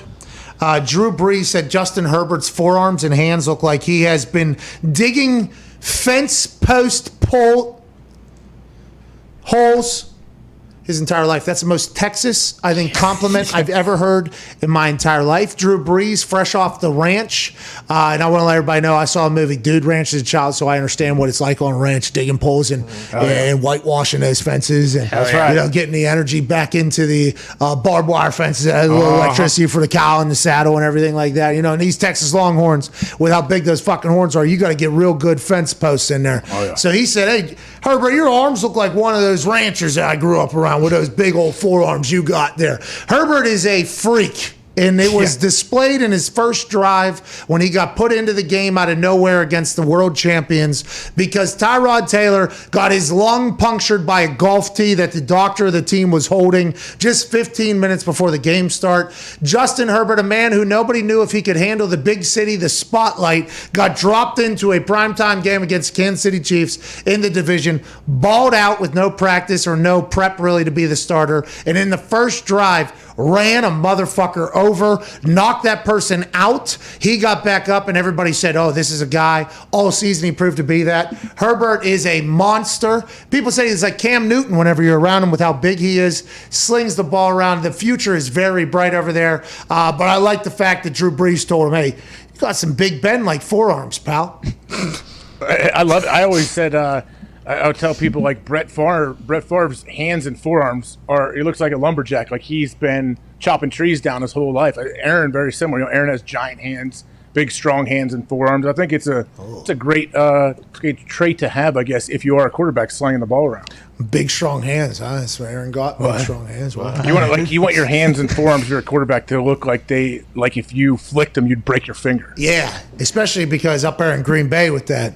You know, when he puts on that thermal, everybody knows. That's right. Ooh. When the thermal comes on, that other team's going to sleep. That's right. Those frigid temperatures. Yes, it's the Dickie. They have those. They're awesome. I was in Dickey's Arena just last week. I'm going to tell you what, John Cena showed up and blew the roof off that place. Hell yeah. I see Ty's hat. Hell yeah. How? Hey, so Pat, I don't know if I'm sure you've talked wrestling before, but like Roman Reigns, there's a lot of material out there for Roman Reigns to go after if he wants to. Like, how real is it going to get? All right. So, I mean, I don't. Fascinating question because I'm also, right? Oh, yeah. Because I am also on A lot of great material that you could jump in with very quickly. Yeah, and I mean, I know people want me to bash him for Ferdinand, but I like that movie. No, it's great. Yeah, it's a good movie. You know what I mean? And I know people want me to bash him for, maybe some other movie appearance. But I happen to think that his selection of movies is very good. Pretty good, yeah. If John Cena's in it, I know it's going to be a good movie. I don't know how he was as Jacob Toretto. Wow. Okay, I'm going to check that out. You don't have to worry about that. He was unbelievable as Toretto. Yeah, so I'm not sure if there really is that much to go after John Cena for. It seems like all he does is create bangers. Really? I'd agree. You don't think there's that much to go after? No, I don't think so. There's just some stuff you'll stay away from. What's that? You think there's just stuff you'll stay away from versus stuff that actually you could bash him on? Well, the thing about his rap album or what? Thugonomics? Because that's great. I'm going to talk about Thugonomics for sure. You got to listen to that on the flight Mountain Dew over. commercial? That's pretty good. Who? How about his... Sure. He also does the... he has like 4 commercials. They sometimes go back to back to back to back. I think he has... he has Expedia, maybe? I don't know. It's Experian Boost. Experian. Yeah. He's on that one. I think he's ended up riding a horse or something on that one. General So's. A cow. He runs a cow. Yeah, doesn't he have... Isn't he the new spokesperson for General So's? He's got that new movie too, Vacation Friends. Looks good. That's gonna be awesome. I'll be good. Let's go to Lawrence in Connecticut. He's smarter than a 5th grader. He hosted that. Yeah, it was great. And also Wipeout. It was unbelievable. Oh, yeah. He hosted Wipeout. Well, the Wipeout also So the some guy material died. there as well. Yeah. Yeah, someone died on set. And they had to Wasn't his cancel the fault. show. Wasn't his fault.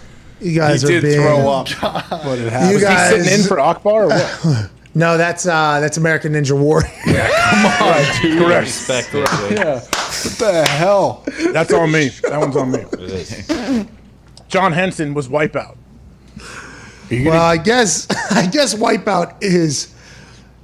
It's not the safest, I've heard. No. Both times kind of had similar outcomes, I guess. Yeah, I did not know that. I didn't know that actually happened. Every time I watch something on TV that seems like legit, I'm always like, it can't be that real because it wouldn't be on TV. Like America's Got Talent. I love America's Got Talent. Mm-hmm. And when somebody calls like Hallie up or somebody up on and they have this thing, I'm always like, okay, so they've been smartened up on what's going on here. Or what if they actually haven't, and so we just see Simon Cowell get an arrow right through the forehead one time? Like that can happen. Right? I just saw a very reputable performer at a carnival. What happened? Very reputable. A very reputable performer at a Shinigami? carnival. Huh?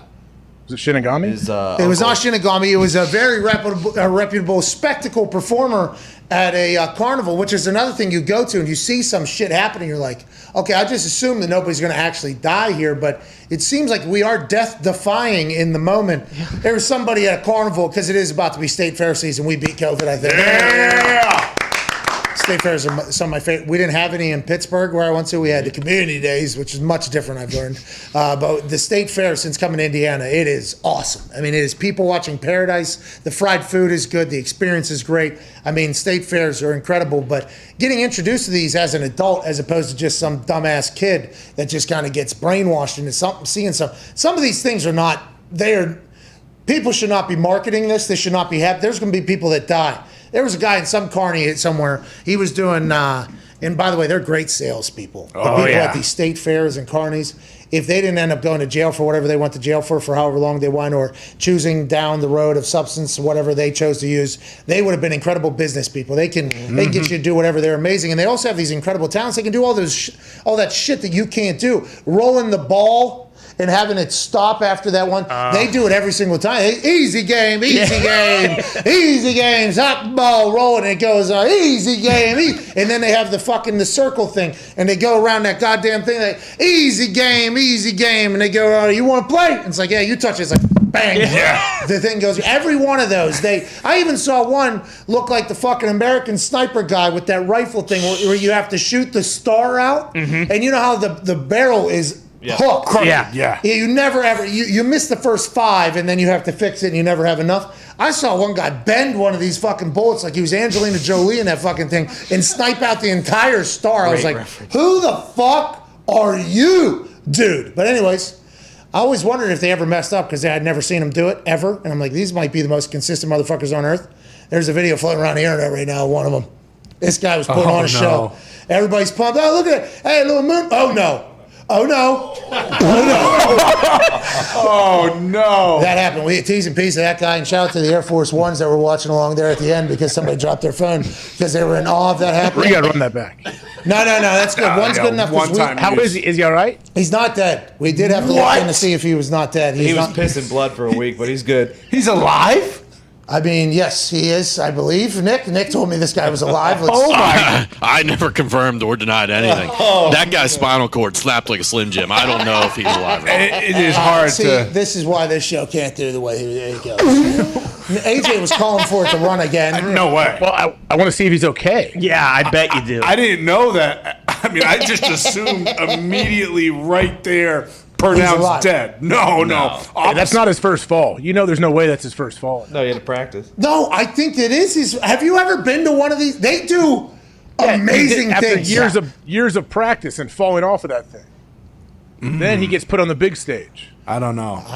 But anyways, we hope he's okay. And thank you for committing yourself to our entertainment. Did you see the one last week where it was like $14 a night, that guy. It was like the magic carpet and the bolts came off and it was just all over the place? Oh, yeah. And then I also saw maybe after COVID, they should have done like, for instance, when a Harley comes back out of the garage, you got to recheck everything. That's right. All right, just let me go tighten these bolts a little bit here, see what's going on, see if everything can run. I feel like the state fairs and the carnivals that I've seen on the internet, the rollout process has not been one where they have checked everything going back in there. There was one where the entire crowd had to hold the fucking thing up. Oh, yeah. There's people spinning. And they're like, hold it down. And then they're almost getting clipped by the humans. I mean, it is... I don't know if now's the time to hop back onto the whirlybird, to be honest with you. Yeah, well, that's the problem. When these carnies are more focused on when they can go smoke their next cigarette as opposed to, tightening in the bolts on the thing that's probably going to kill a bunch of people, just stay away. It's not worth it. Don't you broad brush these carnies like that, okay? He did, though. You can tell that video of the flying star that's going around. The guy comes, camera right. He's got a long-ass, cigarette hanging out of his mouth, and he's telling the people, well, fucking help me hold this thing down. I need to find these videos. Oh, they're insane. They've been showing up in my timeline a lot. I guess State Fair is very easy to creep into my world, and carnivals. I mean, there's so much. The word itself is so much fun, but only really getting into it as an adult. There's a lot of holes in what's going on that could potentially be devastating. I mean, that's part of the show, I guess, though. For me, I guess, like what? They're fun. It's fun. What do you mean? They used to set up in a parking lot right close to where I grew up, and it would come every year, and it was rides like that, and you do all the rides that are, who knows how the safety check is or whatever. You didn't feel 100% safe, but they were fun. That spin one? Yeah, and you stick to the wall. No, and then they drop the bottom out of it. It's like, I puked 3 feet after that. What's that? I puked 3 feet out of that machine when I was like 10 years old. I don't know how you don't puke, but also I don't know how you get on there if you have any reasonable thoughts, like Sam wanted to do it, I think, one time. She grew up in Indiana, loves State Fair. She goes, let's get on that thing, the whirly thing. I'm like, couple quick things. Who the fuck put it together? Who put it together? And then I saw the floor drop out. I'm like, this is incredible engineering, I guess, but how do we trust that this thing's going to continue to spin fast enough with G-forces? We're trusting G-forces right now with the people that we're looking around at. Oh, stop, it's easier, whatever. I'm like, no, I'm going to puke all over the place, too. I'm not doing it. She was going to get on. Broke down right before she went on. No way. Don't say. Yeah. She was in line, too. In line. Boom. I'm waiting in line next to her outside the gate. She was going to do it, I think, to shove it in my face. You know what I mean? To do that whole thing. We get up there. Oh, we'll be back 30 minutes. We're going to fix something or whatever. I'm like, never would have guessed. But there is a lot of kids that have gone on there and not died. So that is something I should look at and say. What's up, Zito? Oh, we're getting updates. He is still alive. Just a couple injuries. Okay. Hey. Nice. All right. So we can watch it again. All right. So we can watch it. I thought we potentially made a big right there. He is still alive. Let's put that back up there then. At what point do you think he realized, oh no, it's over? Like right here, he's flowing. Right there, I think he gets realized. Oh, I'm never going to do this again. All right, let's get off. This is my last ride. Well, he definitely drank a fifth before he started doing that. So like, No, I don't think that. I don't think the guy's a wheel. professional. I don't think the hamster wheel of the Sky guys getting boozed up before. Yeah, but he's definitely doing something. I mean, I don't know if he's doing a whole bag of yayo before, but he is going What is this up. all? Can we stop? Every carny not in the going- world. Hey, look, he's not doing that thing without shooting something into his body. Can we before. please stop burying the hamster wheel guy I of the love him. Sky? Hey, I respect it. That was in Cape Cod. It was damn near in my backyard. I love that guy. Think for about what when he gets did. back out of this, by the way. When he beats this, he's getting back into the fucking wheel, dude. They're going to put me on the spinny whirly woo. He's probably already back. I bet he already is back working. Maybe. Carnies have that different, Hey, level. but what's the difference? Connor's making fun of him, calling him carnies. They do fun of very, them. very similar things at Cirque du Soleil, and they're artists. Well, that's the difference, right? One group of people, drinks a bottle of whiskey. There's a night. also The other guys group of playing people's pickup dedicated. basketball at YMCA, AJ. They're Thank not in the NBA. Well, just a couple quick things about The everything to basketball close it out players. here. As somebody that loves live shows, both from Carnies, that you were talking negatively of, I was not. Ty was also talking negatively of, I was not. There's no way they're watching this, by the way. They ain't got time. No. They're doing Or something. electricity. Or Probably. phones. Yeah, they kind of live like gypsies. They kind of live in tents and they travel around. Yeah. It's actually pretty remarkable. But what I would like everybody to know that whenever you go to a state fair, don't be scared to just tip an extra buck or two to the guy that's handing you that goldfish that's going to die because you made a shot into a cup in the middle of that thing. You know what I mean? Absolutely. Look out for those carnies. We need them. We need people that are willing to get into the hamster wheels in the sky for the rest of us to survive. And that's why I don't want us to bury this guy too much, because I don't want to deter future potential carnies of risking their lives for our entertainment. Well said. Wasn't his fault. What's that? Wasn't his fault. I mean, whoever's running this goddamn thing, spraying that thing with WD-40 before he got on there, is slick as shit. You could see. I mean, he wasn't expecting it. I think there was a little bit of a wobble too. Yeah. Oh, yeah. He's walking straight Precipitation. lines. They're having him fucking go ahead and. I mean, look right there. He wasn't expecting that. That's never happened. Jeez. Are we sure? There's no way to get out of that either. No. There's no way to get out of that. And I don't think you can hang on No. to it either because you're getting chewed up by the. Wait, and it's coming back the other end. Yeah.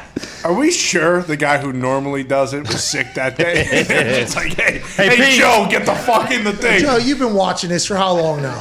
Yeah. 3-4 weeks. You got it, right? You just got to watch. Just like the game. Yeah. You know the trick, right, of this thing? Yeah. Fuck it, I got it. Give me the bowling ball. Imagine Next thing you bracing know. yourself to hit the ground and then you just get Bang. whammied. Round 2. Hey, thanks to that guy. Hey, love you. If there's a you guys. GoFundMe, which there's no way they know about GoFundMes if they're anything like that. Just get him a carton of Marlboro Lights. Last him 2 days. This is so disgusting because It is. everything we are saying is accurate, but these are good people. We love them. Great Hey, people. hey, we have said. Great people. I don't know if they're good people, actually. I think a lot of them have potentially fallen to this position. Yeah. Similar. and hit every rung on the way down. All right, let's get to a break. That was tough. Hey, love carnivals. They're the best. I do. The people who are there. We just need to support the people that are there a little bit. And that trick that we're watching and that machine we're seeing that we question, is that safe? Your questions are spot on. But you go to the Indiana State Fair, there is no doubt about it that spinny whirly bird thing that is next in line on deck, maybe in the hole for a potential situation, it'll be filled shoulder to shoulder. Oh, yeah. And by the way, the more kids we get in here, the better, because we'll all kind of stick with each other. So you all die together? Is that better? I don't think that. I mean, it's amazing that nobody ends up getting. I mean, the thought of that people- thing just people continuing die. to spin. What's that? People die at state fairs. Yeah, I guess like roller coasters get stuck upside down in them people. Boom, slip out. I have a real issue. I ride roller coasters much more as a child than I do as an adult because I now get motion sickness. I'll take some Dramamine and go, but I don't like if I'm moving around. With those things. Kenny Wood used to be very laissez-faire, loosey-goosey with these things. And the high school kid that was locking it in looked much dumber than the high school kids that I knew somehow. Yeah, it's good. Is it? I think I can fucking move this thing. But that's part of the game, I think. Yeah. The allure to the whole being scared. Yeah.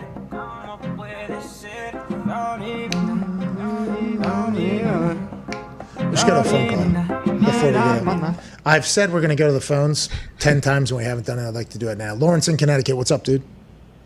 Hey, Pat, AJ, the boys. Can y'all hear me? Yeah, Lawrence, what's going on? You sound fantastic. Great. Hey, not as fantastic as you, AJ, and the very boys nice. do. Honestly, I'm just calling to say thank you. I know you don't want to hear any more calls like this. I've been watching, but I appreciate y'all. I've had a torn labrum in my left hip for 10 and a half months, and I still do. Your show, all of you guys, the jokes you guys do, everything has been what got me to this point, and I'm still waiting. I appreciate y'all. Y'all needed to hear this. I don't care if you want to. It's something you need to hear. So thank you. Oh, Lawrence, thank you. Congrats on rehab for that labor. Thank you, Larry. Did you have any hips? Thank you, Lawrence, man. I hope 10 and a half months out. I hope you continue to get back to 100% or whatever. You have any hips? Vinatieri had one once, I think. That's a tough one. Oof. I've been very lucky. I've been worried post-playing that I have hip issues at times. Yeah, for sure. But no, I'm good. Pistol, my dad thought he had a groin pull for 2 years. He went in, no cartilage, had to get a hip replacement. So that haunts me. I'm like, man, my groin feels kind of weird. Maybe I need a new hip. That haunts me. Let's get to a break. My groin kind of hurts, but... So he thought he had a pulled groin. It turned out he just had the worst hip on earth, basically? Yeah, for like 2 years, he thought he had a bad pulled groin. He went in, the doctor was like, how's it limit? He was like, well, I've been doing like elliptical. I can't really run. It hurts, steps, all that. And then got an MRI and he was like, yeah, your hip is gone. We got to get you scheduled for a replacement right now. I've been putting icy on it. It hurts. It's been hurting. But the muscle is never really... It's crazy, man. I must have the worst groin of all time. Hey, guess what, Pistol? You're getting a new hip, pal. Actually, yeah, it's much more than the groin. What happens with the groin when you put a new hip in there? Do they just kind of... Is it like Mr. Potato where they unplug everything and then they plug everything back in? Feels like Probably. It seems pretty involved. I don't know exactly how it works. It seems pretty involved. Hip replacements are a big deal. Yeah, they're good. Hey, Pistol's better than ever. He's very glad that he got it. Good golfer? Can he golf? Can he run? Terrible golfer. He's very physically, he can move and do everything. He's physically fit, but yeah, bad golfer. All right, more calls on the other side. We're also wrapping up everything happening in the sports world. The Colts are debuting new uniforms. Yeah. Throwbacks. Yeah. Yeah, they moved stripes. That's right. Yeah, it looks much different. Is it going to be as drastic as the Rams change? No. So the Colts, this is notoriously a thing with the Colts.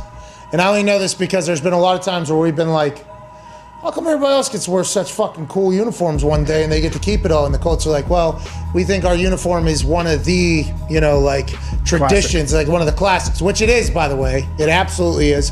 But as people started getting into alternate uniforms and everything like that, there was a lot of questions from the locker room. Not everybody, but some people are like, is there any way we can do anything different? We did one where we had blue helmets one time with the both horseshoes in the back like they have for this one. Yeah. And they changed the sock and they moved the thing. Not many drastic changes, though. It is a big step to do what they are doing. So I'm proud of them. I hope it continues. I will not buy one, but I do think the sleeve thing and also the socks look really, really cool. Did you ever try like a black jersey with blue numbers or anything like that? There has been so many potential graphic designers that have put together black jerseys that have said like, hey, would be great. And they would be. Yeah. But that ain't the Colts, bub. Nuh-uh. Tradition. I like it. I think it was good with the socks. I think so too. It is a minor change, but that's a big different? Deal. What's different though? So it's the three stripes on the socks there. Yeah. And then the three stripes on the arm. Normally it's up a little bit there. It's not always. Is it normally two stripes? Yeah, it's definitely only two. They also moved the location of it as well, I think. And then there's two horseshoes on the back of the helmet, even though it's the same helmet. Yeah, because on your number there, the jerseys or the numbers on the sleeve, not on the shoulder. Yeah. So here we go. Use this one. Yeah, you just have to move it. Oh, here we go. So you see the two are up there above the. You see that? They're up there on like the collar button. Yes, they move things around. I mean, hey, not a drastic change, but I think it looks good. Yeah, I mean, it's not a change at all, really, but it is a big deal for the Colts to do that. So like sell new jerseys. Yeah, it's great merch grab. Yeah, I think we mentioned that too. Like, hey, you probably sell exclusive, limited time things. and they're like, we don't care. We can't do that. This is the Colts. We're the goddamn Colts. We've been around a long time. This is what we're going to do. I respect it. I appreciate it. I like the move. Maybe we'll get some more. Maybe we'll get some alternative. Yeah. Hey, maybe we'll make some moves. But Mix if it not, up. gotta make sure people respect the shit out of the horseshoe. That's right. We're back in 4 minutes with some phone calls. 1-833-4 McAfee. AJ, also you're breaking some news, right? Yes. Hey, well, you never know. We'll see. Okay. See you in 4.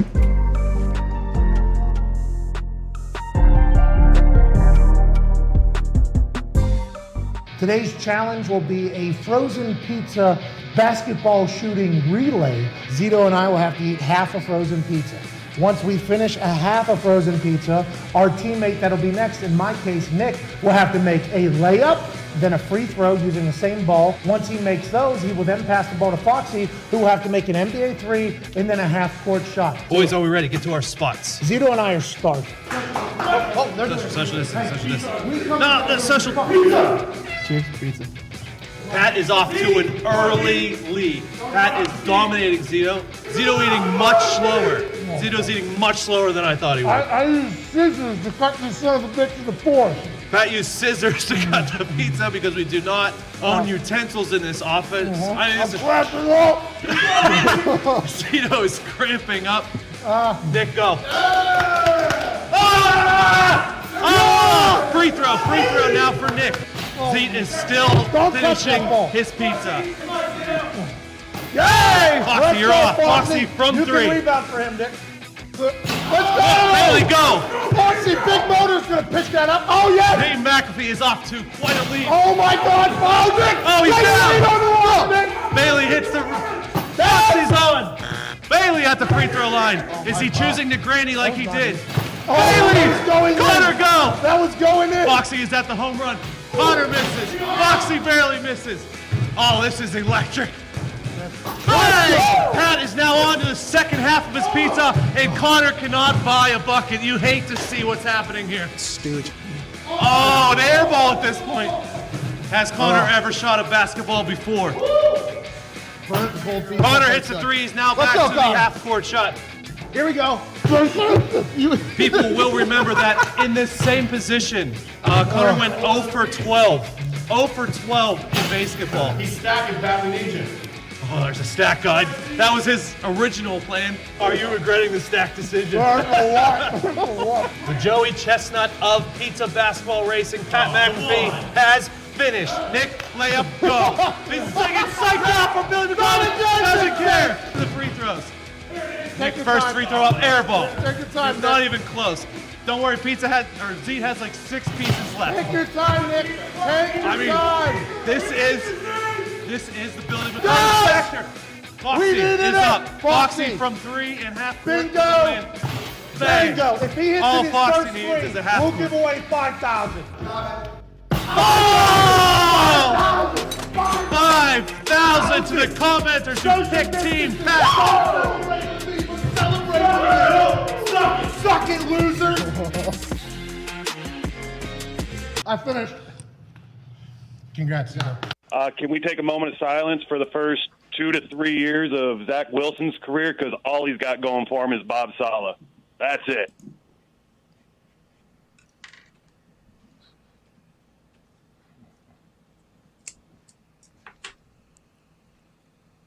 Moment of silence for his mom, who made her Instagram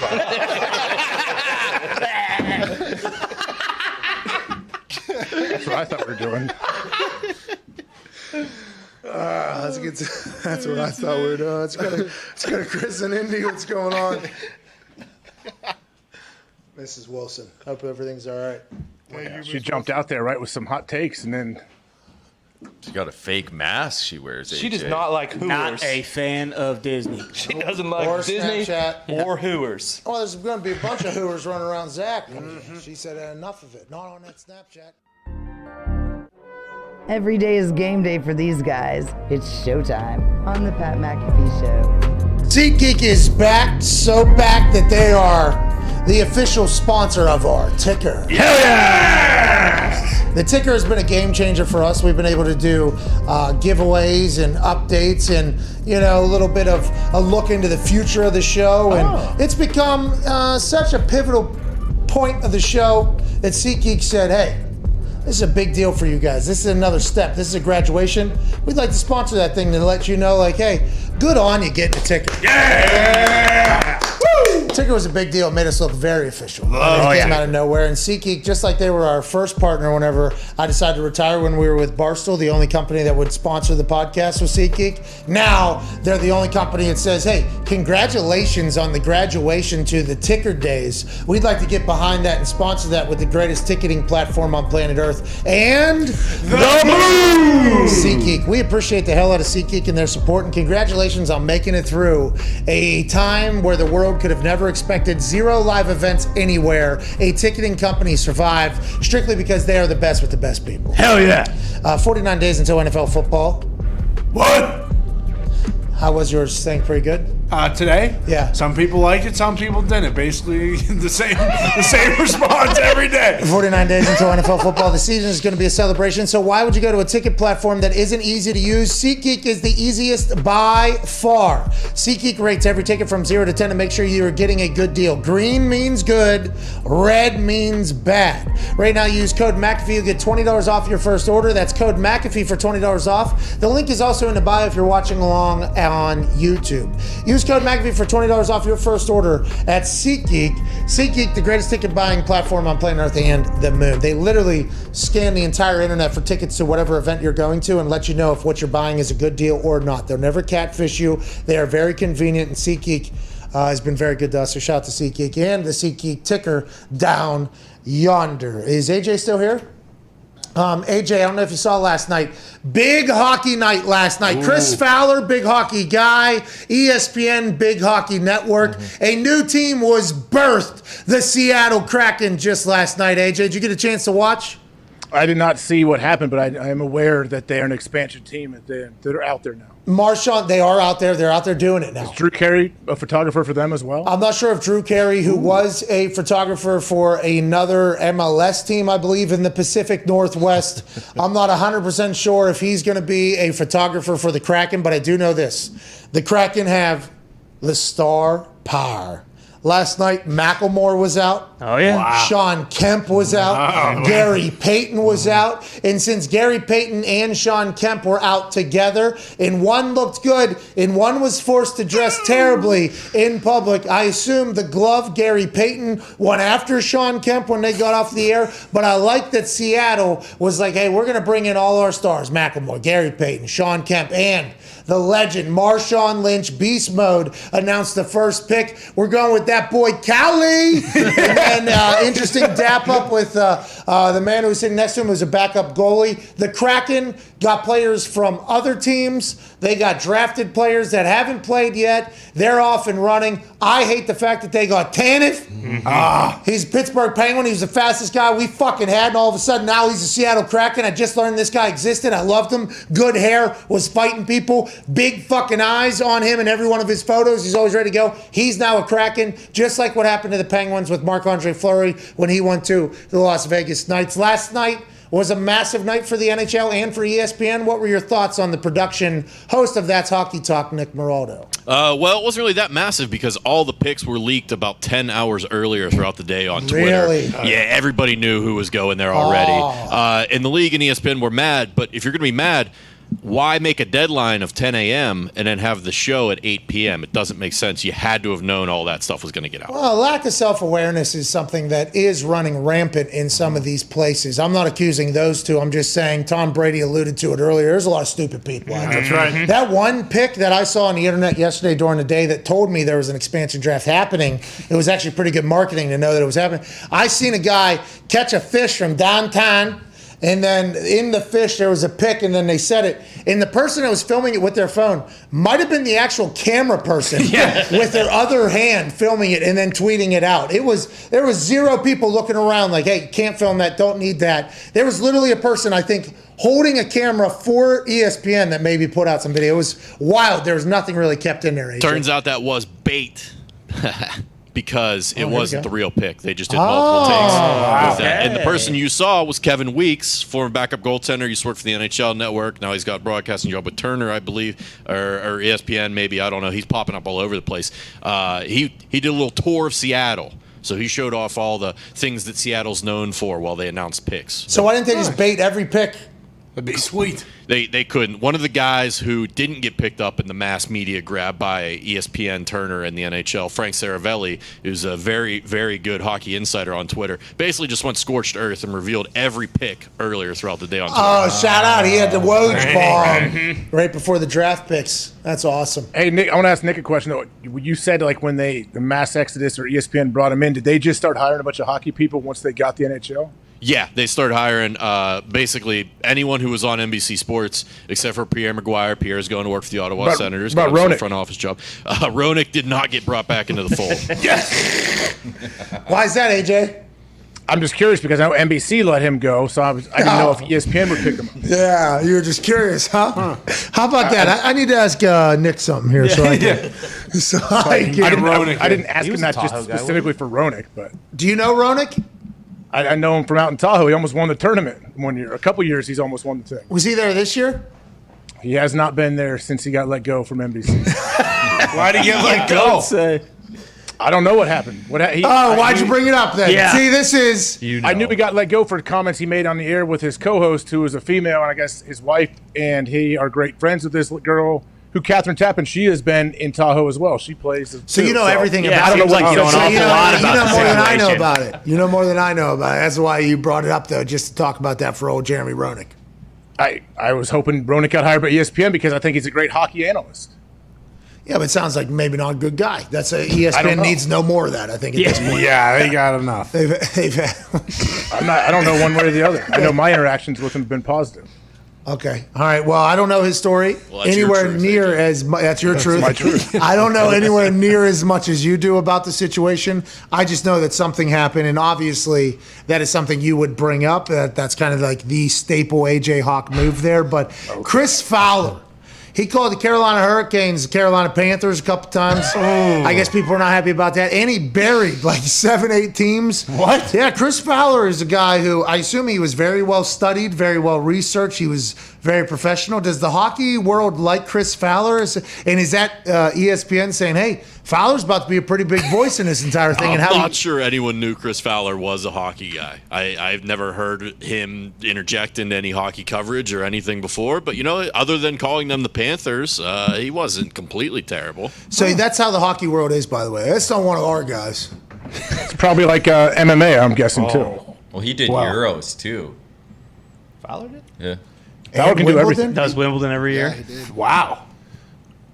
No, he was. I heard he rides in his own. I've heard he's just got passenger vans. He just kind of rolls around With how many people? He just does his thing. Alone, he's in them? I don't know. I've heard his pregame routine is pretty. It's a real thing. Like, because when you're juggling all those sports and names and everything you got going on, I assume his pregame routine's pretty serious. Yeah, I heard he likes to be isolated a little bit. Like gets in his own world, And by the way, I appreciate and respect it. But him on the hockey thing was wild because he was just who did he bury? Toronto? I didn't hear it if he did. Oh, so Nick didn't watch. I watched. No, Nick, it was literally it was the top video I think that I watched. I mean, everyone buries Toronto though. That's the gag. Well, that's what Fowler did. Fowler was researched and studied enough to know, like, hey, if I bury Toronto, everybody's going to be with it. Yeah. Speaking of, AJ, as an Ohioan, do you know anything about Cleveland? I'm going to be in Cleveland tomorrow night. Probably going to give me a microphone. Who do we hate other than Pittsburgh? Because that's where I'm from. Oh, man. I guess you could... who could you throw in? Art Modell for moving the team. Oh, yeah. Okay. That's what I'll say. Winning. All right. Let's go. What have you done for me lately, Diggs? That's what they'll say. Yeah, they won a playoff game. They're going to win a Super Bowl. I can't wait to see it. Beat the hell out of you guys. They beat the hell out of you in the playoffs and in the regular season. That was one bad snap. Is Diggs slimming down because he wants to be like Big Ben? Oh, fuck off, AJ. Are you doing the Big Ben lifestyle? Or are you on If BR7? I could be one human on this earth, it would be Big Ben. Really? Are you sure? Yeah. This isn't like a Diggs thing. This is like I don't think Big Ben doesn't big time people for shotgun and beers. He also just. That's why I want to be him. Oh, a little bit better of a human, you're saying. The greatest human. Ben Roethlisberger is Of who anyone you're- on this planet. at this age right now. Two-time Super Bowl champion. Yeah, I understand when he was winning Super Bowls, Leader and of hey, he's Steelers. going to win another one. Yeah. You're saying if for one day you could be the leader of Steelers and be Big Ben Roethlisberger, Yeah. you'd do it? Yeah. Would you go back to old Ben, or would you be the new, we got Bibles to read in the morning? I'd probably be drink like a champion today, Ben. Ben, yeah. Rookie. Go back to whenever you're winning Super Bowls, Ben. Yeah. I mean, What people about would have accepted that answer, I think, in Pittsburgh, like maybe 10 years ago. Now, I think everybody's like, what are you talking about? You want to be Ben Roethlisberger? Not be Bobby Spillane. Not in Steel City, dude. He is. He's a god. Still. Oh yeah. Really? I think he'll stay. Will he stay there when he's done?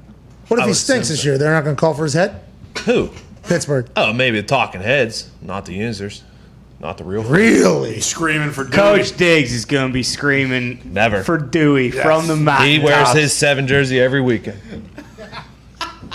Coach Diggs said, you need to stop talking about Ben Roethlisberger. That's awesome, dude. There's conflicting reports out of there, AJ. Have you seen this? Brooke Pryor has reported that, I mean, the tense in which she reported it, I don't fully understand. Ben Roethlisberger's shirt suggested things will be different this season, but to do that, he's not making any drastic overhauls to his offseason training. Okay, so the offseason's in the past now, so he didn't make any drastic overhauls to his offseason training. Is that what she means, or does she mean like right now? Wait, this is the going only for- tweet. This is the only thing. She didn't follow up and say like I asked him and he talked about what he did. I'm not 100% sure. This tweet is the tweet that showed up in the timeline, and it was like, I was confused about the tense, first of all, but then I was also confused because allegedly Roethlisberger's people came out and said he's changed his diet completely. Go ahead, Nick. Brooke Pryor said he used the same chef he always has, did the same thing he always has. There was only one person reporting they changed his diet, and everybody ran with that one report from that Ryan Burr guy. And that was fake? We don't know. Apparently, Brooke Pryor's saying it was fake news. Huh. She was so worked up, she didn't know that it was the past. She thought it was potentially coming up. Brooke I would Pryor guess. does great I would guess work. Ben didn't say. I'm sure Ben wasn't telling everybody, "Hey, I eat better than Tom Brady." I'm sure it wasn't him saying. We don't know. We don't know that because of other things that have been said in the past by Ben Roethlisberger. He is a new Ben Roethlisberger. Everybody's hoping, I guess, and maybe they'll win again, but I doubt it. Chris Mad Dog Russo is next. That was a little bit of a shot there, Ben. Kind of quick Foxy was in this. Yeah, Was he? deservingly so, you know. Yeah, at Ben, you think? Yeah. I don't think there's any chance they win a Super Bowl with Ben Roethlisberger next year. 0%. I feel terrible about it. I don't like it because I like the Steelers. I like Mike Tomlin. I like Yinzers. There's just no chance, dude. There's no chance. Third best team in that division. They don't have an O-line. You said Najee third Harris. best? Yeah. I mean, as of right now, you have to look at the Browns and you have to look at the Ravens and you have to think that both these football teams are better than the Steelers. and they're built for the next 3 to 5 Several years. Long time. Diggs, your thoughts? I mean, they pay Lamar, they're dead. So you got Baker as your guy leading you to Super Bowl. We'll be all right. Listen, we're going to talk about the Brownies. Talk about them. They got Super Bowl champ expectations on them. Here we go If they again. don't win the Super Bowl, it's a bust for the Browns. If the Steelers win AFC North, people act like they're supposed to because they always have, but it would be a huge surprise, I think. I think that would be a huge surprise. They are odds-wise third in division. And Ty just said it. If they were to somehow win that division, it would be massive. Would anybody give Tomlin credit, you think, at that point? I would hope so. AFC North, Ravens are favored at plus 115. Browns at plus 145 seems like a good bet. There has to be a reason why that is that. Steelers plus 440. That's not good odds. It's not. And then the Bengals plus 2,300. A lot of people are thinking what we're thinking. I think it's going to be tough to win with that team. I think Ben could win with a team, if that makes sense. I'm just not sure that team is constructed to win with Ben. My thinking is not much has changed from last season when they did win it. Yes, some of Pro Bowl, potential Hall of Fame linemen have retired or moved on, but everyone said they were terrible last year. So, I mean, the guys you bring in, it could be worse, I guess, but how much worse? If Najee gets going, man, if he has a year. Yeah, so like I understand that Najee could get going, and he might be just an absolute game changer. But in that division, Kareem Hunt and Chubb are in Cleveland. If he gets going, they get, it is hard to do that game whenever you look. J.K. Dobbins, and Lamar is there. I mean, there's just like, I don't know. That's a tough division. Hey, it's hot in the kitchen up there in the AFC North. And I ended the show saying Yin's probably not going to win. I feel bad about that, but it's the more and more I think about it, I would be very shocked if the Steelers end up winning that whole Well, thing. even with how hard that division is, it'd be tough to see like those. No matter who makes it out, they're probably going to be kind of banged up. Long season for no matter who it was. Oh, because you're saying it's not easy down there. Well, it's not easy down there. Yeah, 17 games. I mean, Yeah, but every's good, you know. The thing They got about a new it, OC though. Isn't Matt Canada their new offensive coordinator? yeah, he said nothing changed. We're going to do whatever Ben wants us to do. Isn't that what he said? Kind of. And then he got kind of scolded for saying it. Yeah. He got scolded by, I think, the team and the city immediately for saying, hey, don't, Matt. Listen, I know you're trying to make Ben happy, but we don't need to be doing whatever Ben's doing. Let's win the game. Let's win the fucking game out there. 11-0 last year. 11-0. No bye week. Terrible scheduling. They got fucked by COVID a lot. And they still won 11-0, made it to the playoffs, lost in the playoffs to the Browns, which makes us lead even further. Like, are the Browns now the team? Has the baton been passed? Or are the Ravens still the top dogs, even though last year they weren't? It's fascinating. It's fascinating in the AFC North. You know what else is interesting? These COVID protocols for vaccinated and unvaccinated players continue to roll out via the memo machine, the Arrow Tom Pelissero. So now, if unvaccinated players are the reason for a game to be suspended or not happen, the team that those unvaccinated players are on owe the team that lost whatever money, the financial losses, if it's an away game and it's in Dallas and you're traveling the Giants or something and there's no game in Dallas, your team will forfeit because you will lose. Dallas will get a win.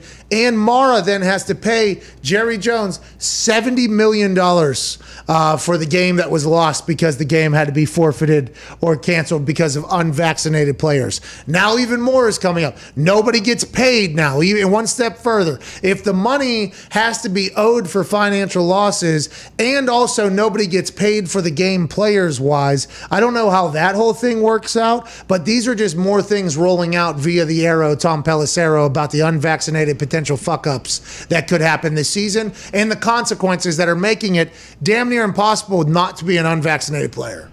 Well, I want to know, what do you think the chances are? Like, how likely is it that a game will actually be canceled? How many players do you have to have in the protocol for them to actually cancel a game? And you also have to have, it's got to be unvaccinated guys that test positive.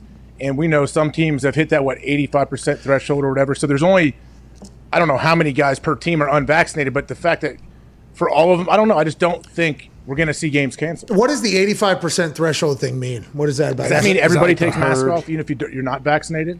Like the herd immunity. Are they testing? So herd immunity can happen in a building, but that's not what it means. No, I'm just asking. I'm not. No, okay, great question. But that is, why did that number start getting thrown out so much? And are they testing vaccinated players as well? Because if your number gets small enough and it's only the unvaccinated players getting tested and they're the ones who have to be separated, you're right. There might never come a time where there's even enough players to potentially force a stoppage, but they're trying to get ahead of it. There has to be at least one team then that would have to warrant this type of precursor going into the season, right? Yeah, well, and they're definitely testing the vaccinated guys too, because they said if they test positive or whatever, but they're asymptomatic, they can come back and after 2 negative tests within 24 hours. They don't test them as much, I think. They said it for the vaccinated player? For the vaccinated ones, yeah. Yeah. Oh, really? Yeah. Chris Paul was vaccinated or not vaccinated? He was vaccinated. And he tested positive. He had to miss 10 days or something. Mhm. Yeah. The NBA's protocols were the minimum was 10. No Here matter comes what. Nick with a correction. It seems like he threw his hand up very angrily in the back. So, vaccinated players will be tested, and if a COVID outbreak happens because of vaccinated players, it's very vague, and I think they did this on purpose so that they could wheel and deal as it goes. But they said, quotes in the memo, if a COVID spike in vaccinated individuals, we will attempt to minimize the competitive and economic burden on both participating teams. That's all it says. So try to. I'm confused. Because if you're vaccinated, what's that mean? The vaccination means you're able to fight the thing, or does it ward off the thing? Both, it's supposed to. Keeps you from severe symptoms, supposedly, right? Does it fight it off too? Does it like ward off, or not ward, but like fight it off?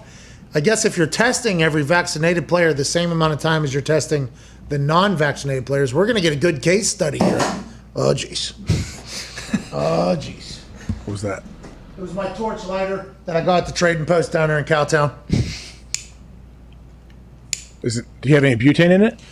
We do, but it has died off immensely since that first night. It was really blowing some fumes there that first night. Now you got to get down on it. You got to get down on it. But so we're going to get a good case study here then. If all these vaccinated players are getting tested the same amount and it's every day or whatever, we're going to learn quickly about what the vaccinations are. What's up, Gumpy? It says Washington and Indianapolis are the only two teams with under 50% vaccination. Oh, okay. Jim Irsay's like, brother, 60 million's a lot. That's a lot of money, huh? Boys, what's going on, Diggs? Players who are not vaccinated will be tested every day. Players who have the vaccine will be tested just once every 2 weeks. Oh, okay. There you go. Okay, so we don't have that good of a sample study, I guess, because you can get it and lose it within that time. Yeah. Okay.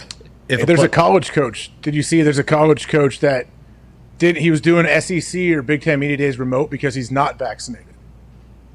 You could look it up. I don't know who it was. Pac-12, I think it was Washington State's head coach. So that's good. Who's Washington State's head coach? Is that who he replaced Leach? I don't know. Leach is at Mississippi State. Leach said he wants a 64-game playoff. Yeah. He's the best. Weapon. I was doing the math. If we think about the last 30 years of champions, we wouldn't change anything. We get us back. He has a very well thought out reason too on why 64 is the exact number. That guy's brain, wild, unbelievable. I mean, people forget why he got run out of his first coaching job or somebody trapped in a shed or something like that. But he has completely reinvented himself as a character. I think everybody just loves him as the super intelligent, crazy uncle guy. And it doesn't mean, he's in the SEC. No one expects him to win now. No one expects them to beat Alabama. So he's kind of got a pretty sweet gig. Yeah, is Lane Kiffin and Mike Leach the biggest battle in the SEC every single year in Mississippi? I love that, AJ. I absolutely love that. I mean, it's two guys well, I guess Lane Kiffin. Did you think Mike Leach was going to be an SEC guy? Again? Yeah, I know he's a Hal Mummy disciple. What was he in? Was he in the Big 12 before Texas? Yeah. Texas Tech. Texas Tech. Let's talk about this. Have you heard this? This would rattle the entire Power 5 situation going on in college football. Not that name, image, and likeness hasn't done enough and maybe changed the scheme, but over the last couple of years, we've only seen a few teams really be successful anyways. This man's an alumni of one of them, but now the Big 12 might take a massive hit. Allegedly, Texas and Oklahoma have been eyeing the SEC, so much so that they've reached out. What the hell's going on down there in the Red River rivalry? You guys trying to get out of the Big 12 because West Virginia's about to come up and win this thing? And do we need to think about what the Big 12 looks like without Texas and Oklahoma? If Texas and Oklahoma go to the SEC, Iowa State automatically becomes top dog over there. Yep. We are in the conversation over there. If Oklahoma State can get back to the mullet winning and everything like that, maybe. But you probably see other teams maybe leave then, right? Get a chance to go elsewhere. And if the SEC becomes this powerful, you're going to see other conferences try to become as powerful as well. This is just the tip of the iceberg, I think, if Texas and Oklahoma think about it. Not just for the Big 12, but I think for a lot of situations. Big 12 athletic directors and CEO have a meeting at 5 p.m. today to discuss Texas and Oklahoma. Sources told Stadium, first reported by Dennis Dodd at CBS. So sources told Stadium via Dennis Dodd, CBS, who sources actually told. Brett McMurphy is saying, isn't he an Ohio State guy, Brett McMurphy? Nope. Ohio State people don't feel too strongly about him. Oh, okay. That's why I brought that up. Oh, yeah. Okay. I apologize. I knew there was something that happened. But if Texas and Oklahoma go to the SEC, won't more people be trying to get to the SEC if they're a top team? And how do you get other teams to even? How do you even build your conference? When the Big East disbanded, like when Miami left, and all some of the Boston College, Virginia Tech. Like when your top teams leave, you have to scramble and find another league to get into. Okay, so just a quick little correction on history for that particular case because I missed the Big East.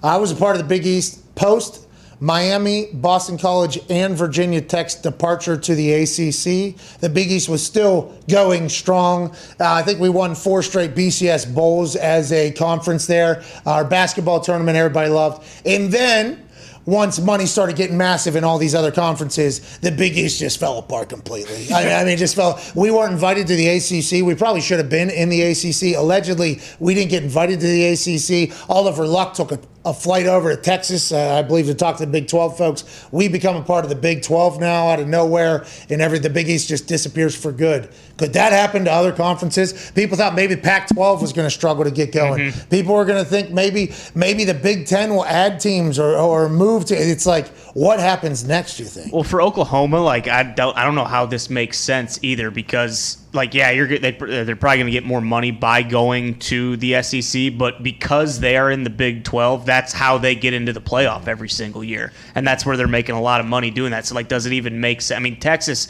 fucking stinks, but people will always watch them. But like Oklahoma, they got Steve Sarkisian down there. That's true. That's true. Hey, but if you're Oklahoma, why wouldn't you just stay in the Big 12? They win it every year. That's how they get their free ticket into the college football playoff, and then they get the doors blown off by either Alabama or someone like that. Not next year. Not next year. Lincoln Riley's going to have them boys going. But that is a very valid question, because if Arch Manning doesn't go to Texas to run that offense for Sarkisian, what are they going to do? You know what I mean? Is Texas going to get caught back into the cycle of suck that they have been in for some time? Oh, yeah. Well, who's the next big dog of the Big 12 if both of these teams leave? West Virginia, are we kidding? Iowa State, probably. West Virginia, nah.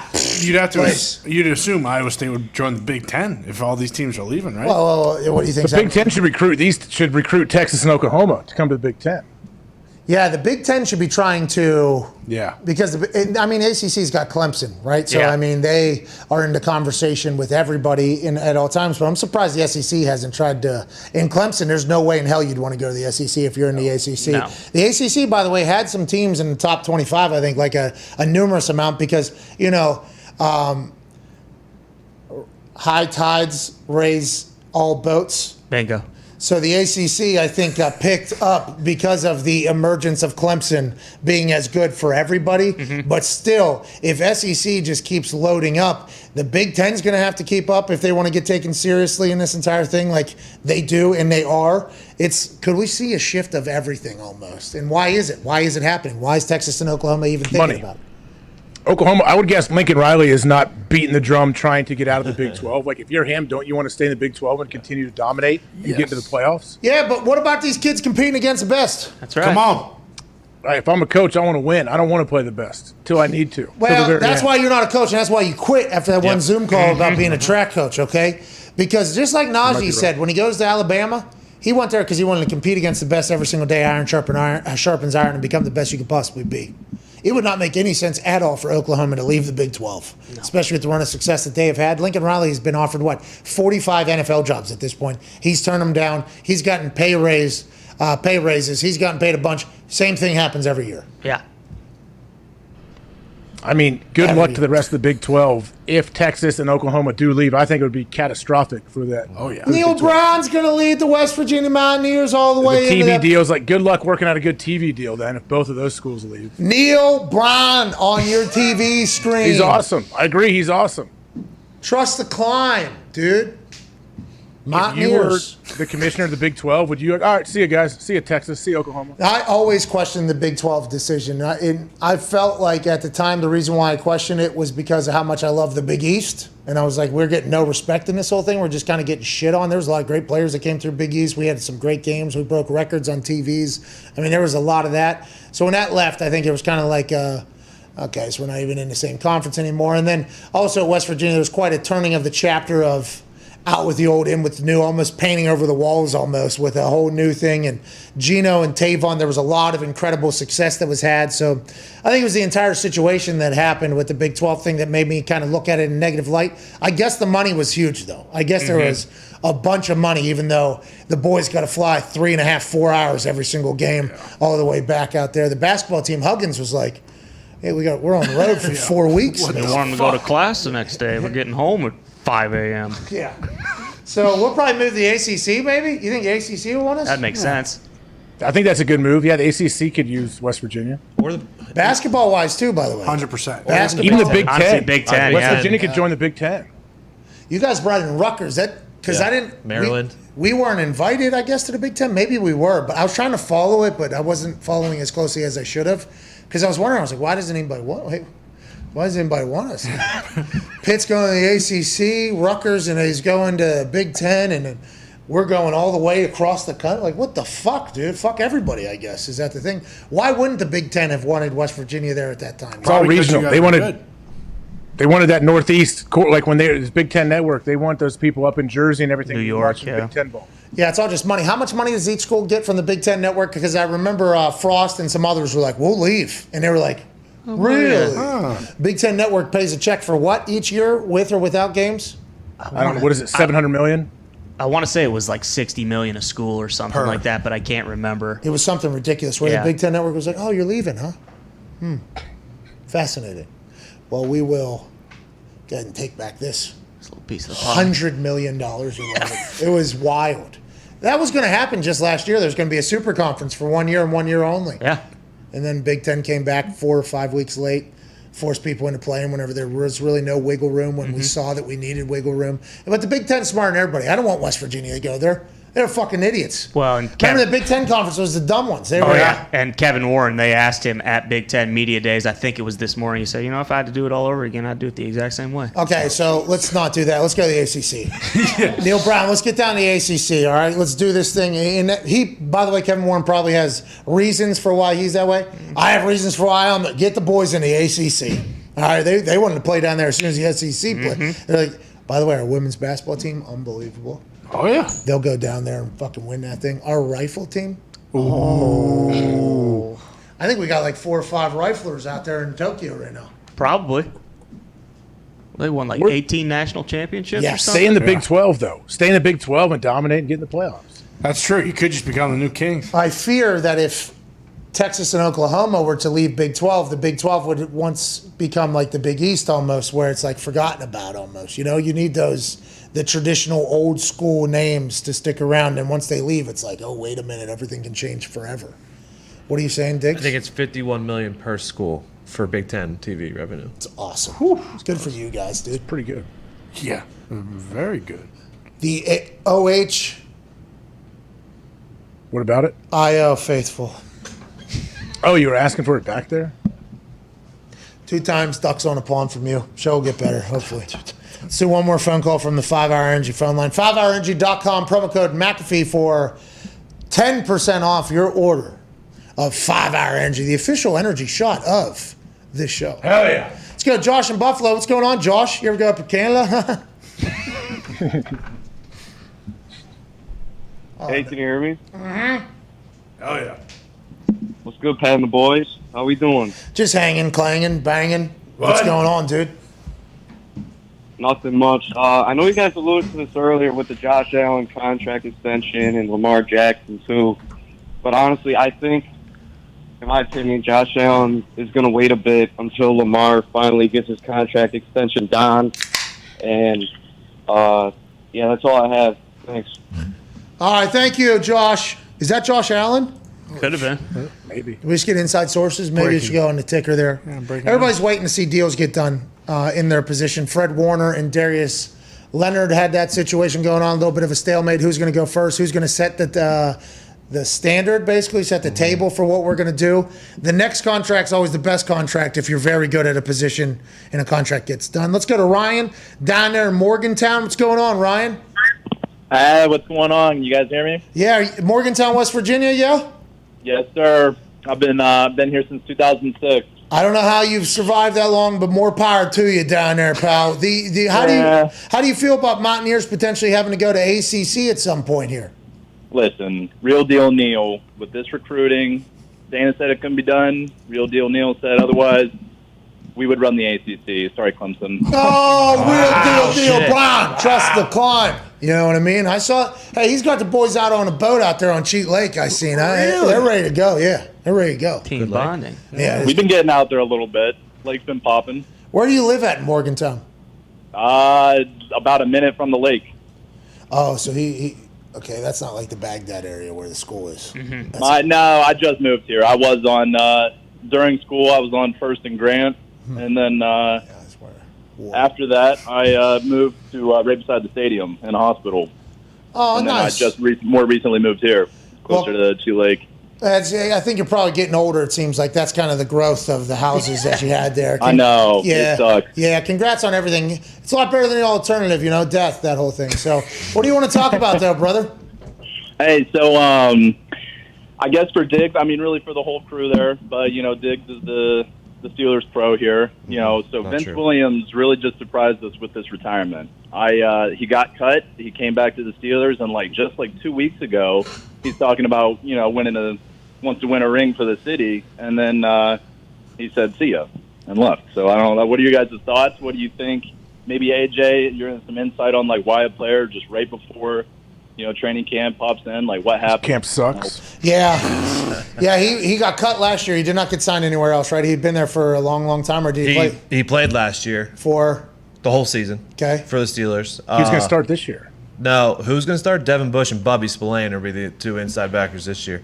And then this offseason, he got cut and then was re-signed. And then, yesterday decided. Yeah, and this was when he returned, right? You go back. Were they checking back into camp? Yes, yesterday. Yeah, this is classic. This is classic veteran retirement. Showing up at camp.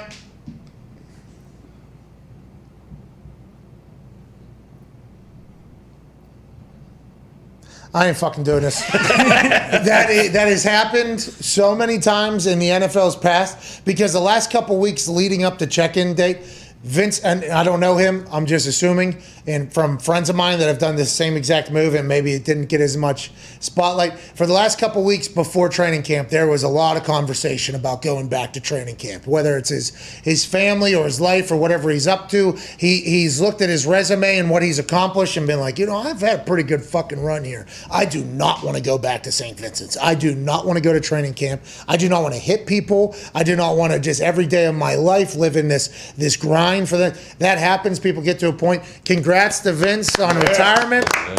And also, a moment of silence for the number 98 being used for a middle linebacker in Vince Williams. This might be the last time we ever see it. Moment of silence for the 98 number used as an inside linebacker in the history of the NFL with Vince Williams.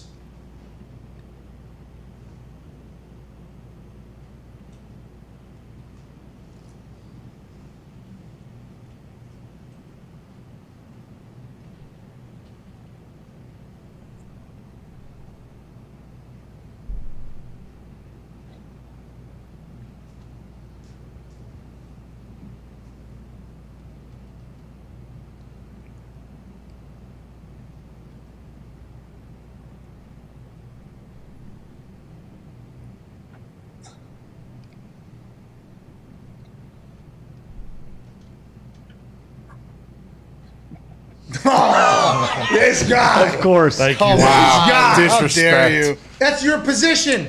That's your position. Inside linebacker. When I saw the number 98 on the picture of Vince Williams, and I've known of Vinny Vince Williams, okay? I'm a fan of this man. So he's standing in a 2-point stance there. I thought 98 had to be edge rusher at some point in his career. He has always been an inside linebacker, 6th-round draft pick. I guess he's always worn 98. Have you ever seen that before?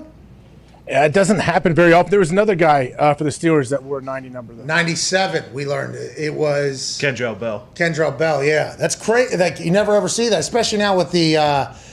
singular numbers being available for the defense. I don't think we'll ever see another 98 inside linebacker ever again. And it warranted a moment of silence. It obviously didn't warrant the disrespect at the end from AJ laughing in the face of the fucking 98. That was the quietest sip of a drink I've ever heard during a moment of silence. Out of respect. Right. Thank you. I mean, such an extended moment of silence. What? For the number. Dude, it's an awesome number. It is. Great. Why do you hate, just having a moment to think about how great whatever we're talking about is? You know what I mean? Like, I don't dislike it. I just, I almost said Sam Darnold, but it's the other Sam Darnold, Zach Wilson's mom. You remember? That's a clip that will live on forever where you go, oh, rest in peace, Zach's mom. Mm-hmm. Like, why don't you ever just, fully appreciate a moment? I said, rest in peace, Zach's mom's Instagram account. You think she ever comes back? Let's say Zach goes out there. She'll be back. Yeah, let's say Zach slings it. You know what I mean? Like, let's say Zach has some, this guy's crushing it or whatever. You think mom's gonna... Good or bad? Good or bad, I think she's back. You think she's gonna poke her head back in Wait, here? she's gone? Oh, yeah. Yeah, she I thought I in saw private. Oh, because I did see a video of her saying like that he asked her to go and she couldn't do it because she gives motivation to people. Yeah, she. When was this? Before or after she went private? Because there was a time there where she was speaking for everybody. It sounded like, Yeah. and then somebody said to her, "Hey, you're gonna have to stop speaking for everybody.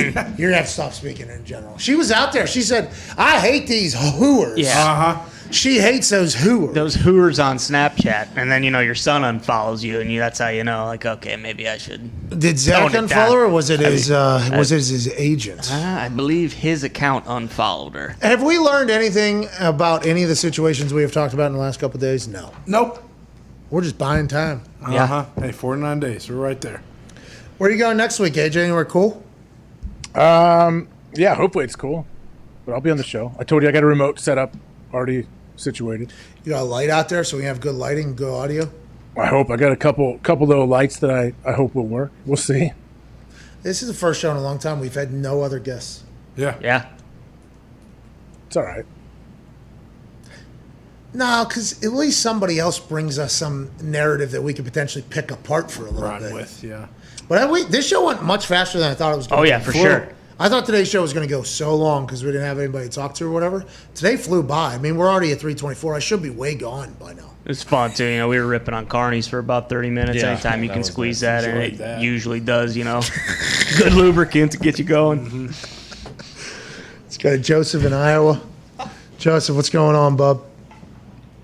Hey, Pat and the boys, how we doing today? Hey, not too shabby. Is Joseph considered a biblical name? Yes, I believe he's Jesus' father. No, Wow. Listen, he's stepdad for sure, but he's also maybe the most trusting human in the history of our existence. I didn't know if that's who you were named after or if the name Joe was just a name. Oh, no, I got my name from my grandpa, or great-grandpa, I should say. Grandpa Joe. Great Grandpa Joe. Unless. Do you call great grandpa like Gam Gam or anything like that, or is there any names that you go by? Call.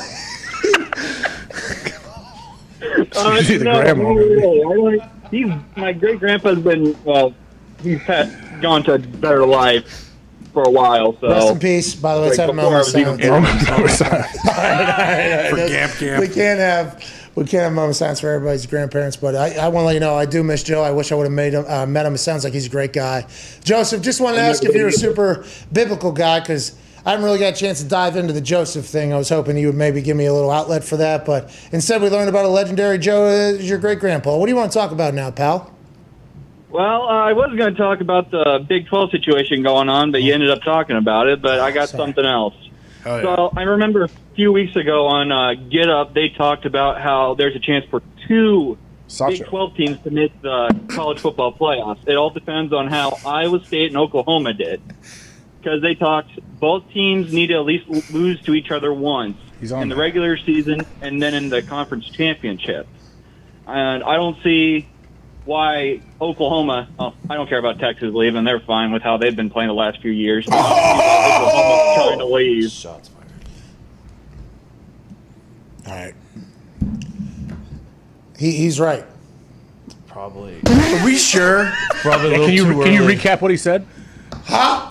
Can you recap what the caller just said? He was talking about what it would take to make it to the playoff. You got to win one, do this whole thing, and why would they leave? Why would Oklahoma leave? Yeah, I hate to tell you, pal. It sounds like he's an Iowa State fan. They're going to break your fucking heart. They're not going to make the playoff this year, so don't get too invested. Yeah, they are. Iowa State's going to do that thing. The Cyclones are building up a new stadium over there. They got a bunch of money flooding in. They're not building a new stadium. They're adding on. They're adding on. Well, they need to. Jack Trice is a fucking dump. But, Matt Campbell's going to be gone after this year regardless. No, so. he's not. Matt Campbell's going to bring a championship back to Iowa State. Be honest.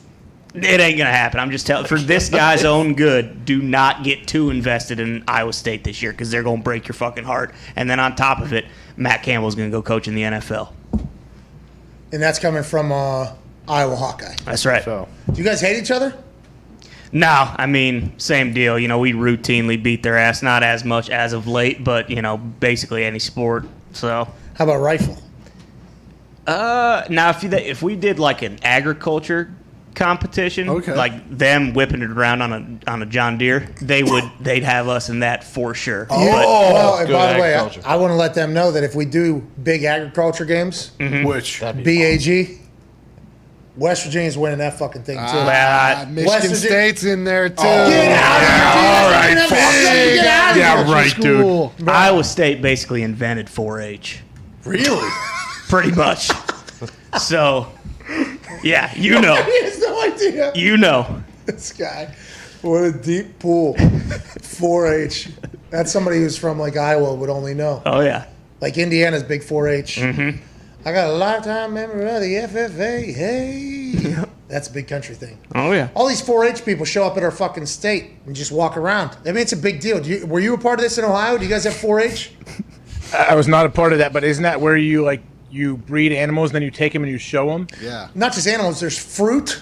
There's like in vegetables. If you grew the best flour, there's flour Biggest in there. Pumpkin, right? Stuff like that. Yeah, watermelon. It's basically these swine. Hey, some of these swine that are rolling in there at 4-H. I mean, these things are like a 14-pound smoker. Oh, yeah. You know what I mean? We're talking. Their nuts weigh like 500 pounds on their own. Yeah, that's what I'm saying. They are, and they waddle. Oh, yeah. And they grease them up. Real nice. It's crazy. It's very crazy. And then what they do? If they win like a blue ribbon, do they not get killed right there on the spot, or how does it work? No, they slaughter them either way. Get slaughtered. Yeah, No, cut they them for don't. parts. No, they don't. Yeah. No, you don't know. They ain't slaughtering blue ribbon hogs. No, boys. they ain't. You breed them. Yeah, you breed them like a horse. Bingo. That's right. And they're not slaughtering these Texas Longhorns either that we saw walking down the street. No way. Those things are getting auctioned off to go ahead and bone other cows to create big old Longhorns on them. Yeah, but at the end of the days, when old Bucky the pig or whatever is about to get When their balls have dried kick out. the bucket, yeah. Hey, let's put a fucking bullet in that thing's head. And let's fucking rip it for bacon because it's gonna be delicious. That is not. They live their full lives, dude. And then They're certainly not going out there and putting bullets in their head. I don't know. This is somebody from Boston having no idea about the burger that he eats or the bacon that he puts over his eggs. I'm just saying, I think that's a massive possibility that you guys are wiping off the table far too early. I'm with you on this one. I agree with Connor. Agriculture king back there. Yeah. That didn't help my case. I have some farmer friends I could probably ask, what's going on with these pigs at 4-H? Why are you guys shooting pigs in the head right before they die? We're not saying they're gonna fuck for a few years, but when they're done, they're getting shot. What's it about? What's Mr. Irsay saying? Colts owner Jim Irsay addressing his team's lower vaccination rate in the NFL's memo today on possible forfeits, penalties, levity. We're over 50% being vaccinated, headed hopefully towards 100%. He said from an incredible throne. Let's listen to this. Already, we're just really looking forward to an incredible weekend there, and it's an incredible season that we're about to begin. It's very exciting. It's a lot of changes, a lot of new things happening. Certainly already, and that chair. Why would they cut off the video there? Thanks to that Mike Chappell, by the way. Chap's been around a long time covering the Colts, I think since Baltimore. He's been around a long, long time. He voted me the number 2 punter in the franchise's history. He did his top 5 the other day, I think. Oh, wow. He said he's an exciting weekend in Canton. Are we already at the Hall of Fame game?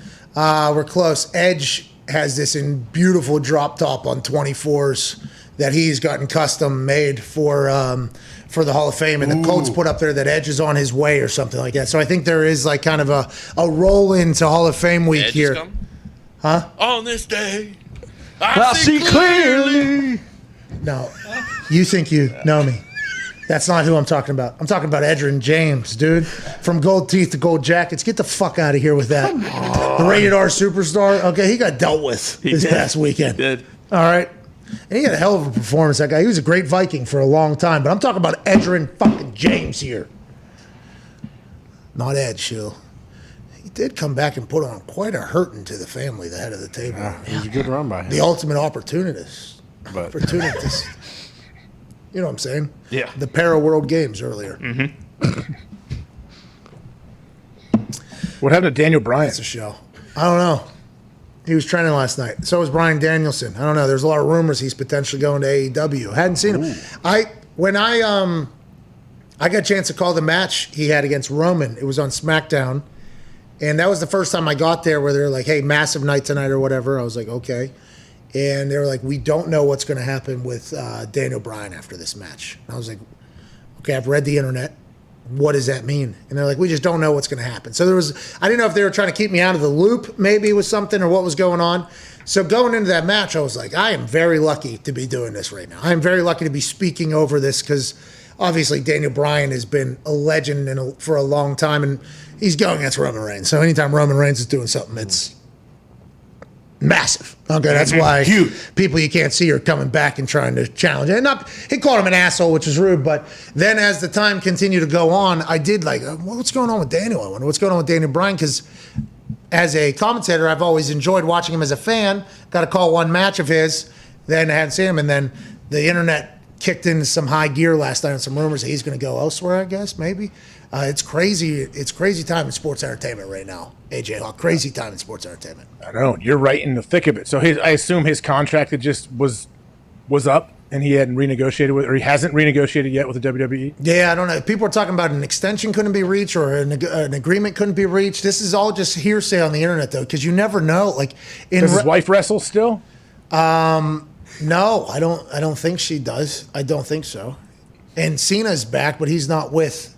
Because remember her sister show, the Bella Twins, the Bella Twins, and then Cena and Bryan Danielson were kind of a part of that show there. Well, she wanted to have children, and we all know China's policy on kids in the family can't have it. Well, I thought Daniel Bryan couldn't come back because he lost to Roman, and that was the whole. He got banned. Deal. Yeah. You lose to Roman, you're out. Yeah, that was the stipulation he agreed to. Yeah. It's on him. But turns out, I guess there was much bigger things going on as well. I didn't know that. Me neither. Nobody told me until I saw it on the internet last night. Who else? There's a couple others. So this weekend, obviously Cena, Keith Lee, Goldberg, and Kanye. Kanye did not show up in WWE Universe. I think meant people that are performing this weekend. No, I was talking about people that just came back. Surprise, hey, how you doing? I'm back. Good to see you. Let's keep it moving or whatever. But Kanye, tonight, we got to give away those tickets ASAP. Let's do that. Hey, let's pull up the feed of hashtag PMS Donda Party, and then we'll just stop it on one of them, and we'll say, yes. We'll show people how we actually do it. Good luck to somebody. They have to be in Atlanta, though. Yeah, I was going to say, hopefully this guy's in Atlanta. Yeah. Or girl. Let's go to Mustard real quick in Columbus, Ohio. Mustard, OH, pal. Hey, Pat. Boys, how you doing? Hey, not too bad, Mustard. Good to see you. Good to hear you, pal. OH. Hey, hi-oh. Hey, AJ, you're the man. Thank you. Hey, AJ does own all of Ohio.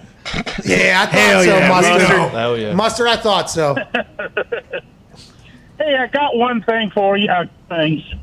What's the spread on FanDuel of the Olympics being shut down?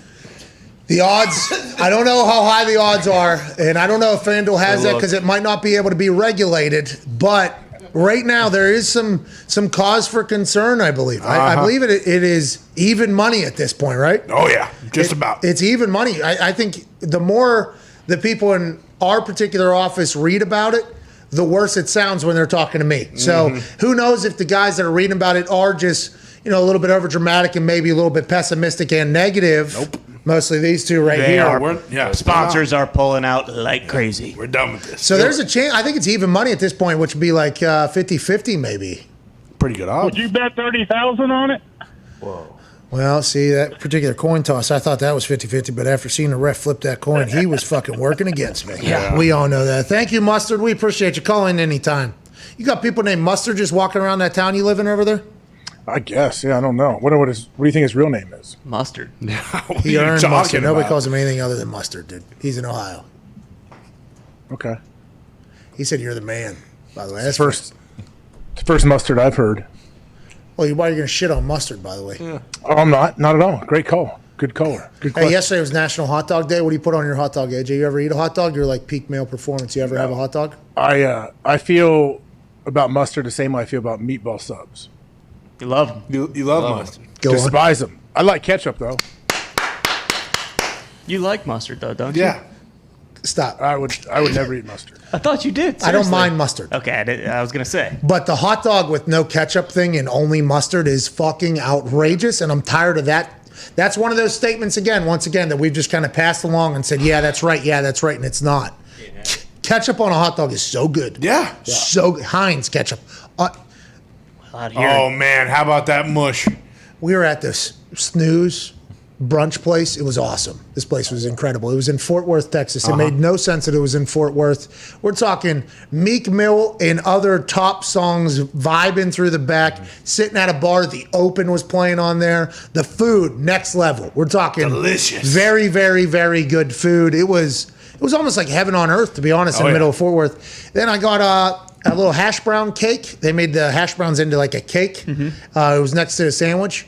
I was like, oh, can I get some ketchup? They're like, yeah, no problem. I grab it. Fucking, what is this? Red Gold? No.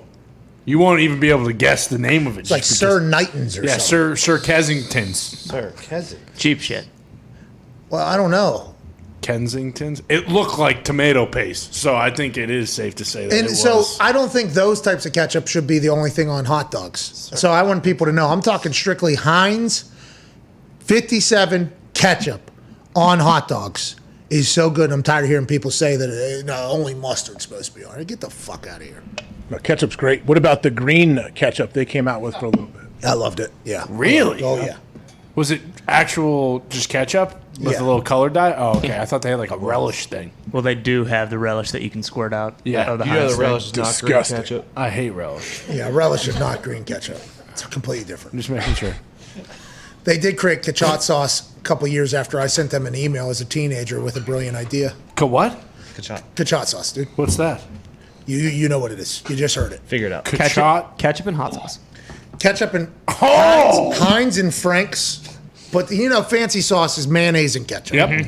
Okay, Heinz and Frank's Red Hot, proper ratio, chicken tenders or any type of chicken, top of the line. Been doing it since I was literally a teenager. Sent an email to, I think I directed it to Mrs. and Mr. Heinz. I have a business idea. They did answer me and tell me that they have probably thought of the idea that I have thought about. They hear this all the time, and thank you for supporting. I think they want to send me a shirt or something like that. Ooh, and then 2 years later, I get spicy ketchup or whatever, and it's like a full thing. I'm like, did I potentially start this entire thing? Did I tell the Heinzes what they need to do? Or did Heinz go on a run of just mixing everything with ketchup and putting it in a bottle? B is much more likely.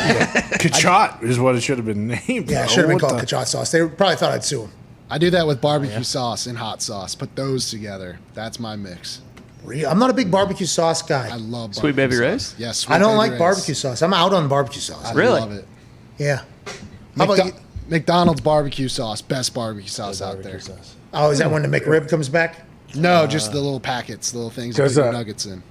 Does Bill Gates supply him with that too? Of course. Of course. What? What was that because of? I like hot sauce. Hot sauce on grilled chicken. And where'd it come from, though? What did Bill Gates do? What are you tying together? Yeah. What terrible incident are you You guys tying? don't watch the show? You don't watch the show that you're on? We talked about Bill Gates supplying all the potatoes to McDonald's for their fries. It's like 70% of. There we go. Hey. What? Just say it. Just say it. Well, you might as well. So Bill Gates buying all the potato farms. Oh. There's other people just buying up everything right now. Like, things are getting purchased 25% over value, straight cash, just straight across the country everywhere, and people are linking it back to one particular place. What's that? Well, I don't know. You tell me, Connor. I mean, Is it What? I honestly don't know. Who's it tied back to? allegedly other countries are just buying up everything, and they're going to become our landlords. They're buying up all these houses, the single family homes, apartments. BlackRock they talk about. BlackRock buying up all the houses at overvalue, and then they're going to rent them out at high rates to people, right? Yeah, and it's not just them, by the way. I think there's a bunch of that happening right now, and across a bunch of businesses. It's like, how do you stop it? John Cena is going to be a landlord. All right, let's get out of here. That's not what I was referring to. Okay, I can't wait. Did it come out of a lab? All right. Okay. All right. See, what's this all about? Gumpy from Canada, by the way. That's not an American. That is not American buffoonery. No. But it is a lot of questions. I got a lot of questions on a lot of stuff that's for sale right now. Especially with all these, billionaires going to space. What are they looking for up there? What's going on? Why are they trying to get out now? Is unobtainium up there flying around? Are we trying to get up there? Ooh. It's Avatar. That movie's coming out, by the way. Can't wait. Can't wait. 2022. See you there. Yeah, I just assume they were dumping bodies up there. No better place. Good luck. Oh, like space junk. Kick them out. Because the rivers are full with bodies already, so dump them in space. Especially in Pittsburgh. They use the Pittsburgh rivers too much. Seriously. Hey, you guys can't go in the river. Some of those dead bodies turn into rocks now. Got moss. It's risen 4 feet because all the bodies dump in like ice cubes. They're like, is it low tide or high tide? What's going on? Well, we're not 100% sure with the additional bodies that have been dumped in here. The Italians had a hell of a week. You know what happens over there? Yeah. You're telling me Coach Diggs loves Ben Roethlisberger, says he's going to win a Super Bowl this year? I don't know if he says that, but I know he's going to wear his jersey every Sunday. How about those people online mocking Coach Diggs without even knowing? It's absurd. You motherfuckers better slow down. Unfortunately, that guy is dead. So he won't be mocking Coach Diggs much longer. Coach Diggs is president of the Italian club, dude. What are these people thinking? Is he really? Yes. Yeah, he is. It's like Joe Pesci and Goodfellas, dude. Yeah. He ain't shining shoes either, dude. Yeah. Things are going on down here. They got a good bocce team. I think he's the president of his HOA, too. He will run anything that he could get his hands on. Yeah, I mean, Coach Diggs, dude. Let me see that. Let me take a little look under the hood. Who's the president of this place? Not anymore. Not anymore. Welcome to my time. I make the rules You around want to here. build a fence, you come to me. Coach Diggs, dude. He doesn't do it for that. He does it so that he can build without having to ask any questions. Yeah, hey, we'll get around these permits quick. Man. How are we going to do that? Well, I'm going to be a president. Coach Diggs is the best. Always looking amazing, by the way. Oh, yeah. Oh, yeah. I don't think I've ever seen him look bad. He'll be at a beer league softball game flexing on everybody. Got the bike tights on underneath the shorts, got the hat, the jacked chains. Coach Diggs is a legend. And there was some slanderous things being said about Coach Diggs. Yeah. Careful. Not from this show. Never, Have you and that ever. Pony Express gotten over it? Are you guys friends yet again? I don't know if we never really talked before Saturday night. So Well, it seems like you didn't talk Saturday night either. To You anybody. need to go on the show. Diggs, you got to go on the show. Yeah, why don't you go on to Pony Express and it's during this time. So we'll give you time off. We'll actually just air it. Perfect. You ask him if we can just run it.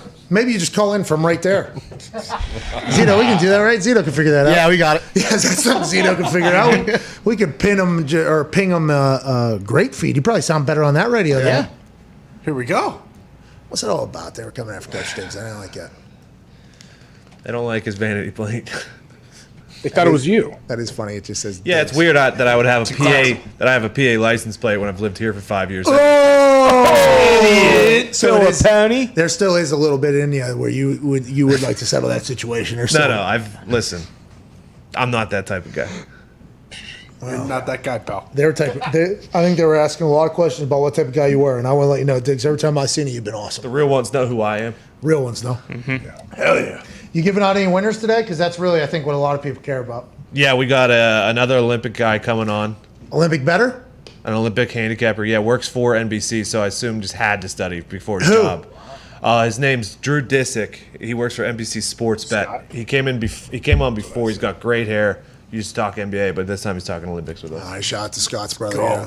Yeah. That'd be awesome, Drew Disick. Can we get Mike Tirico on there talking gambling a little bit? He's going to be live in Tokyo soon. He's got an Should've. entire rooftop that he's just walking. Really? on. Jack Collinsworth showed it to me. I just gave it to him. Go to Jack Collinsworth's Instagram or his Twitter. I forget which one I saw it. You think Tirico has to sleep on a cardboard beds?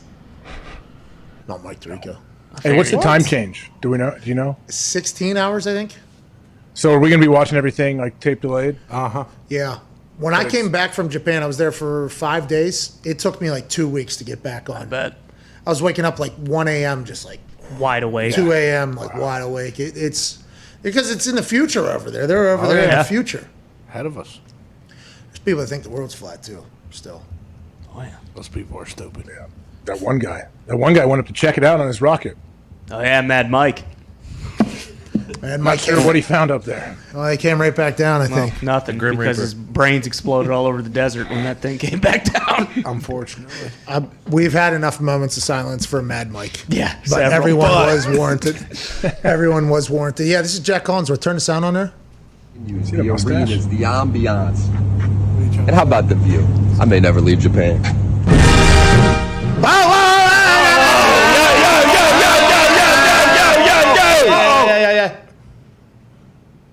Can you put the beginning sound on there? That's That's it, Mike This country Tirico's has set. exceeded everything. Nice. The food, the people, the venues, the arenas, the ambiance. And how about the view, he says. By the way, the food is terrible, so he was lying. Yeah. Seems like he lies here and there. No, I like Jack Collinsworth. He's trying to put over the Olympics, and I'm excited to see the specials on Tokyo. I'm a big Jack Collinsworth guy. I'm not saying I'm not. I'm just, that was my first interaction with him, and because you said, he was probably lying about the food, I could probably tell you he's probably lying about a few things. And maybe the food is good, but we've all seen, rest in peace, by the way, another moment of silence of what we've already done. We can't do it again. Bourdain goes the foods at these places are much different, and it's like. Can't you just get Pizza Hut over there? Yeah. So they have a McDonald's, but it's very different. McDo. It is very different. They don't have the same menus, or So people love the McDonald's over there. They do not have the same menu, by the way. There is. They don't have a McChicken in Tokyo. There's no McChicken in Tokyo. No, there is. Sushi? There is fish. There's a lot of fish options available, and there is burgers. But just the whole, I think it's more people love it because it's just a piece of America, because the world is so different. You know what I mean? So I think a lot of military people love going because it's a piece of America, but their menus are very different. Yeah. Me, Costanzo, Taquel, Mike Adams, Conti, and Chuck were sitting in a food court in a mall over there eating McDo, and we all took a bite and we're like, this does not taste like McDonald's at all. Different grease, different oils, different foods, different everything. I figured they'd at least make the burgers with Wagyu beef. Yeah, there's no Wagyu over there. There's no Wagyu, I don't think, in the McDo over there. Come on. I like that Jack is hey, this place is awesome, though, because it is. The Olympics are awesome. Hopefully Sha'Carri will be able to run. What's he going to say? Let Sha'Carri run. Unfortunately. What's that there? That's the McPork.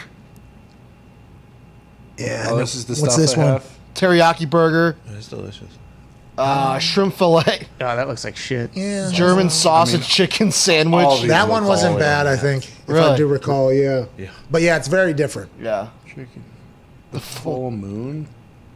Oh, they got that. Oh, Mega Muffin. I did not see the Mega Muffin when I was there. Yeah. I would have got 10 Mega Chocolate Muffins. fries? Yeah, man, there is.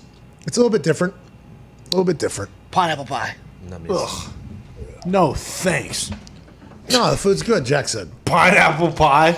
Collinsworth must be high as a kite if he's talking about the pineapple pie being good. Well, pineapple pie might be good. I'm not sure. I've never tried it, but I don't think you can get high in Japan. I think that is something you're not able to do. I think that's why. Cut your fingies off or something? I don't know. I think drugs are a pretty heavy hand in Japan. I think. I'm not sure.